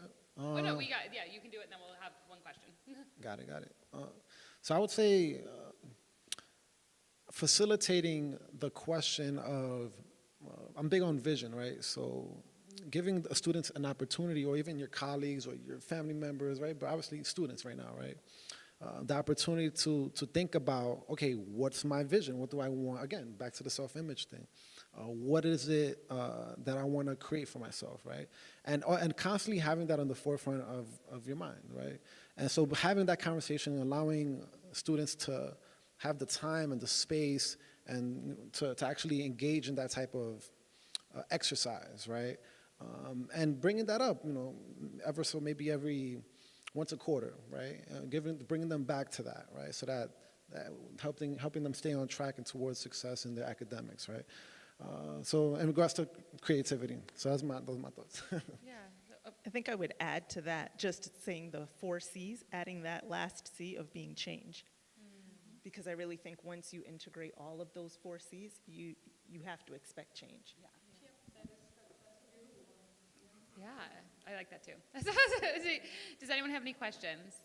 Yes. How does music and the arts fit into this whole scheme? So I love this question. Music and art especially uses the other side of the brain. I talked to you about the 2 sides of the brain. The music and arts gives whoever is doing it a little bit of freedom. Have you seen that all of us want to think on something? All of you are problem solvers in here. We want to look towards a solution. At one point, we get stuck. We feel that that's the end of our creativity. We call it the creativity cliff. And we reach there, and then we don't know what to do. So when we pursue music or art or any kind of these kind of art forms, it kind of a little more liberating. It gives us a freedom. One playlist on Spotify will solve all kinds of problems. I am a big fan of Spotify there. So that is really helps. Whether you sing yourself or it really liberates your brain. And it does play a role in inducing creativity by getting you out of that creativity cliff. I'm going to add to that because including the arts, music, and sports, it's part of, for some of us, we need to be in that energy to create, right? So it's art to create music. It's, you have these child prodigies that are brilliant, and you call them genius when they do music. And the same thing with the sports. But that also helps our mind energy, right? So we remove this and put it over here and let all the organizations handle the extracurricular, but that is part of academic. That is part of teaching us how to understand who we are as individuals. How do I learn? Well, I could dance a little bit, and all of a sudden, I'm gonna sit down and write my paper. It really stimulates our brain, all of it. I would say one thing I would want to add to that is I've noticed, so for example, me personally, if I'm at Starbucks, I'm a lot more productive than if I were, let's say, at a super quiet library, right? And so I think that's interesting. I don't know, I haven't read the studies on that. Maybe you have some information on that. But even having things on the table, fidget spinners and things like that, wow. Let's say we're in a meeting with colleagues or students are getting assignments done. I know some students like to doodle while they're listening, right? So, having some background music while, you're facilitating a lesson plan or a workshop, right? So incorporating things like that in order to increase focus, right, and engagement. It's like sorry. I was going to say, yeah, it's a universal language, right? I have a lot of students at my school that are autistic, nonverbal. And when you put music on, the identity of those students come out in so many different ways. It's incredible. So I really do think music is collaboration. It is creativity. It is critical thinking. It is all of that intertwined. Yeah, and what I did too, in my dissertation I'm doing, I can't show the model, but I can say but I have a Venn diagram and 2 circles of the Venn diagram. One is arts and community and science and sales. And so when you look at music, there's never a time when I will ever be working or if I'm at a retreat that there's not 432 hertz. It's a frequency. You just go on YouTube, and it's the sound of nature. And so there's frequencies that go with it, and it really syncs your mind into the universe. And so I think it's all going together, right? And it also depends on, what you're doing. And I think as a teacher, right, it goes back to the woman who spoke before us is, what's your intent for this class or this semester? It really comes back to that, and from that you start to begin to design, right? What is the design now? Okay, now what's the content? Okay, now what's the experience, right? And that's when all of these things add together, because there isn't a cookie cutter, and that's what we're asking for in 21st century. Is we're asking for options, right? We're asking for choices. We're not saying anymore, this is the only road to success, because it's not anymore. And most of the jobs that, you know, when I went to school, the jobs people have now, I'm like, that wasn't even a thing, and that was only 5 years ago. Like, that was, you know, that was not that long ago. So it's gonna keep getting that way, and that's why it's like, whatever you're curating, allowing that student to trust themselves more than what the external world is trying to force upon them. So I think with that, we're so grateful. Thank you guys so much. You did awesome. Thank you. Thank you. Yeah. Thank you. Thank you.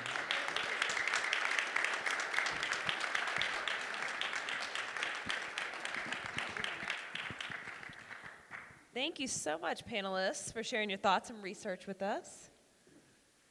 All right. Through the next session, the speaker will take a closer look at the importance of collaborations and discussions in a graduate classroom environment. The topic is graduate education as dialogical relation processes of collaborative sense-making. Please welcome on stage the speaker, Dr. Gary Mangiafico, who is an executive professor of organizational theory and management at the Pepperdine Graziato Business School. Welcome.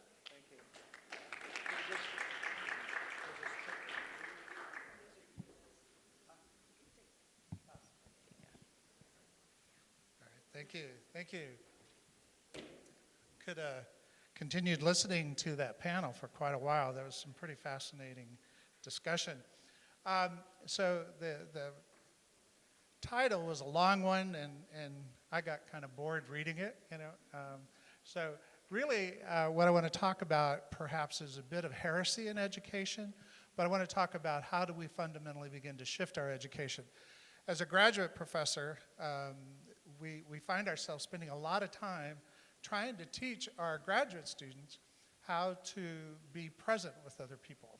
And so kind of something happens that transpires between when they're little and when they get older that we lose a lot. And part of that, I think, is the socialization aspect. So that's a little bit of what I want to talk about. I know I'm supposed to start off with some amazing factoid, like the amount of energy that gets to the earth in 1 hour is more than humans consume in an entire year, or something like that, to make it more fascinating. But really what I want to do is to ask you a different question. Is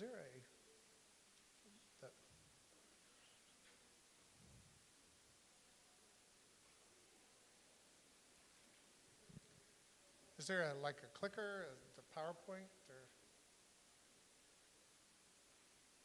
Well, while we're waiting to catch up, what I want to ask you to do is to think about where you were March 12th, 2020, and what happened. Are they bringing it up? Huh? It's not up. Sorry?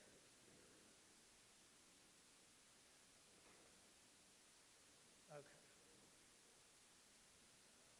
All right. There we go. All right. This was the day that they officially declared the pandemic in the US, and so we've all been dealing with what's happened since then.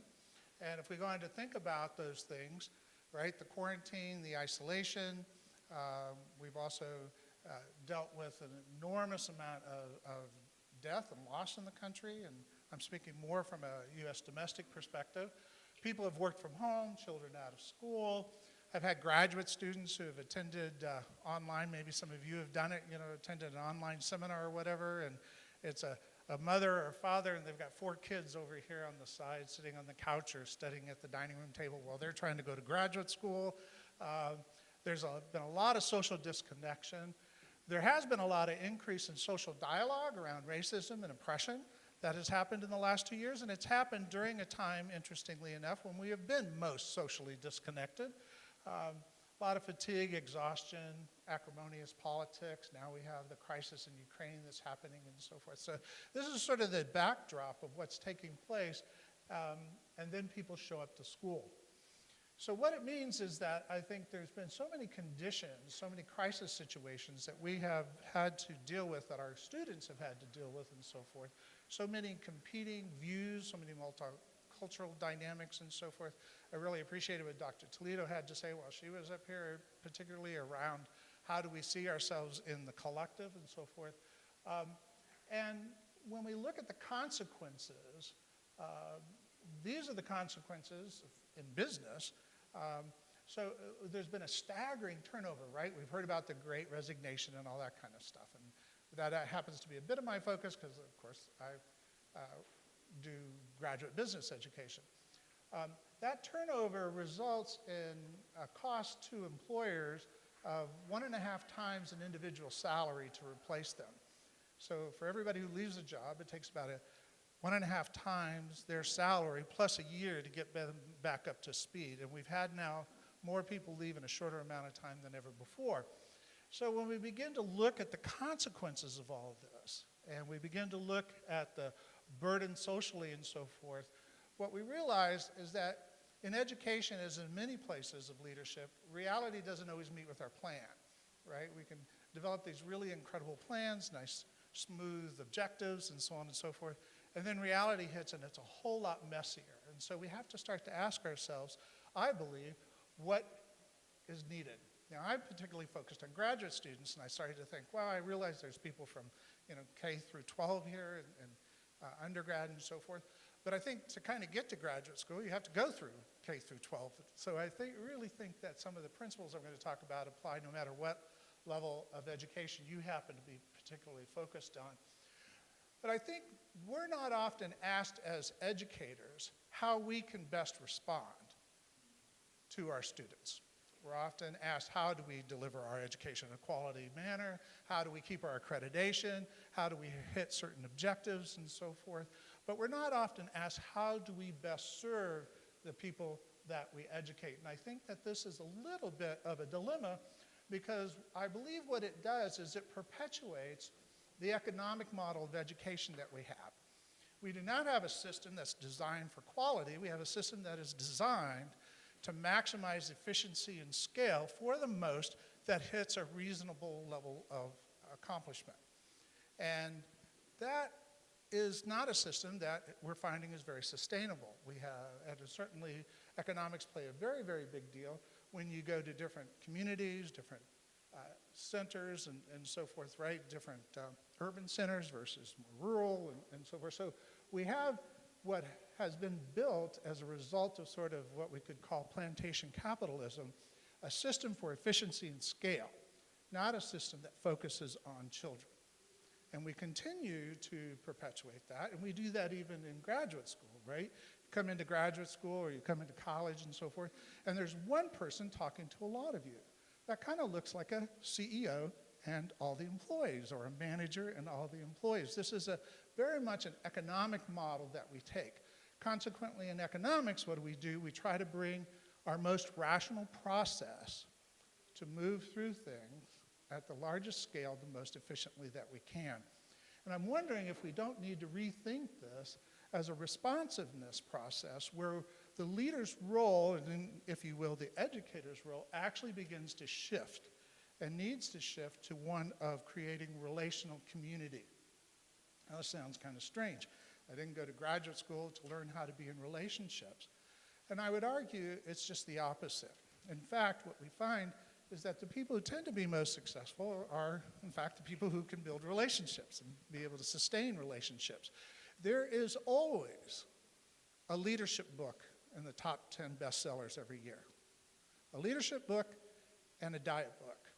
You would think that if that is the case, there would be nobody struggling with their weight and everybody would be a great leader, right? So something's missing. And I think what's missing is we're often talking to you about how you should look or about what you should do or how you should approach things, as opposed to taking a look at understanding our interrelationships and how those relationships really, in fact, affect whether or not something becomes meaningful and whether what is meaningful becomes sustainable. And does it apply to universally? Does it apply to all people versus just those in the better economics? So what I've started doing with my faculty and what we've started doing in our research is begin to ask some questions. If we know that all meaning is co-created in relationships, then what is the relational process in your teaching? How, in fact, do you relate? If you're 1 to 20, 1 to 30, 1 to 400, and so forth, how have you built in relating to those people? Because we've all heard the saying, you know, nobody cares what you know until they know that you care, right? So that's a nice little saying, but how does it actually translate into practice? I think that's very challenging. We don't really teach that. Most people who teach, certainly at the college level, you know, we got PhDs. We never took a class in relating on our way to getting a PhD, right? No one taught us how to be professors. They taught us how to be specialists in our particular field. So the second is that all action, we know, stems from relational origins, or the concept of co-creation of meaning. So even if we go into individual self-esteem and development and that sort of thing, there's somewhat of a misnomer, because no one develops their self-esteem alone. No one develops their accomplishments alone. It's always in relation to others. It's, you know, your act has to be validated by somebody, or there's some kind of interaction that takes place. So how do you put meaning into what you're teaching, not just the mandate of what you're teaching? I think seriously, and I hope nobody's in the room gets offended by this, but I seriously think some of the accreditation strategies have actually dehumanized the education process and put it more into, again, reinforcing the economic model. And then co-creation stems from how others are engaged. And if we take a look at this, how can you develop the capacity of others to engage with each other in useful relatedness? Now, I know this goes on a lot in early, like pre-K and kindergarten and so forth, but we often begin to abandon that as things go on, and I think this needs to become sort of the cornerstone, I believe, of education, that if we as educators can think less in terms of me to students and more, what is the community I've created here? And how do these people relate, interrelate, whether these people are 8-year-olds, whether they're 18-year-olds, whether they're 28-year-olds? How have I fostered their ability to co-create together, to develop something? And that means then that the educator has to hold a lot of tension and has to be able to live in paradox, the paradox of both delivering a planned course of action while simultaneously responding to the dynamics that are going on. Now we can go back to the comments I brought up at the very beginning about what were you doing on March 12th and what have you done for the last 2 years. Educators themselves, right, have been impacted significantly by the COVID pandemic and so forth, right? So if we begin to think about how do we hold this tension, how do I respond to the fact that I now have graduate students who have kids sitting next to them while they're trying to take an advanced graduate course, right, in something and study? How do I take into consideration the fact that the couple just split up because they couldn't take the tension of what just happened? How do I consider the fact that I have graduate students who may be in environments in which a computer is not really an option, or their kids are now home from school because of the impact of COVID, and they don't have the money for their kids to take online classes or for the internet and so forth? Because if I think my information is more important than that, right, I have really misread my audience, right? And so how do we begin to rethink what we do so that we can hold this tension and allow for it to come into our otherwise rational environment of education? There's a saying, under stress we regress, and this goes for everyone. Under stress we regress, right? Our most primitive, coping mechanisms come out. Just think of a tense day you've ever had and what happens to your tolerance on that day. You get overstimulated, too much tension, so on and so forth, right? What do you do to reduce that tension? You get on the freeway, there's too much traffic. There's just, you know how a bad day kind of builds on itself, right? So what do we do when we get home, right? People exercise. Anybody have a glass of wine, or, right? Or we eat. We do something to reduce the tension because we have to in order to be able to tolerate our condition and our situation. So that same thing happens when we're working with students, right? And so I hear colleagues say things like, well, they just don't seem as motivated.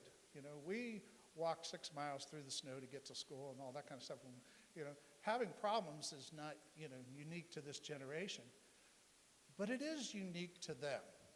and that's my point, right?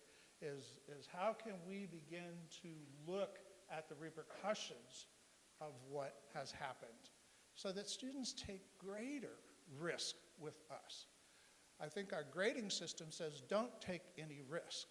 Because if you take risks, you're likely to screw up. And if you likely to screw up, you're likely to get bad grades, right? As opposed to saying grades are really quite irrelevant. They're a very lazy way of assessing how well kids are doing, as opposed to really going in and looking at the kids. I say this, by the way, to business leaders all the time as well. You know, in business, they have this concept called high potential programs. We're going to put our high potential employees into a track that lets them develop because we see them as having high potential. And that always puzzles me. And so what I often say to business leaders, does that mean the other 98% of your employees are low potential? What do you, or mediocre potential? What does that really mean? But our language belies a mental model. And that's my point. You know, we often carry a mental model of economic efficiency into what we do, how we categorize, how we promote, how we address people. And the natural learning doesn't occur that way. The natural learning occurs by convening. And trust and relationship is necessary. If I were to tell you right now that there was a shooting in Fresno at a school, we'd all feel bad. We'd be aghast. We'd be shocked, right? Horrified. If I told you that it happened at your kid's elementary school, you'd be out the door. Now, what's the difference? Your kid's elementary school has meaning to you. It's part of what you mentally consider your community. Right? The other, yes, you're empathetic, you understand, you have compassion for it and so forth. So I'd argue what lies at the basis of action, co-created meaning, is the concept of community. So how are classrooms community? How is any convening of students a community? How is convening of any group a community? And how does that community build trust and deeper confidence in the educator's mind? All right. So in complex times, as I said, under stress, we regress. So our job is not just to teach, but it's also to reduce threat. We feel less threatened when we're a part of something, when we're in a collective, right? It's even just biologically wired into us. There's a reason being exiled from the community, back in, 5,000 BC or whatever was or even 1,000, AD was a threat. It's because if you're outside the community, you're less likely to survive, right? So we have to remove the threat as much as possible because people don't really learn under threat. There's an enormous amount of research on students who have studied and gotten A's who have come out of traumatic backgrounds. Interestingly enough, follow-up research shows that a lot of those straight A students have very little retention of what they learned. Because of the trauma they were going through at the time, not only did they not retain it, but their motivation in acquiring the grade was to restore esteem to the family, not necessarily for their own learning, right?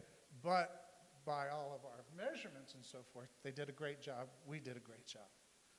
So I'm really starting to wonder whether our reliance on this economic model isn't going to continue to perpetuate oppression, not just at a racial level, but at an economic level, at any group that gets marginalized, because if you're not in the right economics, then the odds are that the volume and resources that would most help you learn in community are just not going to be there. They just simply are not going to be there. We began our education system not in institutions on an economic scale of one to many, but in family, in communities, right? Where there was collective. We were even just joking about having nothing to do with this, but talking earlier today that when I was growing up, and this sound like everything old is new again, but the lady across the street or down the block could admonish you just as much as your own parent did, right? Or certainly would say, I'm going to go talk to your mother, and that sort of thing. And we listened as a result of that. Well, in the absence of that communal creation, we are now over-reliant on an institution. And while every educator can care, an institution cannot, quite simply. An institution is not built or designed for that. So what then do you do? Because we're already in this system, right? How do we begin to do it? Well, again, I think the challenge for us is to begin to rethink how we convene education. So every question, what I would pose to educators, and I don't really teach educators, well I do, I mean I have all my faculty and so forth at the university, but the question I pose to them is what's the crossroads you're at? If your job was to create a communal experience that maximizes, not efficiency, but maximizes the experience of every student there, what's the crossroads you're at? What would you have to decide? And of course, choosing something to do also means choosing not to do something. And that's dangerous, right? That brings consequences. So there's a lot of courage involved, I think, in rethinking education reform. And I don't think it will come really just from redesigning curriculums and putting together task forces. I think all that's important, certainly the quality of the product, but it is the delivery of the product that has the impact and so forth. So in addition to this question, I offer some things that we need to be thinking about. Sense making. This is what I ask people to do when they get together. Whether it's leaders in industry, whether it's teachers, whether it's university academics, is let's have a conversation about how do you express exceptional empathy? How do you do that? You know, what actions do you take, right? Especially if that child's different than you, or if that adult, again, it doesn't matter what level you're really teaching or working with and so forth. If that person's different than you, how do you express or incorporate exceptional empathy? So when I have a colleague say something like, oh, the students today just aren't as prepared as they were before. You know, the high schools just don't get them as ready for college as they used to and so forth. Okay, then what are you doing to be especially empathic to that student as opposed to complaining about that student? Well, they shouldn't be here in the first place. Okay, well, that's another dialogue. Let's make sense out of that. So I think having dialogues where we begin to talk about what's it take to be adaptable, what's it take to be flexible, you know, how do we cope with paradoxes and so forth. These are all things we talk about, we read about, but we seldom have faculty meetings or staff meetings where we actually talk about this, where we say, gee, this is tough, so how do we deal with tough stuff? Or this is different. Well, how do we deal with different stuff? What crossroads are you at relative to that? And how do you begin to examine that? So another question I asked them is, when you've been at your best as a teacher, practicing kind of the tools of adaptability, empathy, flexibility, and so forth, what did that look like for you? When you've been in the zone, you all know when you've been in the zone, right? When you've been with a group of students, you know, again, whatever age, or a group of colleagues, and you've just really been in the zone, and you know you're making a difference. You know you're having an impact. You know you're connecting and so forth. What does that look like? What can you learn from what you did to help further develop yourself, as opposed to somebody coming along with an annual review that points out your weaknesses, and now we're going to try to make you better on your weaknesses? That doesn't work. It's probably one of the most common dialogues I have with leaders of HR and companies and so forth is, why do you do your annual review? Very few people have ever walked out and remarkably shifted their performance in the subsequent year after an annual review. It just doesn't happen. So when you've been at your best, what have you done to build other people up and help people deliver on their best and so forth? That's the dialogue I think we need to have. It's a shift, if you will, from conventional pedagogy to one of exploring relationships. I cannot stress that enough. You know, we can go back to ancient philosophy. We can go back to Man's Search for Meaning in Viktor Frankl's work. We can just go into all kinds of research. And what we know is that those who most engage and those who most acquire and retain what they acquire are those who have been in relationship where that relationship has been meaningful and that relationship has been one they've had confidence in. So there's lots of science and there's lots of all kinds of things, but it really sort of boils basically down to how are we in fact relating. If you look at most of the social issues and dynamics we've been talking about for the last 2 years in this country, which I don't think we've talked yet enough about, people's responses and reactions go to their identity and where they relate to society. So we know that's a natural process, so how do we begin to do that more? Well, our research is beginning to show that there are probably 6 elements, and I've only got a few minutes left, so I'm going to go through this fairly fast, but that sort of helps you begin to develop this complex responsiveness. And the first one is finding common ground. Sounds kind of silly, but it's not. Finding common ground. I would argue that in the average classroom, no matter what level it is, we do not find the common ground before we start teaching. We start with a standardized curriculum that has objectives. Well, that's all well and good, unless you grew up in my neighborhood. Because my neighborhood was on one side, right, the bankers and the business founders and so forth, and on the other side was extremely impoverished. And we all went to the same schools. So much so, and they're quite literally, where I grew up, was railroad tracks. And quite literally, the poorer side of town was on the other side of the railroad tracks. It's almost, too stereotyped, but it's quite true. Well, the interesting thing I later discovered is those kids who lived in that part of town never saw a school counselor for college prep. So decisions were already made in the mental models of how the system was set up as to who was going to be paid attention to. And if you started to talk to folks, they would often get very defensive in these interviews and say, we had to put our priorities somewhere. And you begin to see, again, that sort of economic model. What if we sort of threw out some of the structural economy of education and began to say, oh, we're all here to learn. Now, how do we do that? It would be very messy, very, very messy. But my guess is there might be some amazing things that we could learn. But I think we have to start with finding the common ground and understand that finding the common ground does not mean let's all get on the same page. We are not all on the same page. And the sooner we accept that and deal with and respond, that's why I call it complex responsiveness, respond to the fact that we are not all on the same page, then we can adjust curriculum and responsiveness and interactions and so forth accordingly. How do we build trust? What is our tolerance for ambiguity, et cetera? And how do we adjust a system that continues to demand that these things not be dealt with because you've got too much on your plate? That's the most common reason I hear from people. Well, I've just got too much to do. Well, you can pay now or pay later.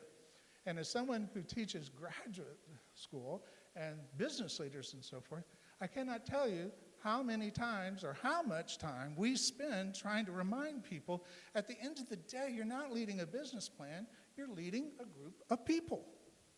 How do you relate to those people, right? How do you engage them? And we know the research tells us that you can have as much as a 400% return on investment if you are more effective in your relational strategy of being a leader of a business. So it's not 4%, it's not 40%, it's as much as 400%. These are peer organizations. And the interesting thing is it goes across industries. It can be banking, it can be retail. So again, there's something there that somehow eludes us, and I think it does because of the fact that we continue to operate as this notion of I've got these things to do and deliver, or there'll be consequences in the system, right? And again, that's why, I'm often referred to as a heretic, because I think we have to say, well, maybe we don't do some of those things, What's the worst they're going to do, Or we accept the responsibility that we are capitulated to the power structure that continues to reinforce this economic model of education. And that's okay if we choose to do that too. I'm not here to judge either way. Just understand those are choices. And as long as we continue to make those choices, we will continue to leave a considerable amount of the population out. I tell my graduate faculty, a C student is not the student's failure. Right? It is either our assessment process or our failure to reach that student. It's a different way of looking at education. So that means we have to be responsive. That's item number 2. How am I responsive?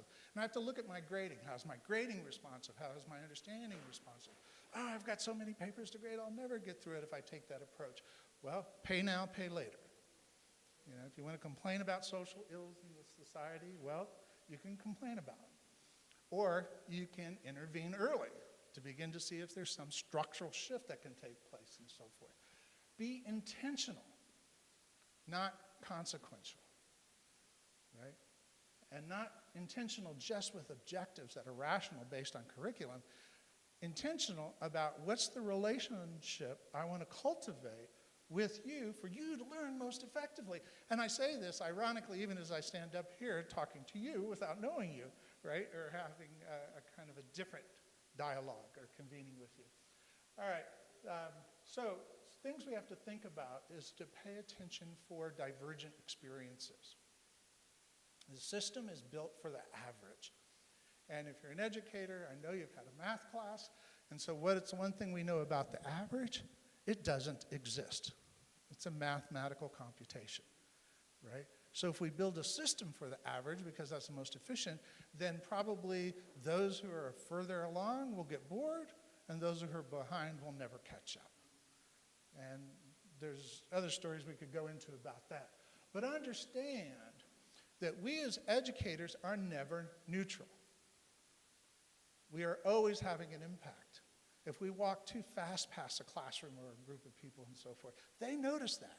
Now, here's the thing, is that in the absence of information, people make stuff up. So we may just be on our way to a meeting that's critical and we have time and pressure, but they don't know that. All they know is that we walked past them and disregarded them, right?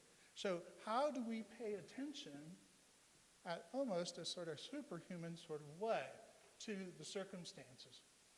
Element number 3, the future is always emerging. So how do we constantly bring the present and the future into what we're doing, as opposed to relying on our past? Your past success guarantees you nothing. It's simply a reference point. You can bring some of the best of those practices forward, but each class is unique. We were building a system, which I don't have time to go into, but one of the things we did within our newly developed system was we had every educator, every teacher, design individualized plans for every student in their class every semester. And the teachers were like, "You're kidding me, you know, fire that guy, get rid of him, that's way too much work." Now, what we did was we also brought in these mentor teachers and coaches and so forth to help them to be able to do that. But the difference was, in Los Angeles County where we were doing this, there are 64 different languages spoken. With 64 different languages, a range of economics that covers the entire breadth of possibilities and so forth, if you treated the average, you were going to leave most of those kids behind.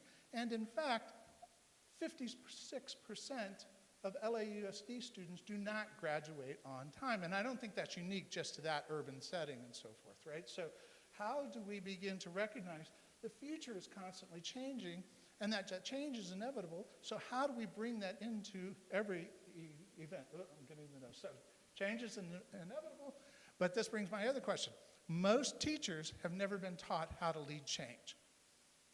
Most of them have never had a change leadership course, right? So what do? We go by convention. We go by our own experience, you know, and so forth. All right, I got to move ahead because apparently we're out of time. There are models out there. There are ways to learn to lead change, lead transformation, and so forth. And obviously it's my bias, but I think teachers are leading change whether they know it or not. So how intentional or conscious do we want them to be about that impact that they are having? 4, context is crucial. If you teach, educate, or interact, or lead out of context, you're likely missing an enormous amount of the population because they will not be involved in that community. So how do we create community? How do we make context the relevant element of that and understand, right, that we all see something different? So how do we get all of the views in the room?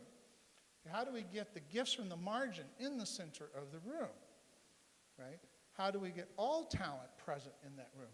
Yes, it's overwhelming, makes you want to get another career, maybe a dog sitting career or something like that, much easier, but it just means slow down, right?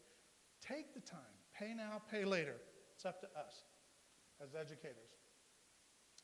So context, got to get through this. Number 5, dialogical interventions. If you've never had a class in dialogical work, I encourage you to do it. Pick up a book about dialogical interventions and so forth. Probably something we do without understanding there are actual ways to make it generative versus paternalistic or, again, sort of conventional. So building dialogical interventions, I think that should be a part of every professional development program for educators. And then finally, lean into possibilities. Take the risk. This is probably the most significant one. Right? Change doesn't happen because we've had experience in it. Change happens as a result of taking risks and leaning into a possibility, which means we have to take a leap of faith. Now, the thing about taking a leap of faith is you have no idea whether or not you'll be successful, right? But it is, in fact, the only way things actually ultimately shift. So again, these are the 6 elements that are continuing to show up in our work and our research as we begin looking at this. We've done it in university. We've done it in building an alternative early learning system for universal pre-K and so forth. And we continue to find that when we build these 6 elements into the system, it means saying no to other parts of the system, like maybe not as much investment in risk management, maybe not as much investment in administrative overhead, and so on and so forth. But fundamentally, we see huge shifts and gains in our students. So thank you very much. Appreciate it.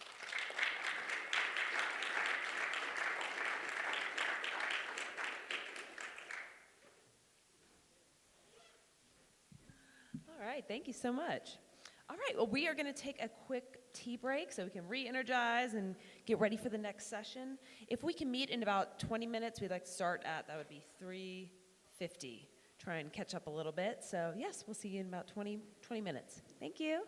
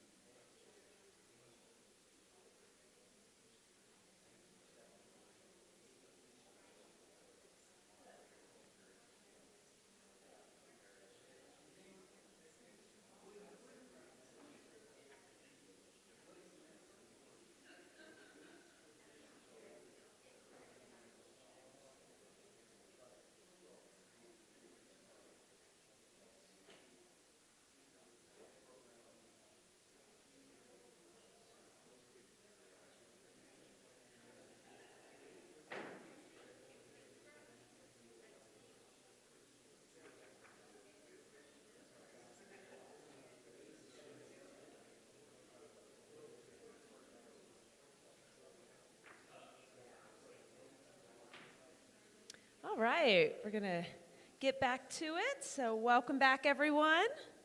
All right, now that the education world is slowly getting back to normal, it's important to closely study how learning and teaching has evolved because of the global health crisis of 2020.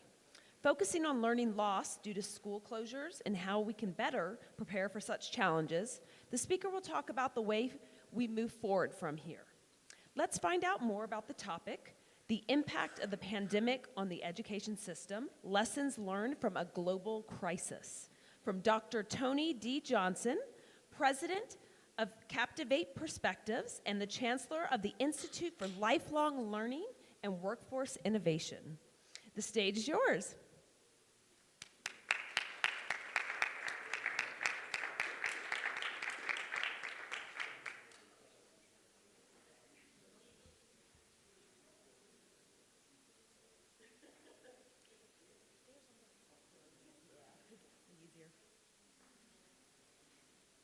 All right, welcome, Dr. Johnson.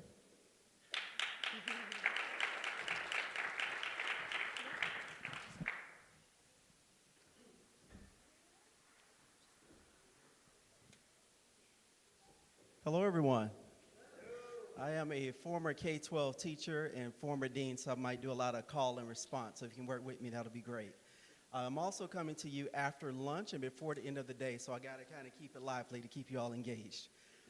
So my name is Dr. Tony Johnson. As I said, I've served as a dean, alternative education teacher, alternative high school principal in a former life, and I bring all of these to bear in the realm of education.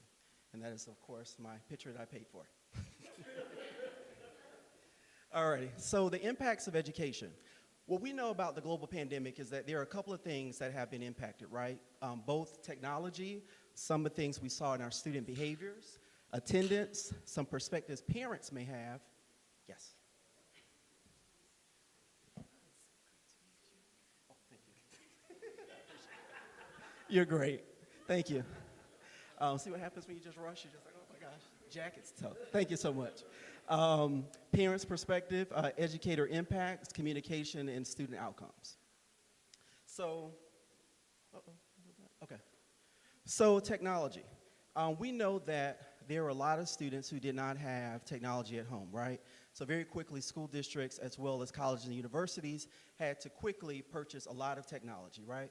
Both laptops, hotspots, and et cetera, to give students access to technology.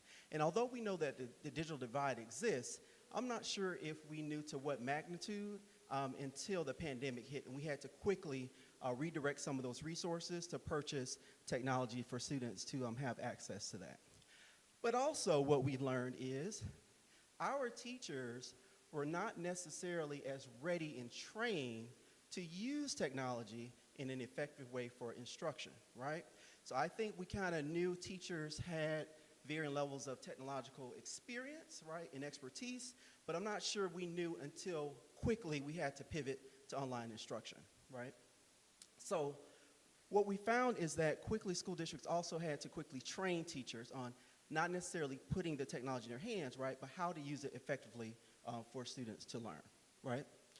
And then also, what we didn't know, I don't think, is that there's a steep learning curve with the way in which students are able to use technology, right? Because Facebook, Snapchat, Instagram, and all the other social media platforms is not productivity IT software, is it? Right? So a lot of the young people were very accustomed to using social media platforms, right? But when it comes time to use Microsoft Word, PowerPoint, Google Slides, et cetera, to turn in assignments, there was a very steep learning curve for a lot of students on the online platform, okay? Student behaviors. Educators report that student behaviors were more manageable in the virtual space than they were in person. Anybody want to say why they think that's the case? I told you wouldn't call a response. You didn't think I was going to do it, did you? So educators said, many of them, that on the online environment, student behaviors were more manageable than when they were in person. Not their physical? Well, that's true. Well, I don't know. I had to mediate one online. It was a really nasty chat.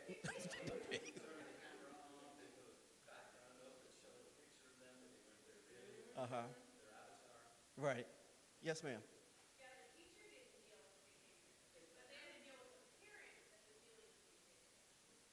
True. But also, what is the dynamic that happens in person, right? And when you think about a classroom, right, you might, as a little kid, I might go grab something off of your desk and go run around with it. So there's certain, behaviors that children do in person that you can't do that with a camera that's just kind of sitting in front of you. You know what I mean?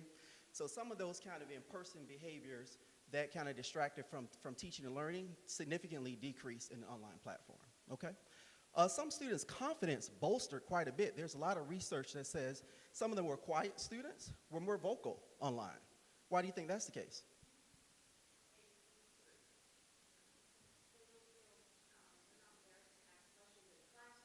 Right. Absolutely. Not embarrassed. Absolutely. Yes, ma'am. With the blue? Absolutely.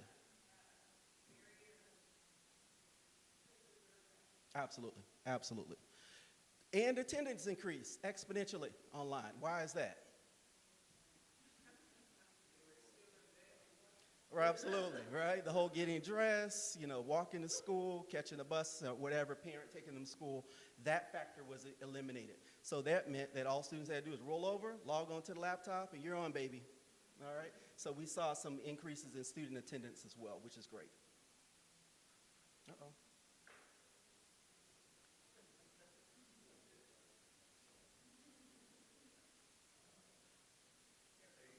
Oh, as soon as I look away, right?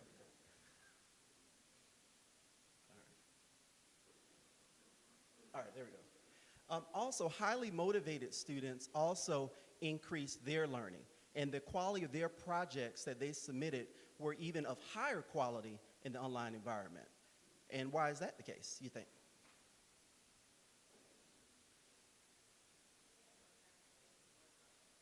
They have more time to think and work, and guess who else was home? They, absolutely. Absolutely. Absolutely. Absolutely, right? What did it say, mom and dad, first teacher of children, right? So mom and dad were home as well to provide support. Some community colleges and university faculty state that asynchronous instruction provided greater flexibility among students. So some folks were taking care of other family members, siblings, etc. They said that the online environment allowed them to complete some of their assignments in a way that allowed them to meet the deadlines in a way that's very different than in person, okay?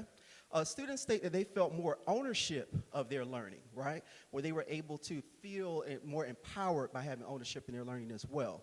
And then a summer learning loss or gain is attributed to schools providing personalized instruction in the access to educational resources that families and systems provide to children across the year and what is required to meet their unique personal learning style. So what we learned is that personalized instruction works, right? And to the extent that we've learned what that looks like online, that we need to replicate some of those same personalized learning experiences in person as well. There's not sufficient time and resources to plan for individualized student learning when it came to instruction, right? We just had to pivot really quickly, right? So whether you were an auditory learner or a kinesthetic or another type of learner, we didn't have the time to create lesson plans to meet that for you, right? But now that we're coming out of the pandemic, we need to be more thoughtful, right? And ensure that we create those experiences for students. Some community colleges and university faculty state that asynchronous instruction provided greater flexibility among students, and students became more self-directed and independent, and students feel more ownership, again, in their learning. All right?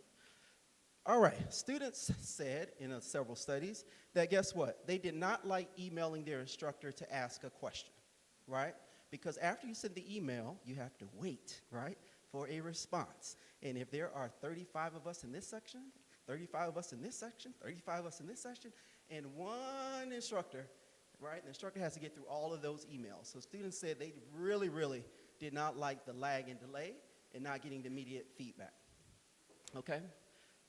The temporary elimination of standardized assessments is another thing. So what does standardized assessments do? Anybody? Call and response. You thought I was done. No, not yet. We're in this together, people. Standardized assessments. What does it do?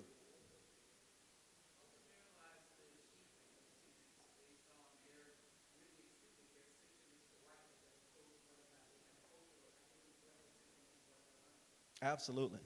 Absolutely. Say it again? Stresses you out. Absolutely, does that too. Anybody else?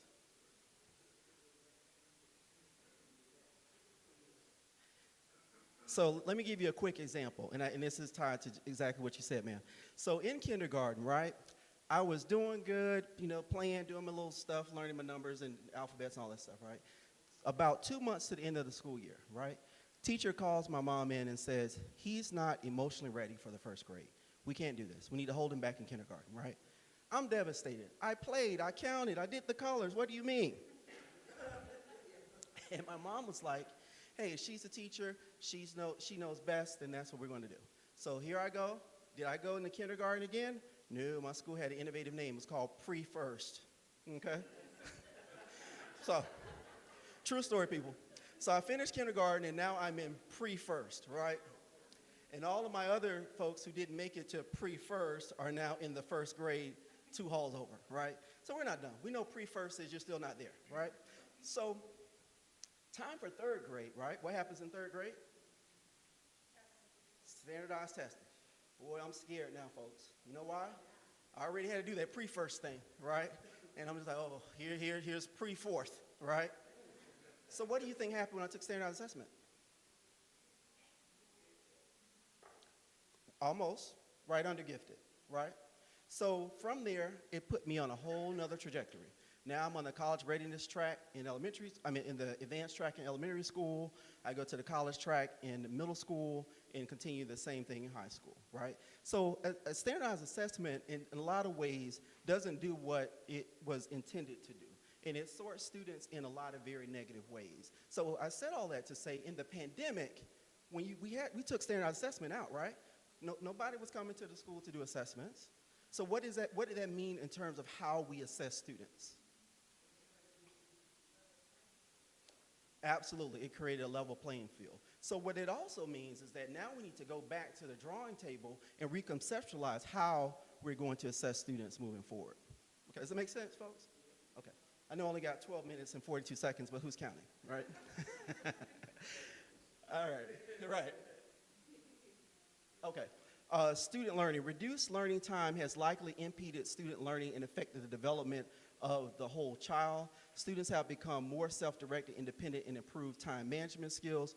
Research on chronic absenteeism and on remote learning reinforces the urgency of providing appropriate support to children who are least prepared, to those who are at risk of becoming disengaged and eventually dropping out. Okay, keep going. Instructors said, oh my gosh, we were able to collaborate more effectively online than we did in person. Why do you think that's the case? Less distractions. What happens in the class building? Your principal's coming, hey, new report, you need to do this. Students come and parents, and so you don't have a lot of those distractions. So teachers said the quality of their planning together was more collaborative and more substantive, okay, and online. Educators also said that they grew professionally more in the online environment than they felt they did in person as well because of that, right? Also, districts who went to a Monday through Thursday academic calendar and Friday was reserved for administrative said that they felt more productive, right? Because on Friday it was reserved for them to grade papers, to do assessments, and do more in-depth lesson planning. You all agree with that? All right. Parents said that although the pandemic is ending, we hope, I think, maybe, that there are some elements that happened during the pandemic that they want to continue. One of them is the hybrid schedules. Many parents throughout the country and the world are saying we don't want to go back to that Monday through Friday, 8 a.m. to 4:45 schedule. We want to see some semblance of hybrid. So a lot of school districts are getting that feedback. Also, parents said that they like to see later start times for schools and not the early 7:15, 7:30 crash and burn time as well, right? And parents say, hey, guess what, school districts? You figured out a way to purchase laptops and hotspots through the pandemic. Keep figuring it out, Okay, so a lot of parents are saying that the access to technology that the school districts provided, they need to continue to provide those and to ensure that their child can learn, okay? Parents also said, hey, I thought teachers had an all right job, but in this pandemic, I have a deeper appreciation for what they do. And I thought I had an appreciation for what they do, but now I see firsthand what they do, and I have a deeper appreciation for that. So you hear a lot of parents and the researchers saying that they have a deeper appreciation for what they see teachers do. Okay? Both instructors and parents report communication between them increased in a very positive way.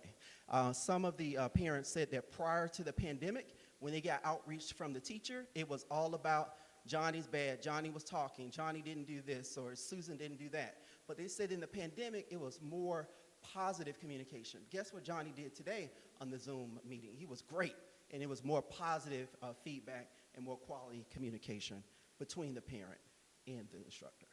Okay? All right, where do we go from here? All right, so we've learned that students need to feel more ownership and stay engaged, right? And how we do that is we do what? We give students more ownership of their learning, right? We also learned that grades, as traditionally used, miss the mark. And why do grades miss the mark, you think? Not all at one time. One more time? Right, doesn't measure what they know. Okay, good. Also, we should adopt standards-based grading practices instead of you did or you didn't do the necessary assignment, right? Secondary students were stressed out about school, right? And this is what a lot of the research shows, that a lot of secondary students were extremely stressed out. I know when I was in high school, I was stressed, I tell you. Between chemistry, biology, Cal 2, and I had a part-time job, it was tough, right? So what the research is saying that we're not too sure if high workloads in high schools is equating to better learning outcomes for students, right? And that we need to maybe look at more quality assignments, right, instead of more of it. You know what I mean? So lighten the workload, but make more substantive assignments for students, right? Don't know how healthcare ended up down there at the bottom, but pretend you all don't see that part, okay? All right, strategies. Redesign the education system to focus on nurturing the whole child, enable students to have access to the resources and conditions to learn and develop. And I'm speaking at another conference in Grapevine, Texas this summer, and that's one of the things I'm going to charge the administrators in the building to do is say, hey, we figured out where the resources were when we had to, didn't we? Quickly, right? That we have to always do that and look at innovative ways to use local and federal funding to support the whole child in a very meaningful way, okay? Learning has been disruptive. We must use diagnostic, formative, and summative assessments to create a plan to address learning loss. And we learned that educators over-directed learning and over-structured tasks. Do you agree with that? Yes? Yes? Okay. All right. So 5 quick things. Strong relationships are at the heart of learning. Blended, personalized, project-based learning is important. Problem solving and critical thinking matter. Wraparound services and laser focus on student well-being is important. And ongoing and quality feedback are also very important. Okay? Contingency planning. Also, what we can't do, right, is come out of the pandemic and believe that another pandemic may not happen in the world, right? Or a natural disaster or something else, right? And we need to plan for this stuff, right?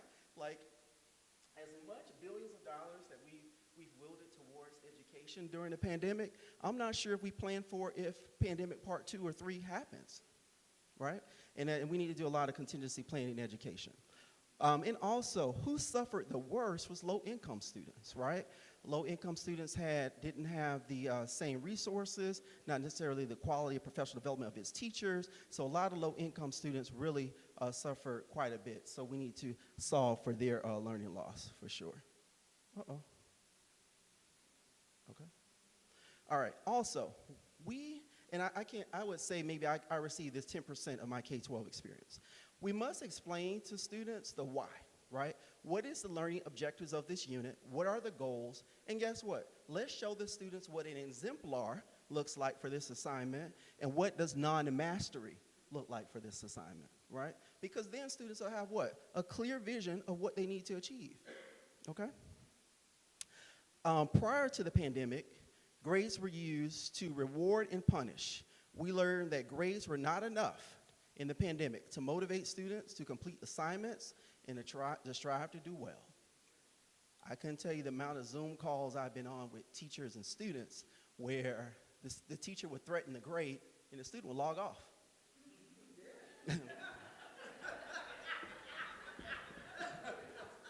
So one of the things that we need to do is know that grades in and of itself is not a threatening thing that would make a difference. Okay. Okay, also, students fail courses in virtual learning because of a lack of work completed, not because of non-mastery. One solution is to shift to competency and standards-based grading. Next, the pandemic taught us that attempting to teach, and we expected students to learn too much content in a short period of time, that we need to chunk these things in smaller chunks rather than the large instruction that we've been doing. And then rigor, we know that term very well, right? It's written in articles, we've been in professional developments with it, but rigor has been meant to mean a tremendous workload, really, if you really think about it, right? But it shouldn't be that. To the contrary, rigor really means the depth of higher order thinking skill, synthesis, analysis, right? That's truly what rigor is. It isn't having students do 5 hours of homework. That's not rigor, right? It's just a lot of homework. All right? All right, so this goes to my friend in the back with the black jacket on. She's in her phone now, but yeah, her, yeah. So we talked about grading, yes. So we talked about a different grading system. So one suggested grading system is that we grade students in domains. So one domain could be academic grade or mastery learning, domain 2 could be work habits, domain 3 can be participation, and domain 4 is attendance. And not that each of these domains are graded equally, have equal weights. So they definitely should have different weights there, for sure. All right, quick strategies, I'll skip over this for effective strategies for the instructor. Here are some wonderful references. And for my friend in the back with the blue jacket on who was taking pictures, there's your QR code, my friend. So you can get the whole PowerPoint. All right, we have 2 minutes and 39 seconds for questions. Yes.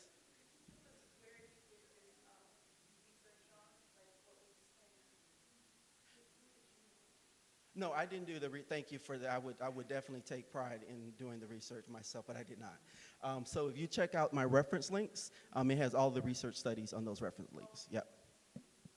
Yes, sir. You mentioned how all of the positive things that came out of the pandemic and online learning and e-learning tools for the most part. And yet, the studies that I've read show that broadly, the learning went down across the country. I know in Utah that 50% was, it had dropped by 50% in terms of learning. Right. Simply because the kids got Zoom fatigue. Sure.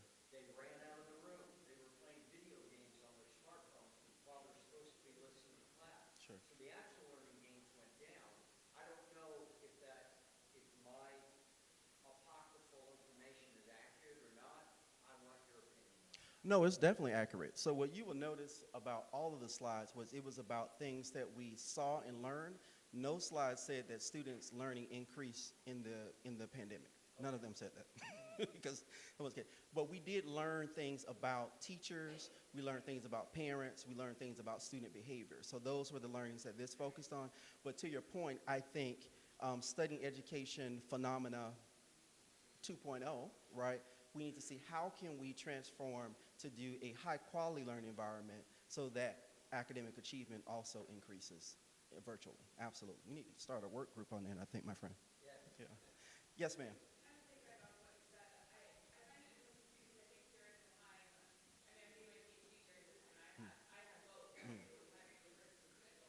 Sure.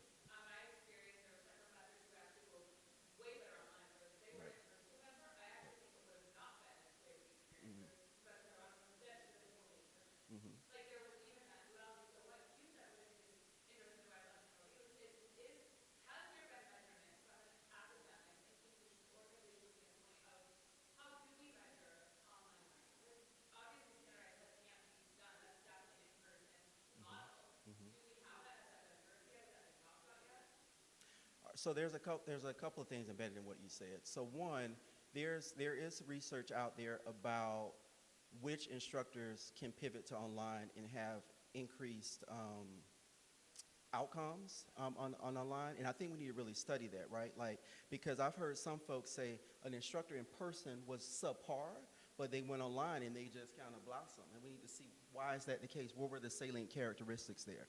And there is some standardized assessments, but it's very expensive because it requires a one-on-one virtual proctor to do it online, and I think a lot of school districts haven't figured out how to do it in a cost-effective way right now. But I definitely know that that's a conversation through the country that folks are trying to figure out because so much uncertainty in the world happens, so we need to kind of nail that down quickly. Yes. Yes. Yes.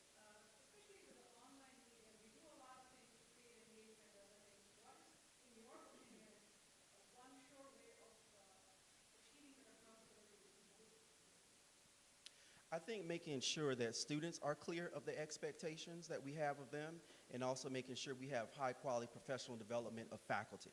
I think those two are critical to high level quality online experiences, for sure. And I don't think we always do that well, because I was talking to a large school district, and all of their professional development is done via Zoom. Like, there's no learning modules that instructors go do in like an LMS system and that kind of thing. And I was really surprised because I think there takes a lot of different ways to ensure that instructors' crafts continue to improve. Yeah. So my time is at 0, and the host is smiling at me. Thank you all so very much. I appreciate it.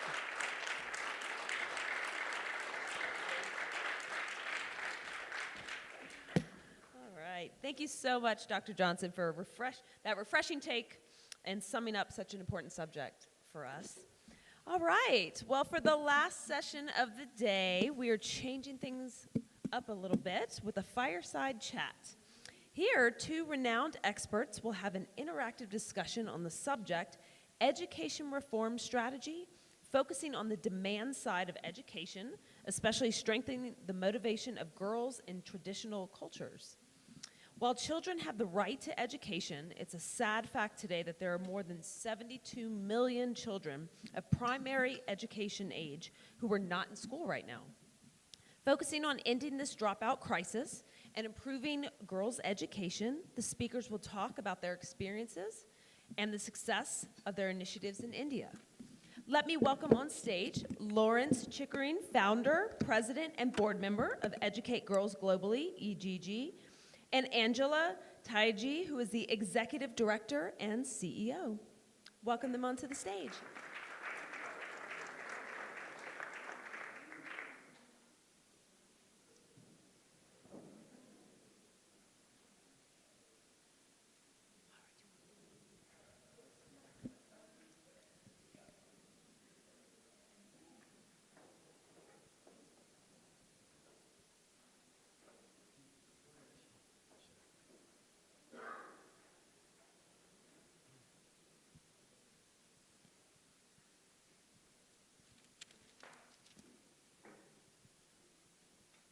I got into this because I was running an international economic policy institute, which I founded, which argued with a series of papers that educating girls was the most powerful investment that people could make to promote development in the poorest countries. And so I started this program I had hoped to work in Pakistan, but 9/11 cut off Pakistan as a place we could work, and I think that I, therefore, am one of the few beneficiaries of 9/11 anywhere, because we went next door to India, where I think the environment was much more hospitable to what we were trying to do. The great problem that we are trying to address, I think, is what the international organizations devoted to universal education are calling a crisis in learning, that there are literally hundreds of millions of kids, many of them in school, who aren't learning anything at all. And it's a crisis because the organizations that have spent billions trying to uncover and solve this problem clearly don't know what to do about it.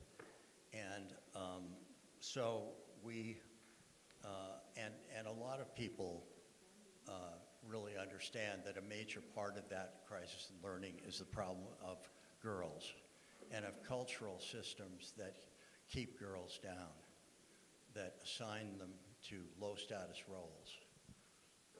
These are girls who grow up afraid to speak up in front of boys, feel no confidence in their ability to work in the world, and are systematically demotivated from trying in school because being assigned to low status roles that have education has no relevance to them in a way.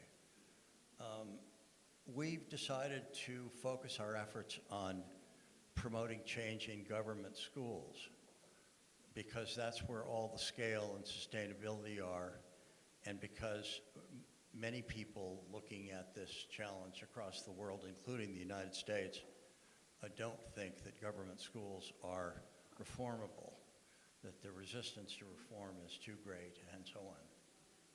But we have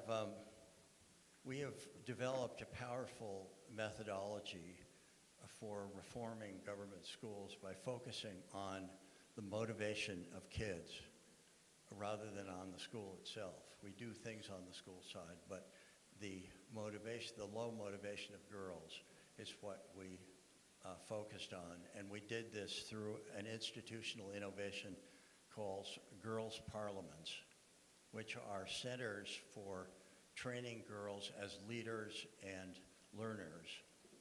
And we separate them from boys for 2 years, encouraging them to take roles as leaders of the community, of the schools, of our program. They do everything in our program.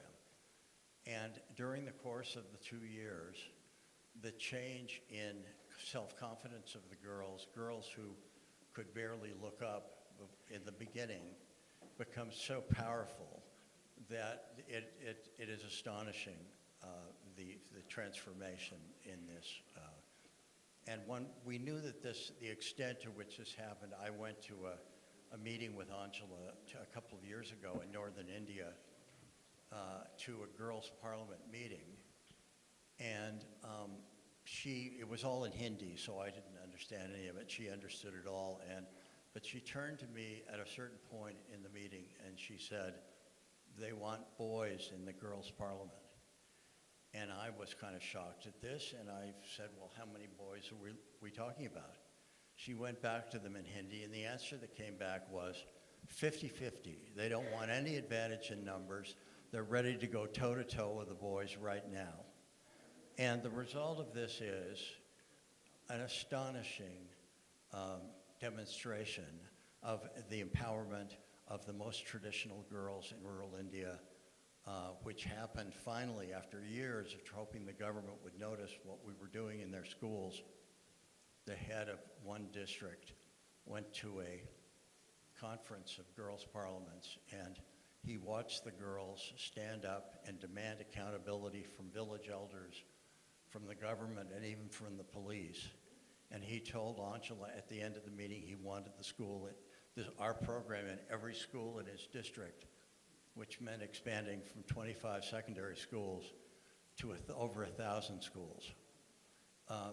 We've ended up focusing on secondary schools because the girls are older, the impacts are greater, and limits of budget and capacity also dictated that. But we faced two challenges in this. One was the traditional culture, which we thought that we had solved. The other was the culture of government schools, which in many places is very resistant to reform.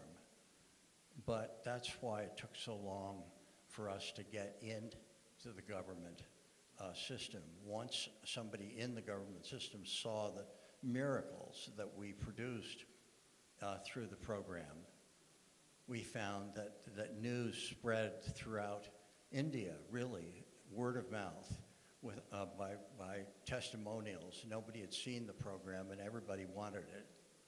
And so we really knew that we were on our way. From the beginning, we had always wanted to transfer our program, our model, to the government, because the scale of this could only achieve what we thought was possible if the government itself started doing it. And Angela, 3 years ago in 2018, in this one district in northern India, we signed an agreement to develop a program, transferring the program and training government teachers to implement the program. And they started, not only were they able to do it, but the teachers turned around and became teachers of other teachers. So what started in 25 schools, these government teachers went out for 7,500 kids, expanded to 80 schools, serving 40,000 kids. And we had to stop then because COVID intervened. But we're right now organizing for these same teachers to go out into all the other districts in this state and train teachers to carry our program into nearly 2,000 secondary schools, serving 1 million children in this small state of Uttarakhand. We're getting requests from the program, however, from all over India. So the scale and potential of this is really extraordinary. The last thing I'm going to say about it is Angela's the person who has done all of this. And she's going to really explain how it works and why we were even able to do a 2-year program on health to see if we could change the behaviors and habits of traditional people around behaviors important to health, like hand washing. And after 2 years, with the girls taking the leadership role in this again, the hand washing increased from like between 0 and 10% to more than 60% in 62% of the schools. But 2% of the schools had more than 90% hand washing. And we didn't have the budget to go find out what they did specially, but we knew the secrets were there to make them all 90% schools. I'm going to now turn it over. Angela, I've been working on this for 20 years. When I started, she spoke almost no English. She had never been on an airplane. She'd never been outside India or anything. And now she speaks better English than I do. And she's extraordinary in so many ways I couldn't even tell you.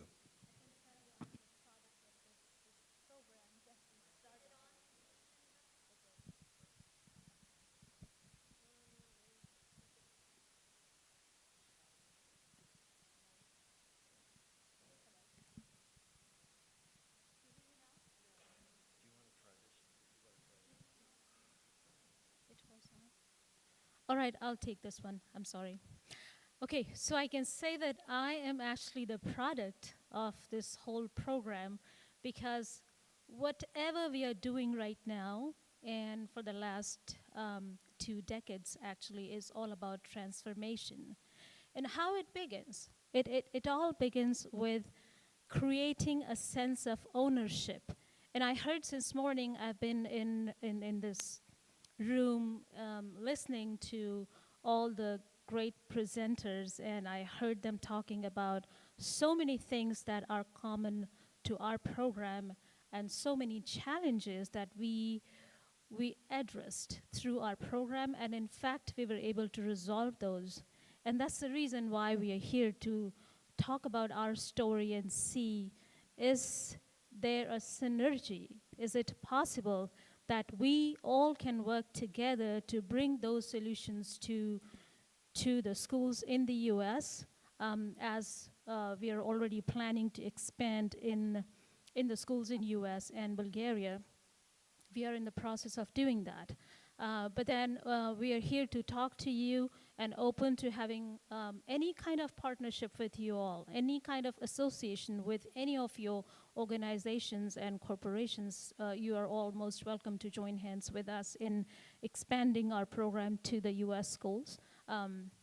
So I was talking about ownership. I heard one of the presenters talking about identity crisis in the students. Yes, it is. It is there because the challenge here is that how do they identify themselves? Do they look inside themselves, or they are comparing themselves to someone else outside? Are they comparing themselves to Jeff Bezos or the billionaire the Facebook billionaire, or someone else, or a great player, or a great artist? Who are they trying to compare themselves with? So, and I'll tell you why I'm bringing these all things up, because we offer solution to all these problems. We have multiple challenges in the schools in US as well. I visited almost 40, 50 schools just to try and see, can we resolve some of these problems through our program? I saw problems with discipline. I saw problems with students being disillusioned, students not knowing what exactly they want to do, what they want to be. All of this ultimately is because there is no sense of self-realization. Not at all. Are we teaching that? Are we telling them to, come on, go inside yourself and start thinking what you are, who you are, what's your environment, and what you could be with your own resources? Because we don't really come back and look at our own resources. We don't try to find out what do we have and what can we make best use of with this. What we struggle with is we try to keep looking outside and we try to see, hey, someone needs to come here and give me a solution to this problem. Otherwise, it's impossible to resolve it. But believe me, there is no problem that cannot be resolved.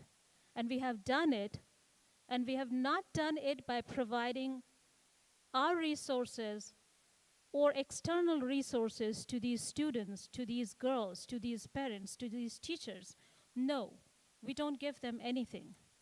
It's just the confidence.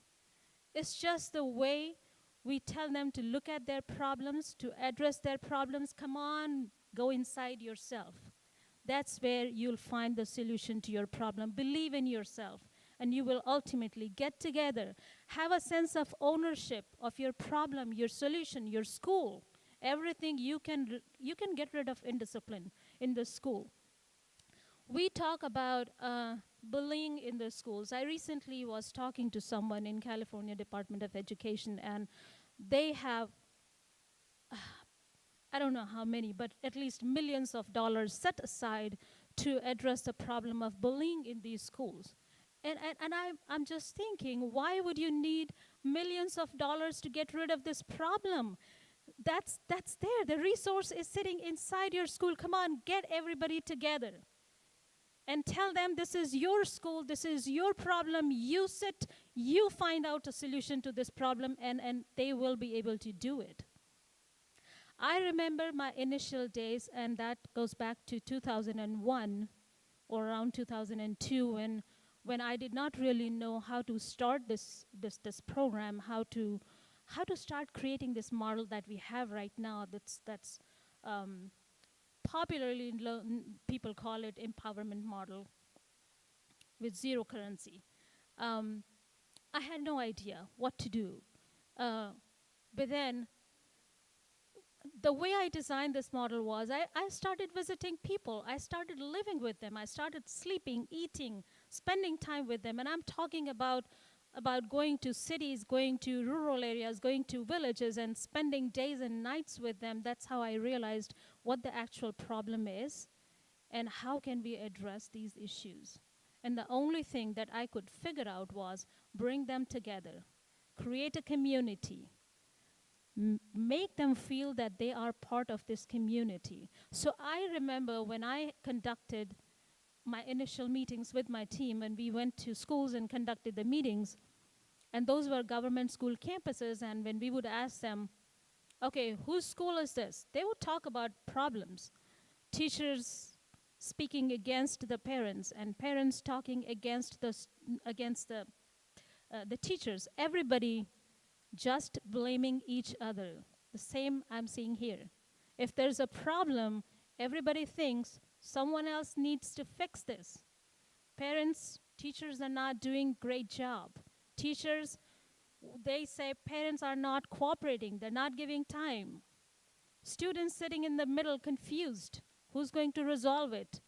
Can we do it? No, no, no, no, no, we can't do it. We are part of the problem, but we cannot become part of the solution. This is what is happening all over. So when I did my initial meetings with my team and we started doing all of that, I would ask a question. All right, whose school is this? And the answer that I would get was, this is a government school. So now we had a challenge. All right, if this is not your school, obviously, why would you even think about it? One of the presenter gave a very good example here.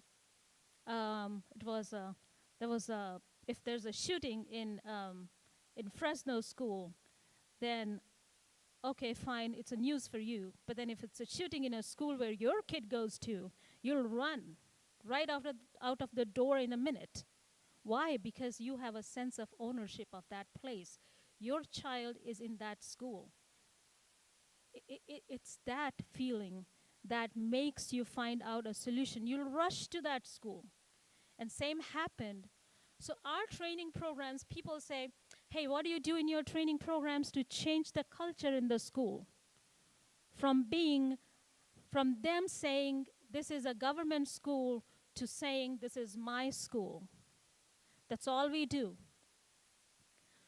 In our meetings, sometimes people say, what happens in your trainings? How do you train your trainers? It's just one thing, and then they have the freedom to do it. What we tell them, go first. Ask them, whose school is this? If even a single person sitting in that room or place says, this is government school, then you failed. Come back. Go back again and do it again until the time everybody says, this is my school. That's it. You have trained everyone. I don't think, having worked in thousands of schools, and I'm talking literally about thousands of schools and millions of children that we have had in our journey so far, there wasn't even a single time when somebody would stand up, when everyone in the meeting room would say, or the training would say, yes, this is my school, this is our school, and then after that, we never would go back to the school to make them find out solutions for this problem, because they would then start working on the problems and the solutions. So this is basically what we actually do. I think we can open up, because this is a fireside chat session, and I don't know how many minutes we have. So I can open up the platform for your questions. If you see any integration between what we do, and if there's anything that we can bring, you think we can discuss here in this room to find out a solution to some of the problems that U.S. schools are facing, we would be really happy to address those. Okay, Laurie wants to say something. While you're thinking about your questions, I just wanted to say one thing, that we have put this program in thousands of schools in India over a 15-year period, serving hundreds of thousands of children, and we have never experienced serious conflict or opposition in a single school in all that time.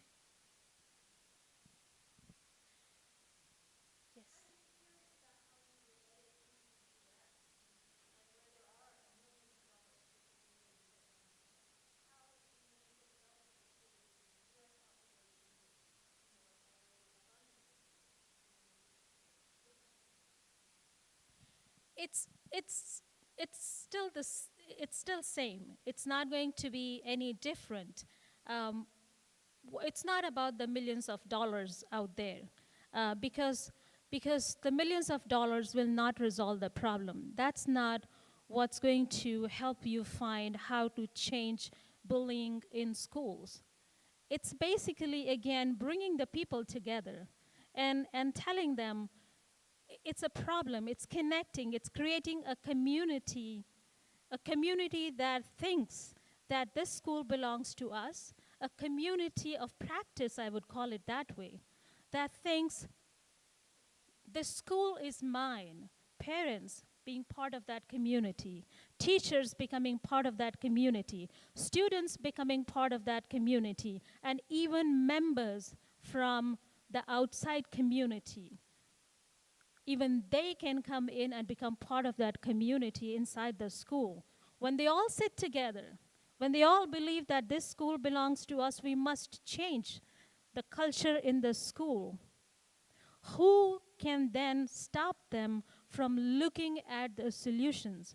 Who can stop them from looking at their own resources inside the school? Bullying is not something, it's not something that's coming from somewhere outside. It is basically inside the kids. It's something, it could be a dissatisfaction. It could be a learning of these kids that they are bringing from somewhere else, from media, from exposure to multiple technical platforms, or it could be a group that they have been interacting with. It could be their family surroundings. It could be their environment, personal or social, that they're bringing it to their schools. And how do you treat that? It's not a medical problem. It's not something that you can. I mean, I've noticed that everybody talks about bullying in U.S. schools, teachers, parents, everybody. Why are they so scared of sitting together and start to looking into it and trying to find out a solution? Even kids can do that. Let me give you an example of India, how we did that. It's a very common problem. It's not just about U.S. schools. It happens in India as well. Of course, shooting won't happen, but there are multiple forms of bullying. So girls, Lori just talked about a structure that we have created. It's called Girls' Parliaments. It's a structure where girls get to lead.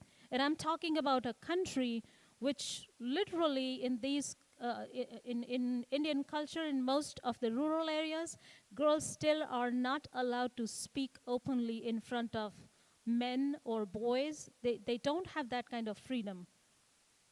Don't look at me and think that every girl in India, born and raised in India, would be like me. No, there's huge divide. There are many who are even kind of smarter and who enjoy the freedom of doing what they want to do.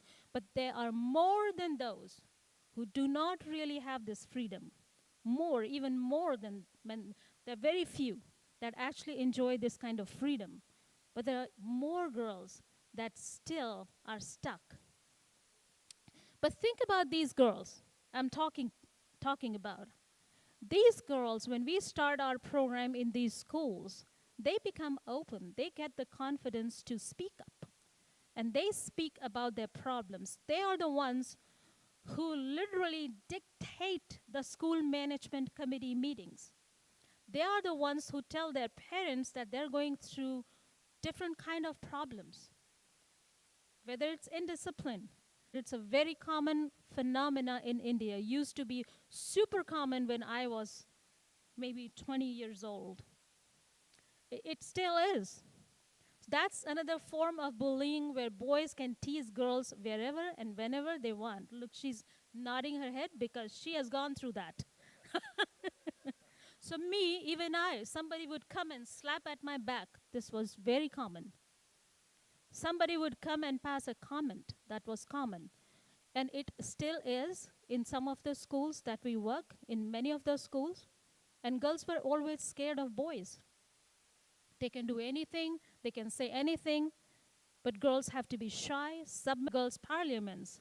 The good thing that happened, not only these girls, but even boys decided to follow them. So I'm saying these are girls' parliaments, but these are structures led by girls, followed by boys, because even boys decided to become part of the girls' parliaments. We still call them girls' parliaments. But you cannot imagine a situation in India where girls are leading. The group is named after girls, but boys say, okay, we have no problem getting into these groups and helping the girls or following the girls lead the groups. So why I stressed so much on this, we can create similar structures. I'm not saying we name it the same. We can have whatever name it could be. We can have boys and girls together. But why can't we put the boys and girls together in US schools and sit with them and tell them, look, this is the problem in the schools. Not every child is bullying. Not every boy or a girl is a bully in the school. It may be 1, 2, 3, 4, that's it. But there are hundreds studying in that school. Why can't we all get together? This will solve the problem. And this is what we want to try.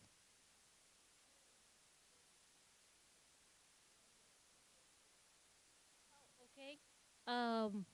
Well, unfortunately, and we can blame pandemic for this. That's an excuse. We shouldn't, but we don't have any cards. So what I could do is, well, our organization's name is Educate Girls Globally. And our website is educategirls.org. You can find all information about us on that. So it's just simple, educategirls.org. You can get in touch with us. Do we have any other? Oh, we are out of time? So sorry. All right. So, but thank you so much. Thank you so very much for listening to us. And if you want to get in touch with us, please do so. Lori has to say something. Well, we would like to have all of your contact information too, because we would like to be in touch with you. And as we approach the time when we want to come to the United States and show this can happen in the inner cities here, we would like to have you as a sort of core initial group of people interested in what we're doing and how it, which seems strange and so on, but how it can really magically empower people, even the most difficult people in this country.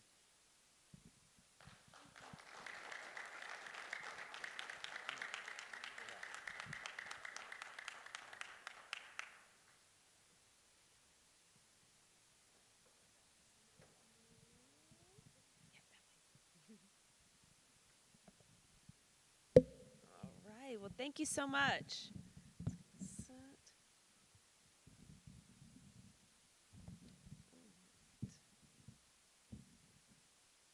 All right. Now it's time for the recognition program.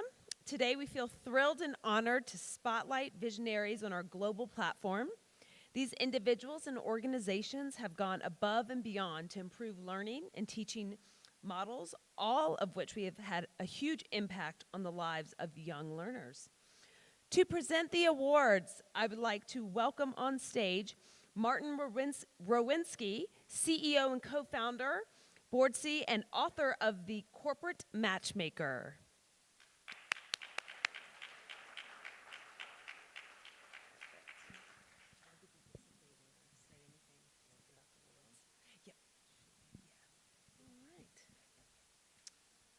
So the first award will be to Amy Erickson for Outstanding Leadership.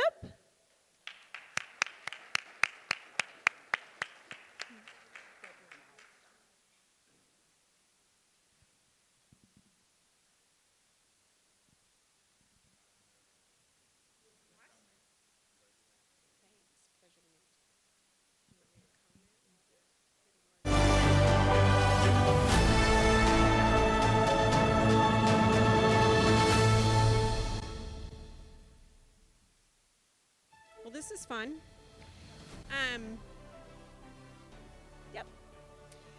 I'm Amy Erickson. My pronouns are she, her, hers, and I lead a school in the great state of Minnesota in the capital city of St. Paul, overlooking the Capitol.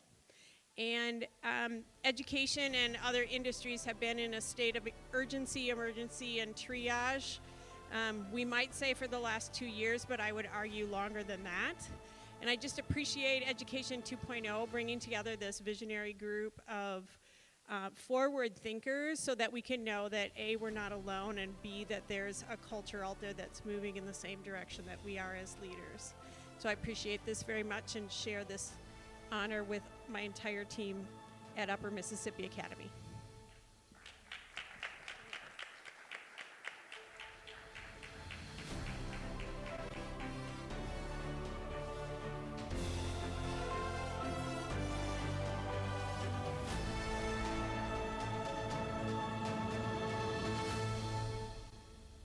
And next we have Alfred Sheen for Outstanding Leadership.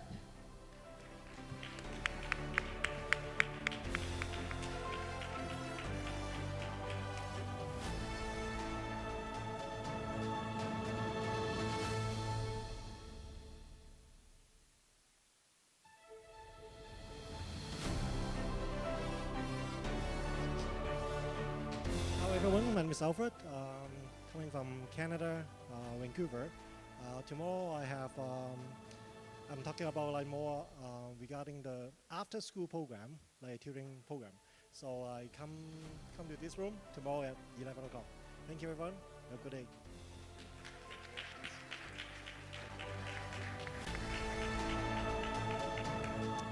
Next we have Tara Gay for Outstanding Leadership.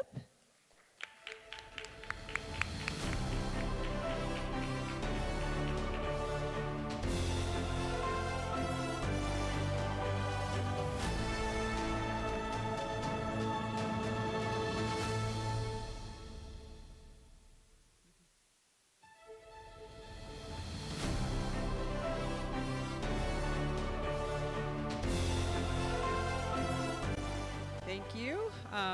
Good afternoon, everyone. My name is Tara Gay, and I am currently a Director of Culture and Equity. And so I'd just like to encourage you all as educators to go back into the spaces and with your colleagues, ask the question, not if racism and bias is existing where we are, but how is it existing, and what is our responsibility to remove it. And then I challenge you to ask your students to imagine a world that racism and bias does not exist, and ask them how did they get there, who are the people in the space with them, and stop asking them to seek out a seat at the table, but to actually remove the table from the room so there's only standing space for them to stand in their power. And I'd just like to acknowledge that today we made history with the first Black woman who became a Supreme Court justice. She did so not by magic, but because she refused to disappear. And so I do encourage you all to think about that, because what she experienced is much of what we ask our children to continue to go through in education, that a group of people far less qualified than them gets to determine whether or not they get to use the education that they have actually earned. And so let's shift that. Thank you.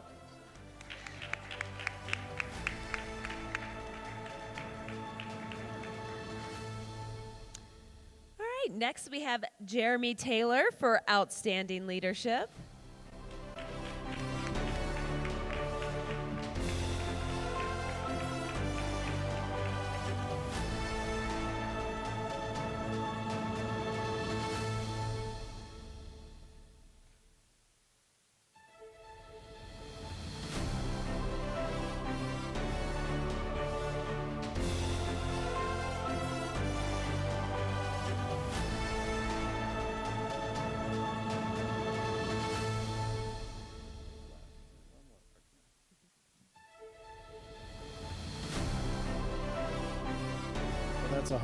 That's a hard one to follow there.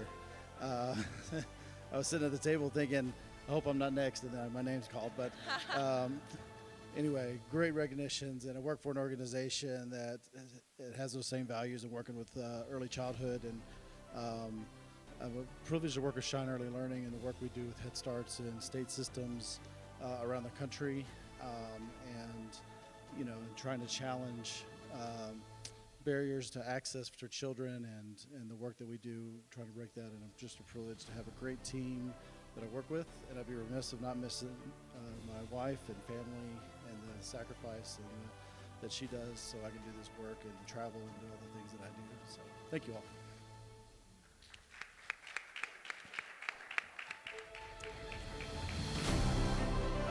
And the award for best companies to Pepperdine Graziadio Business School and the representative Michael Weaver.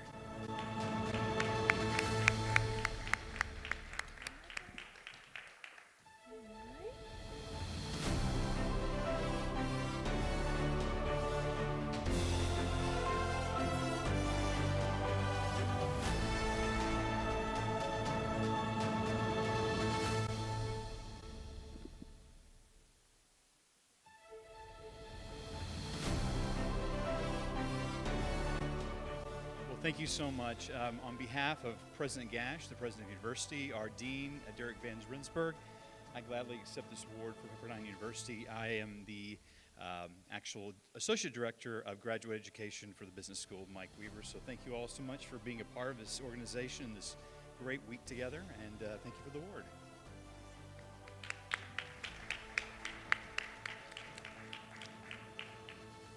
Next, we have LaShonda Bracey for Outstanding Leadership.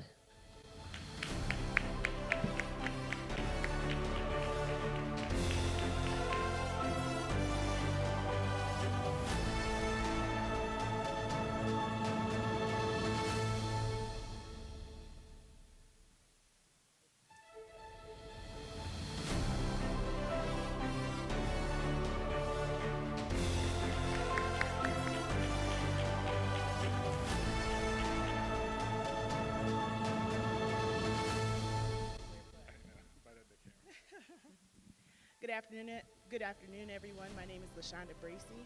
I am the owner of HealthWorks, which is an IT training and course development company. So I look forward to helping any of you with any of your training or course development needs. Thank you, Education 2.0, for this awesome award.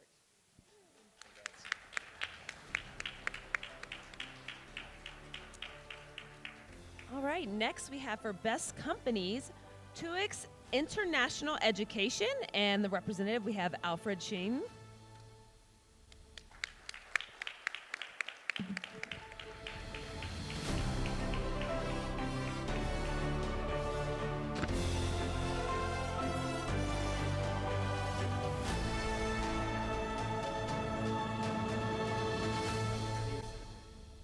All right, thank you, Education 2.0. Thank you, my team. We are only a 4-year-old startup. Thank you for everyone to support. And besides a certified B Corp, something I'm very excited because 2 days ago when I just starting the first day in Vegas, I received an email to confirm that my company, TUIX International Education, is now joining the United Nations Global Impact Network. So very excellent thing. So I just want to share with everyone. Thank you, everyone.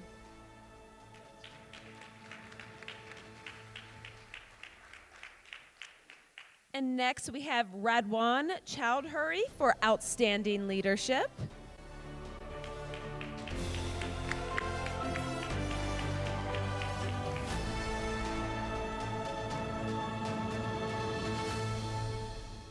And we have Joe Drews for Outstanding Leadership.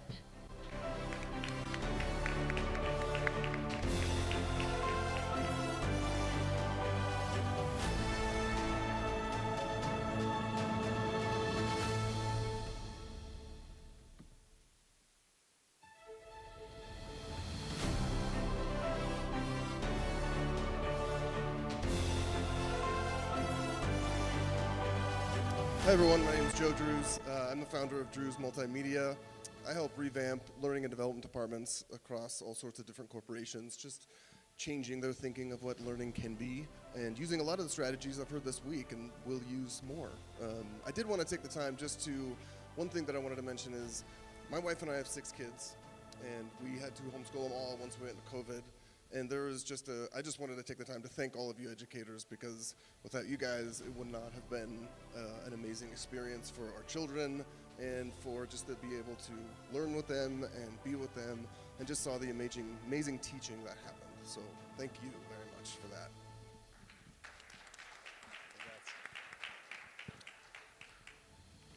And next, we have Talita Ferreira for Outstanding Leadership.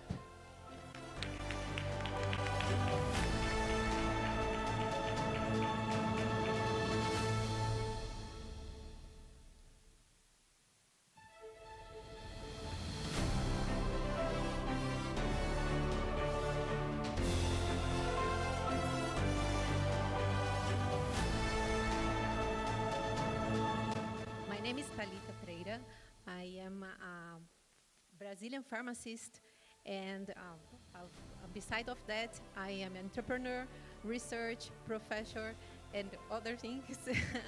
And I am very happy to be here with impression people, and I learn a lot with you. And I would like to thank you very much for this opportunity to be here and to understand more how to use knowledge. I believe knowledge is the powder to transform lives, and it is what I do in my company, Legis Consulting. Thank you very much for this work. Thank you very much for my husband to be with me in this journal.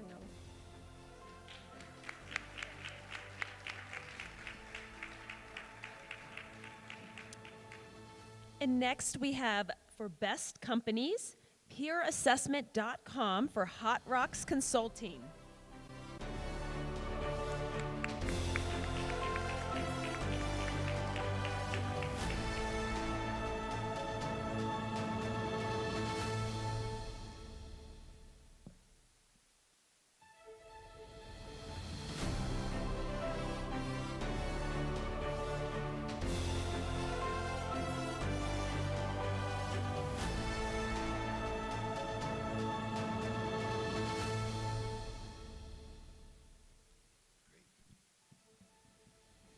Thank you all very much. This is exciting. I am a professor emeritus from Boise State University. Spent about 30 years of my life standing up in front of students, and I'm now unchoked. So thank you. But I wanted to say a couple things about my company, because the wonderful thing about retirement is that you suddenly get a chance to reboot and try things. And as I was teaching, I tried a lot of things, threw a lot of things out, and I kind of wound up with just kind of basically 3 ideas of what makes a class. The first one is that the first is working on real projects. You know, that's where the motivation comes, that's where the drive for the students, that's where the challenge comes from. Second is working in teams. And getting them on teams is where they have to work with diverse perspectives, and they get a lot of feedback back and forth, working through that. And then the third one is being able to get iterative feedback. And somehow we've got to get the feedback in order to learn from your behaviors, adjust your behaviors, etc., and become stronger at what you're doing. So we've got all that going, and it was great to come to this conference and hear a lot of talk about working on real projects and working in teams, a lot of respect for that. The last one I've heard very little about, which is getting the real iterative feedback. And so my reboot and my kind of, when I retired, my reboot was to look at how can we make feedback a lot easier for those working in teams, make it easier for the instructors, etc.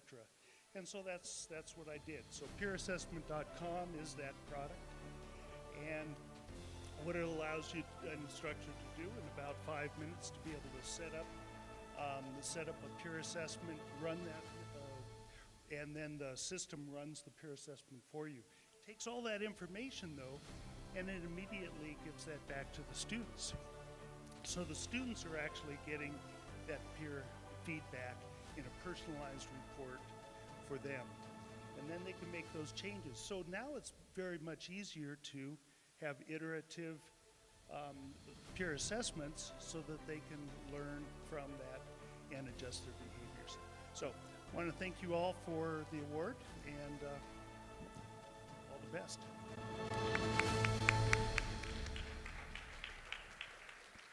And next we have Dr. Rob Anson for Outstanding Leadership.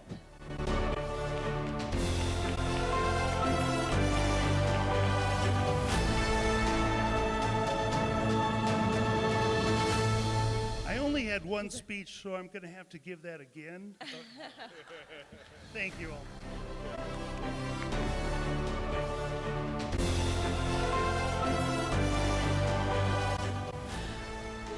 And next we have Sean Wilson for Outstanding Leadership.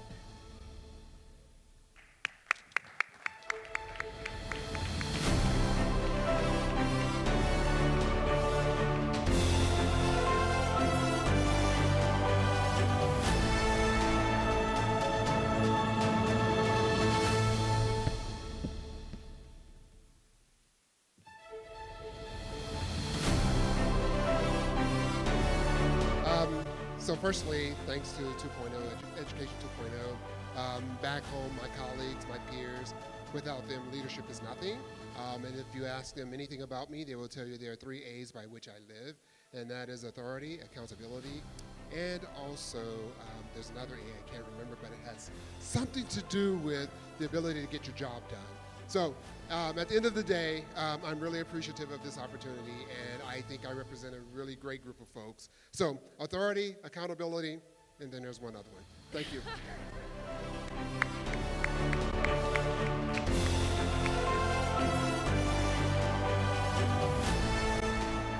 All right, now for best companies, we have Educate Girls Globally, and we have Angela Taiji and Lawrence Chickering.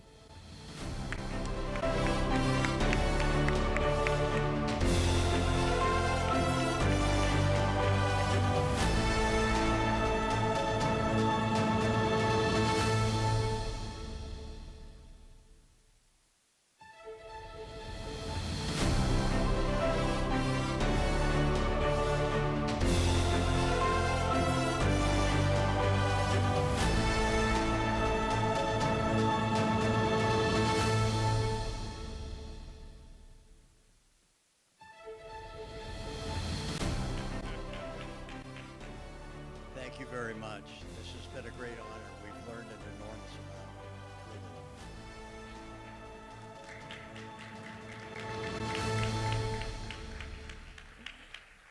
And now we have Linda Bradford for Outstanding Leadership.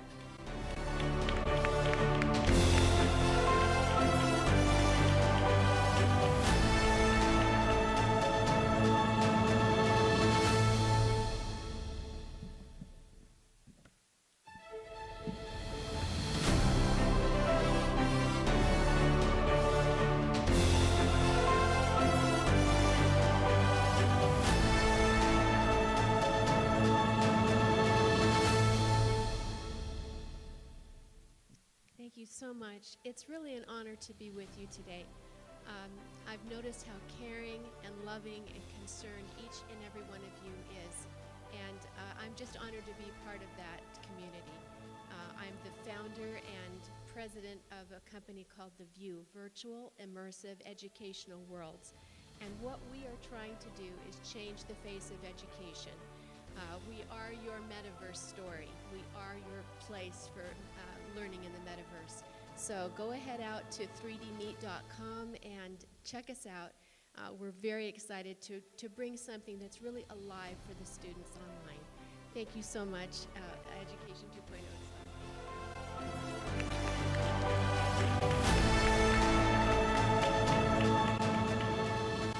Now, last but not least, we have Parker Lynch for Outstanding Leadership.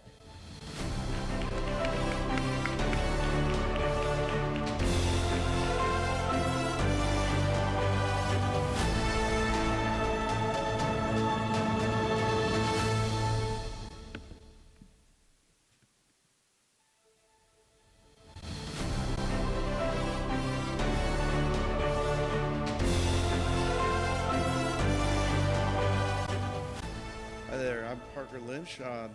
I'm the CEO of Hedgehog Health. Thanks so much to Education 2.0. It's been a pleasure. I'm also really interested in getting, Hoglets, which is my invention, the first ever fidget computer mouse, in the hands of as many unique learners as possible. So if your school or you know someone who has a school who might be interested, I'd be pleased to chat about that. So thanks so much. Appreciate it.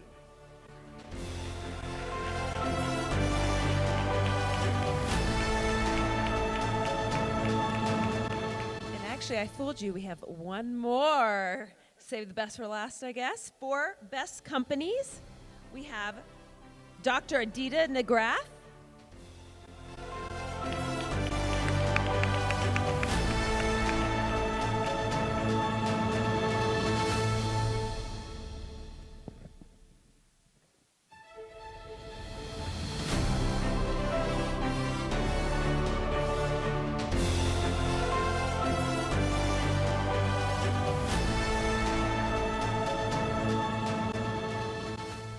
Dr. Aditya Nagrath, PhD. I'm the founder of Elephant Learning Math Academy. We started this company 5 years ago with a mission to empower children with mathematics. On average, children in our system learn 1.5 years of mathematics over the course of 10 weeks when they use it just 30 minutes per week. We teach via gamification. We cover from counting through algebra. I want to thank Education 2.0 for the honor. I want to thank the team over at Elephant Learning for helping make this possible, Max and Alvaro. And I want to thank my wife for being there every step of the way, and my son Elliot, who we created this program for. He's 5 years old.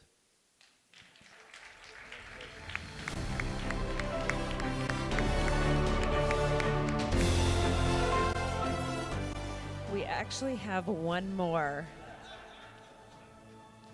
We're getting that right now. But before we get to that, I'm going to let everybody know, please, right after this, we're going to head on over to the food and exhibition hall. They have drinks over there, so if everyone can go over there, we can meet up there, an opportunity to meet other people as well and swap business cards with potential partners and mentors. And thank you for joining me again. I'm like, I can't believe this is the end of day 2 already. So we have one more day tomorrow. That will be a fun day. You're stuck with me again if you're back here. And once again, my name's Kelly. I've seen a couple new faces in here, and now I'm getting to know everybody a little bit better. And we've definitely had a great 2 days so far.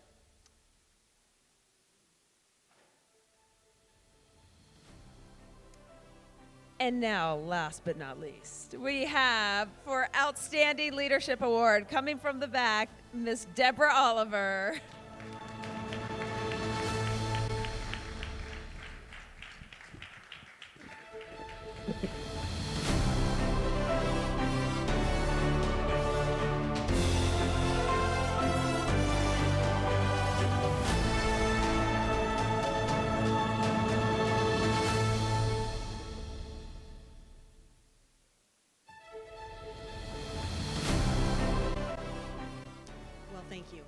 Thank you, Education 2.0, for this honor. I have enjoyed all of you. This is such a wonderful opportunity for all of us. It's such an honor to be here with my esteemed colleagues. I'm Dr. Deb Oliver. I am the CEO of 3 Pillars of Leadership, and we do mindful leadership coaching, development, workshops. But we really look at the mindful side of leadership, and I just want to remind you all, as educational leaders, take care of you and those that are taking care of our students. Enjoy the rest of the day.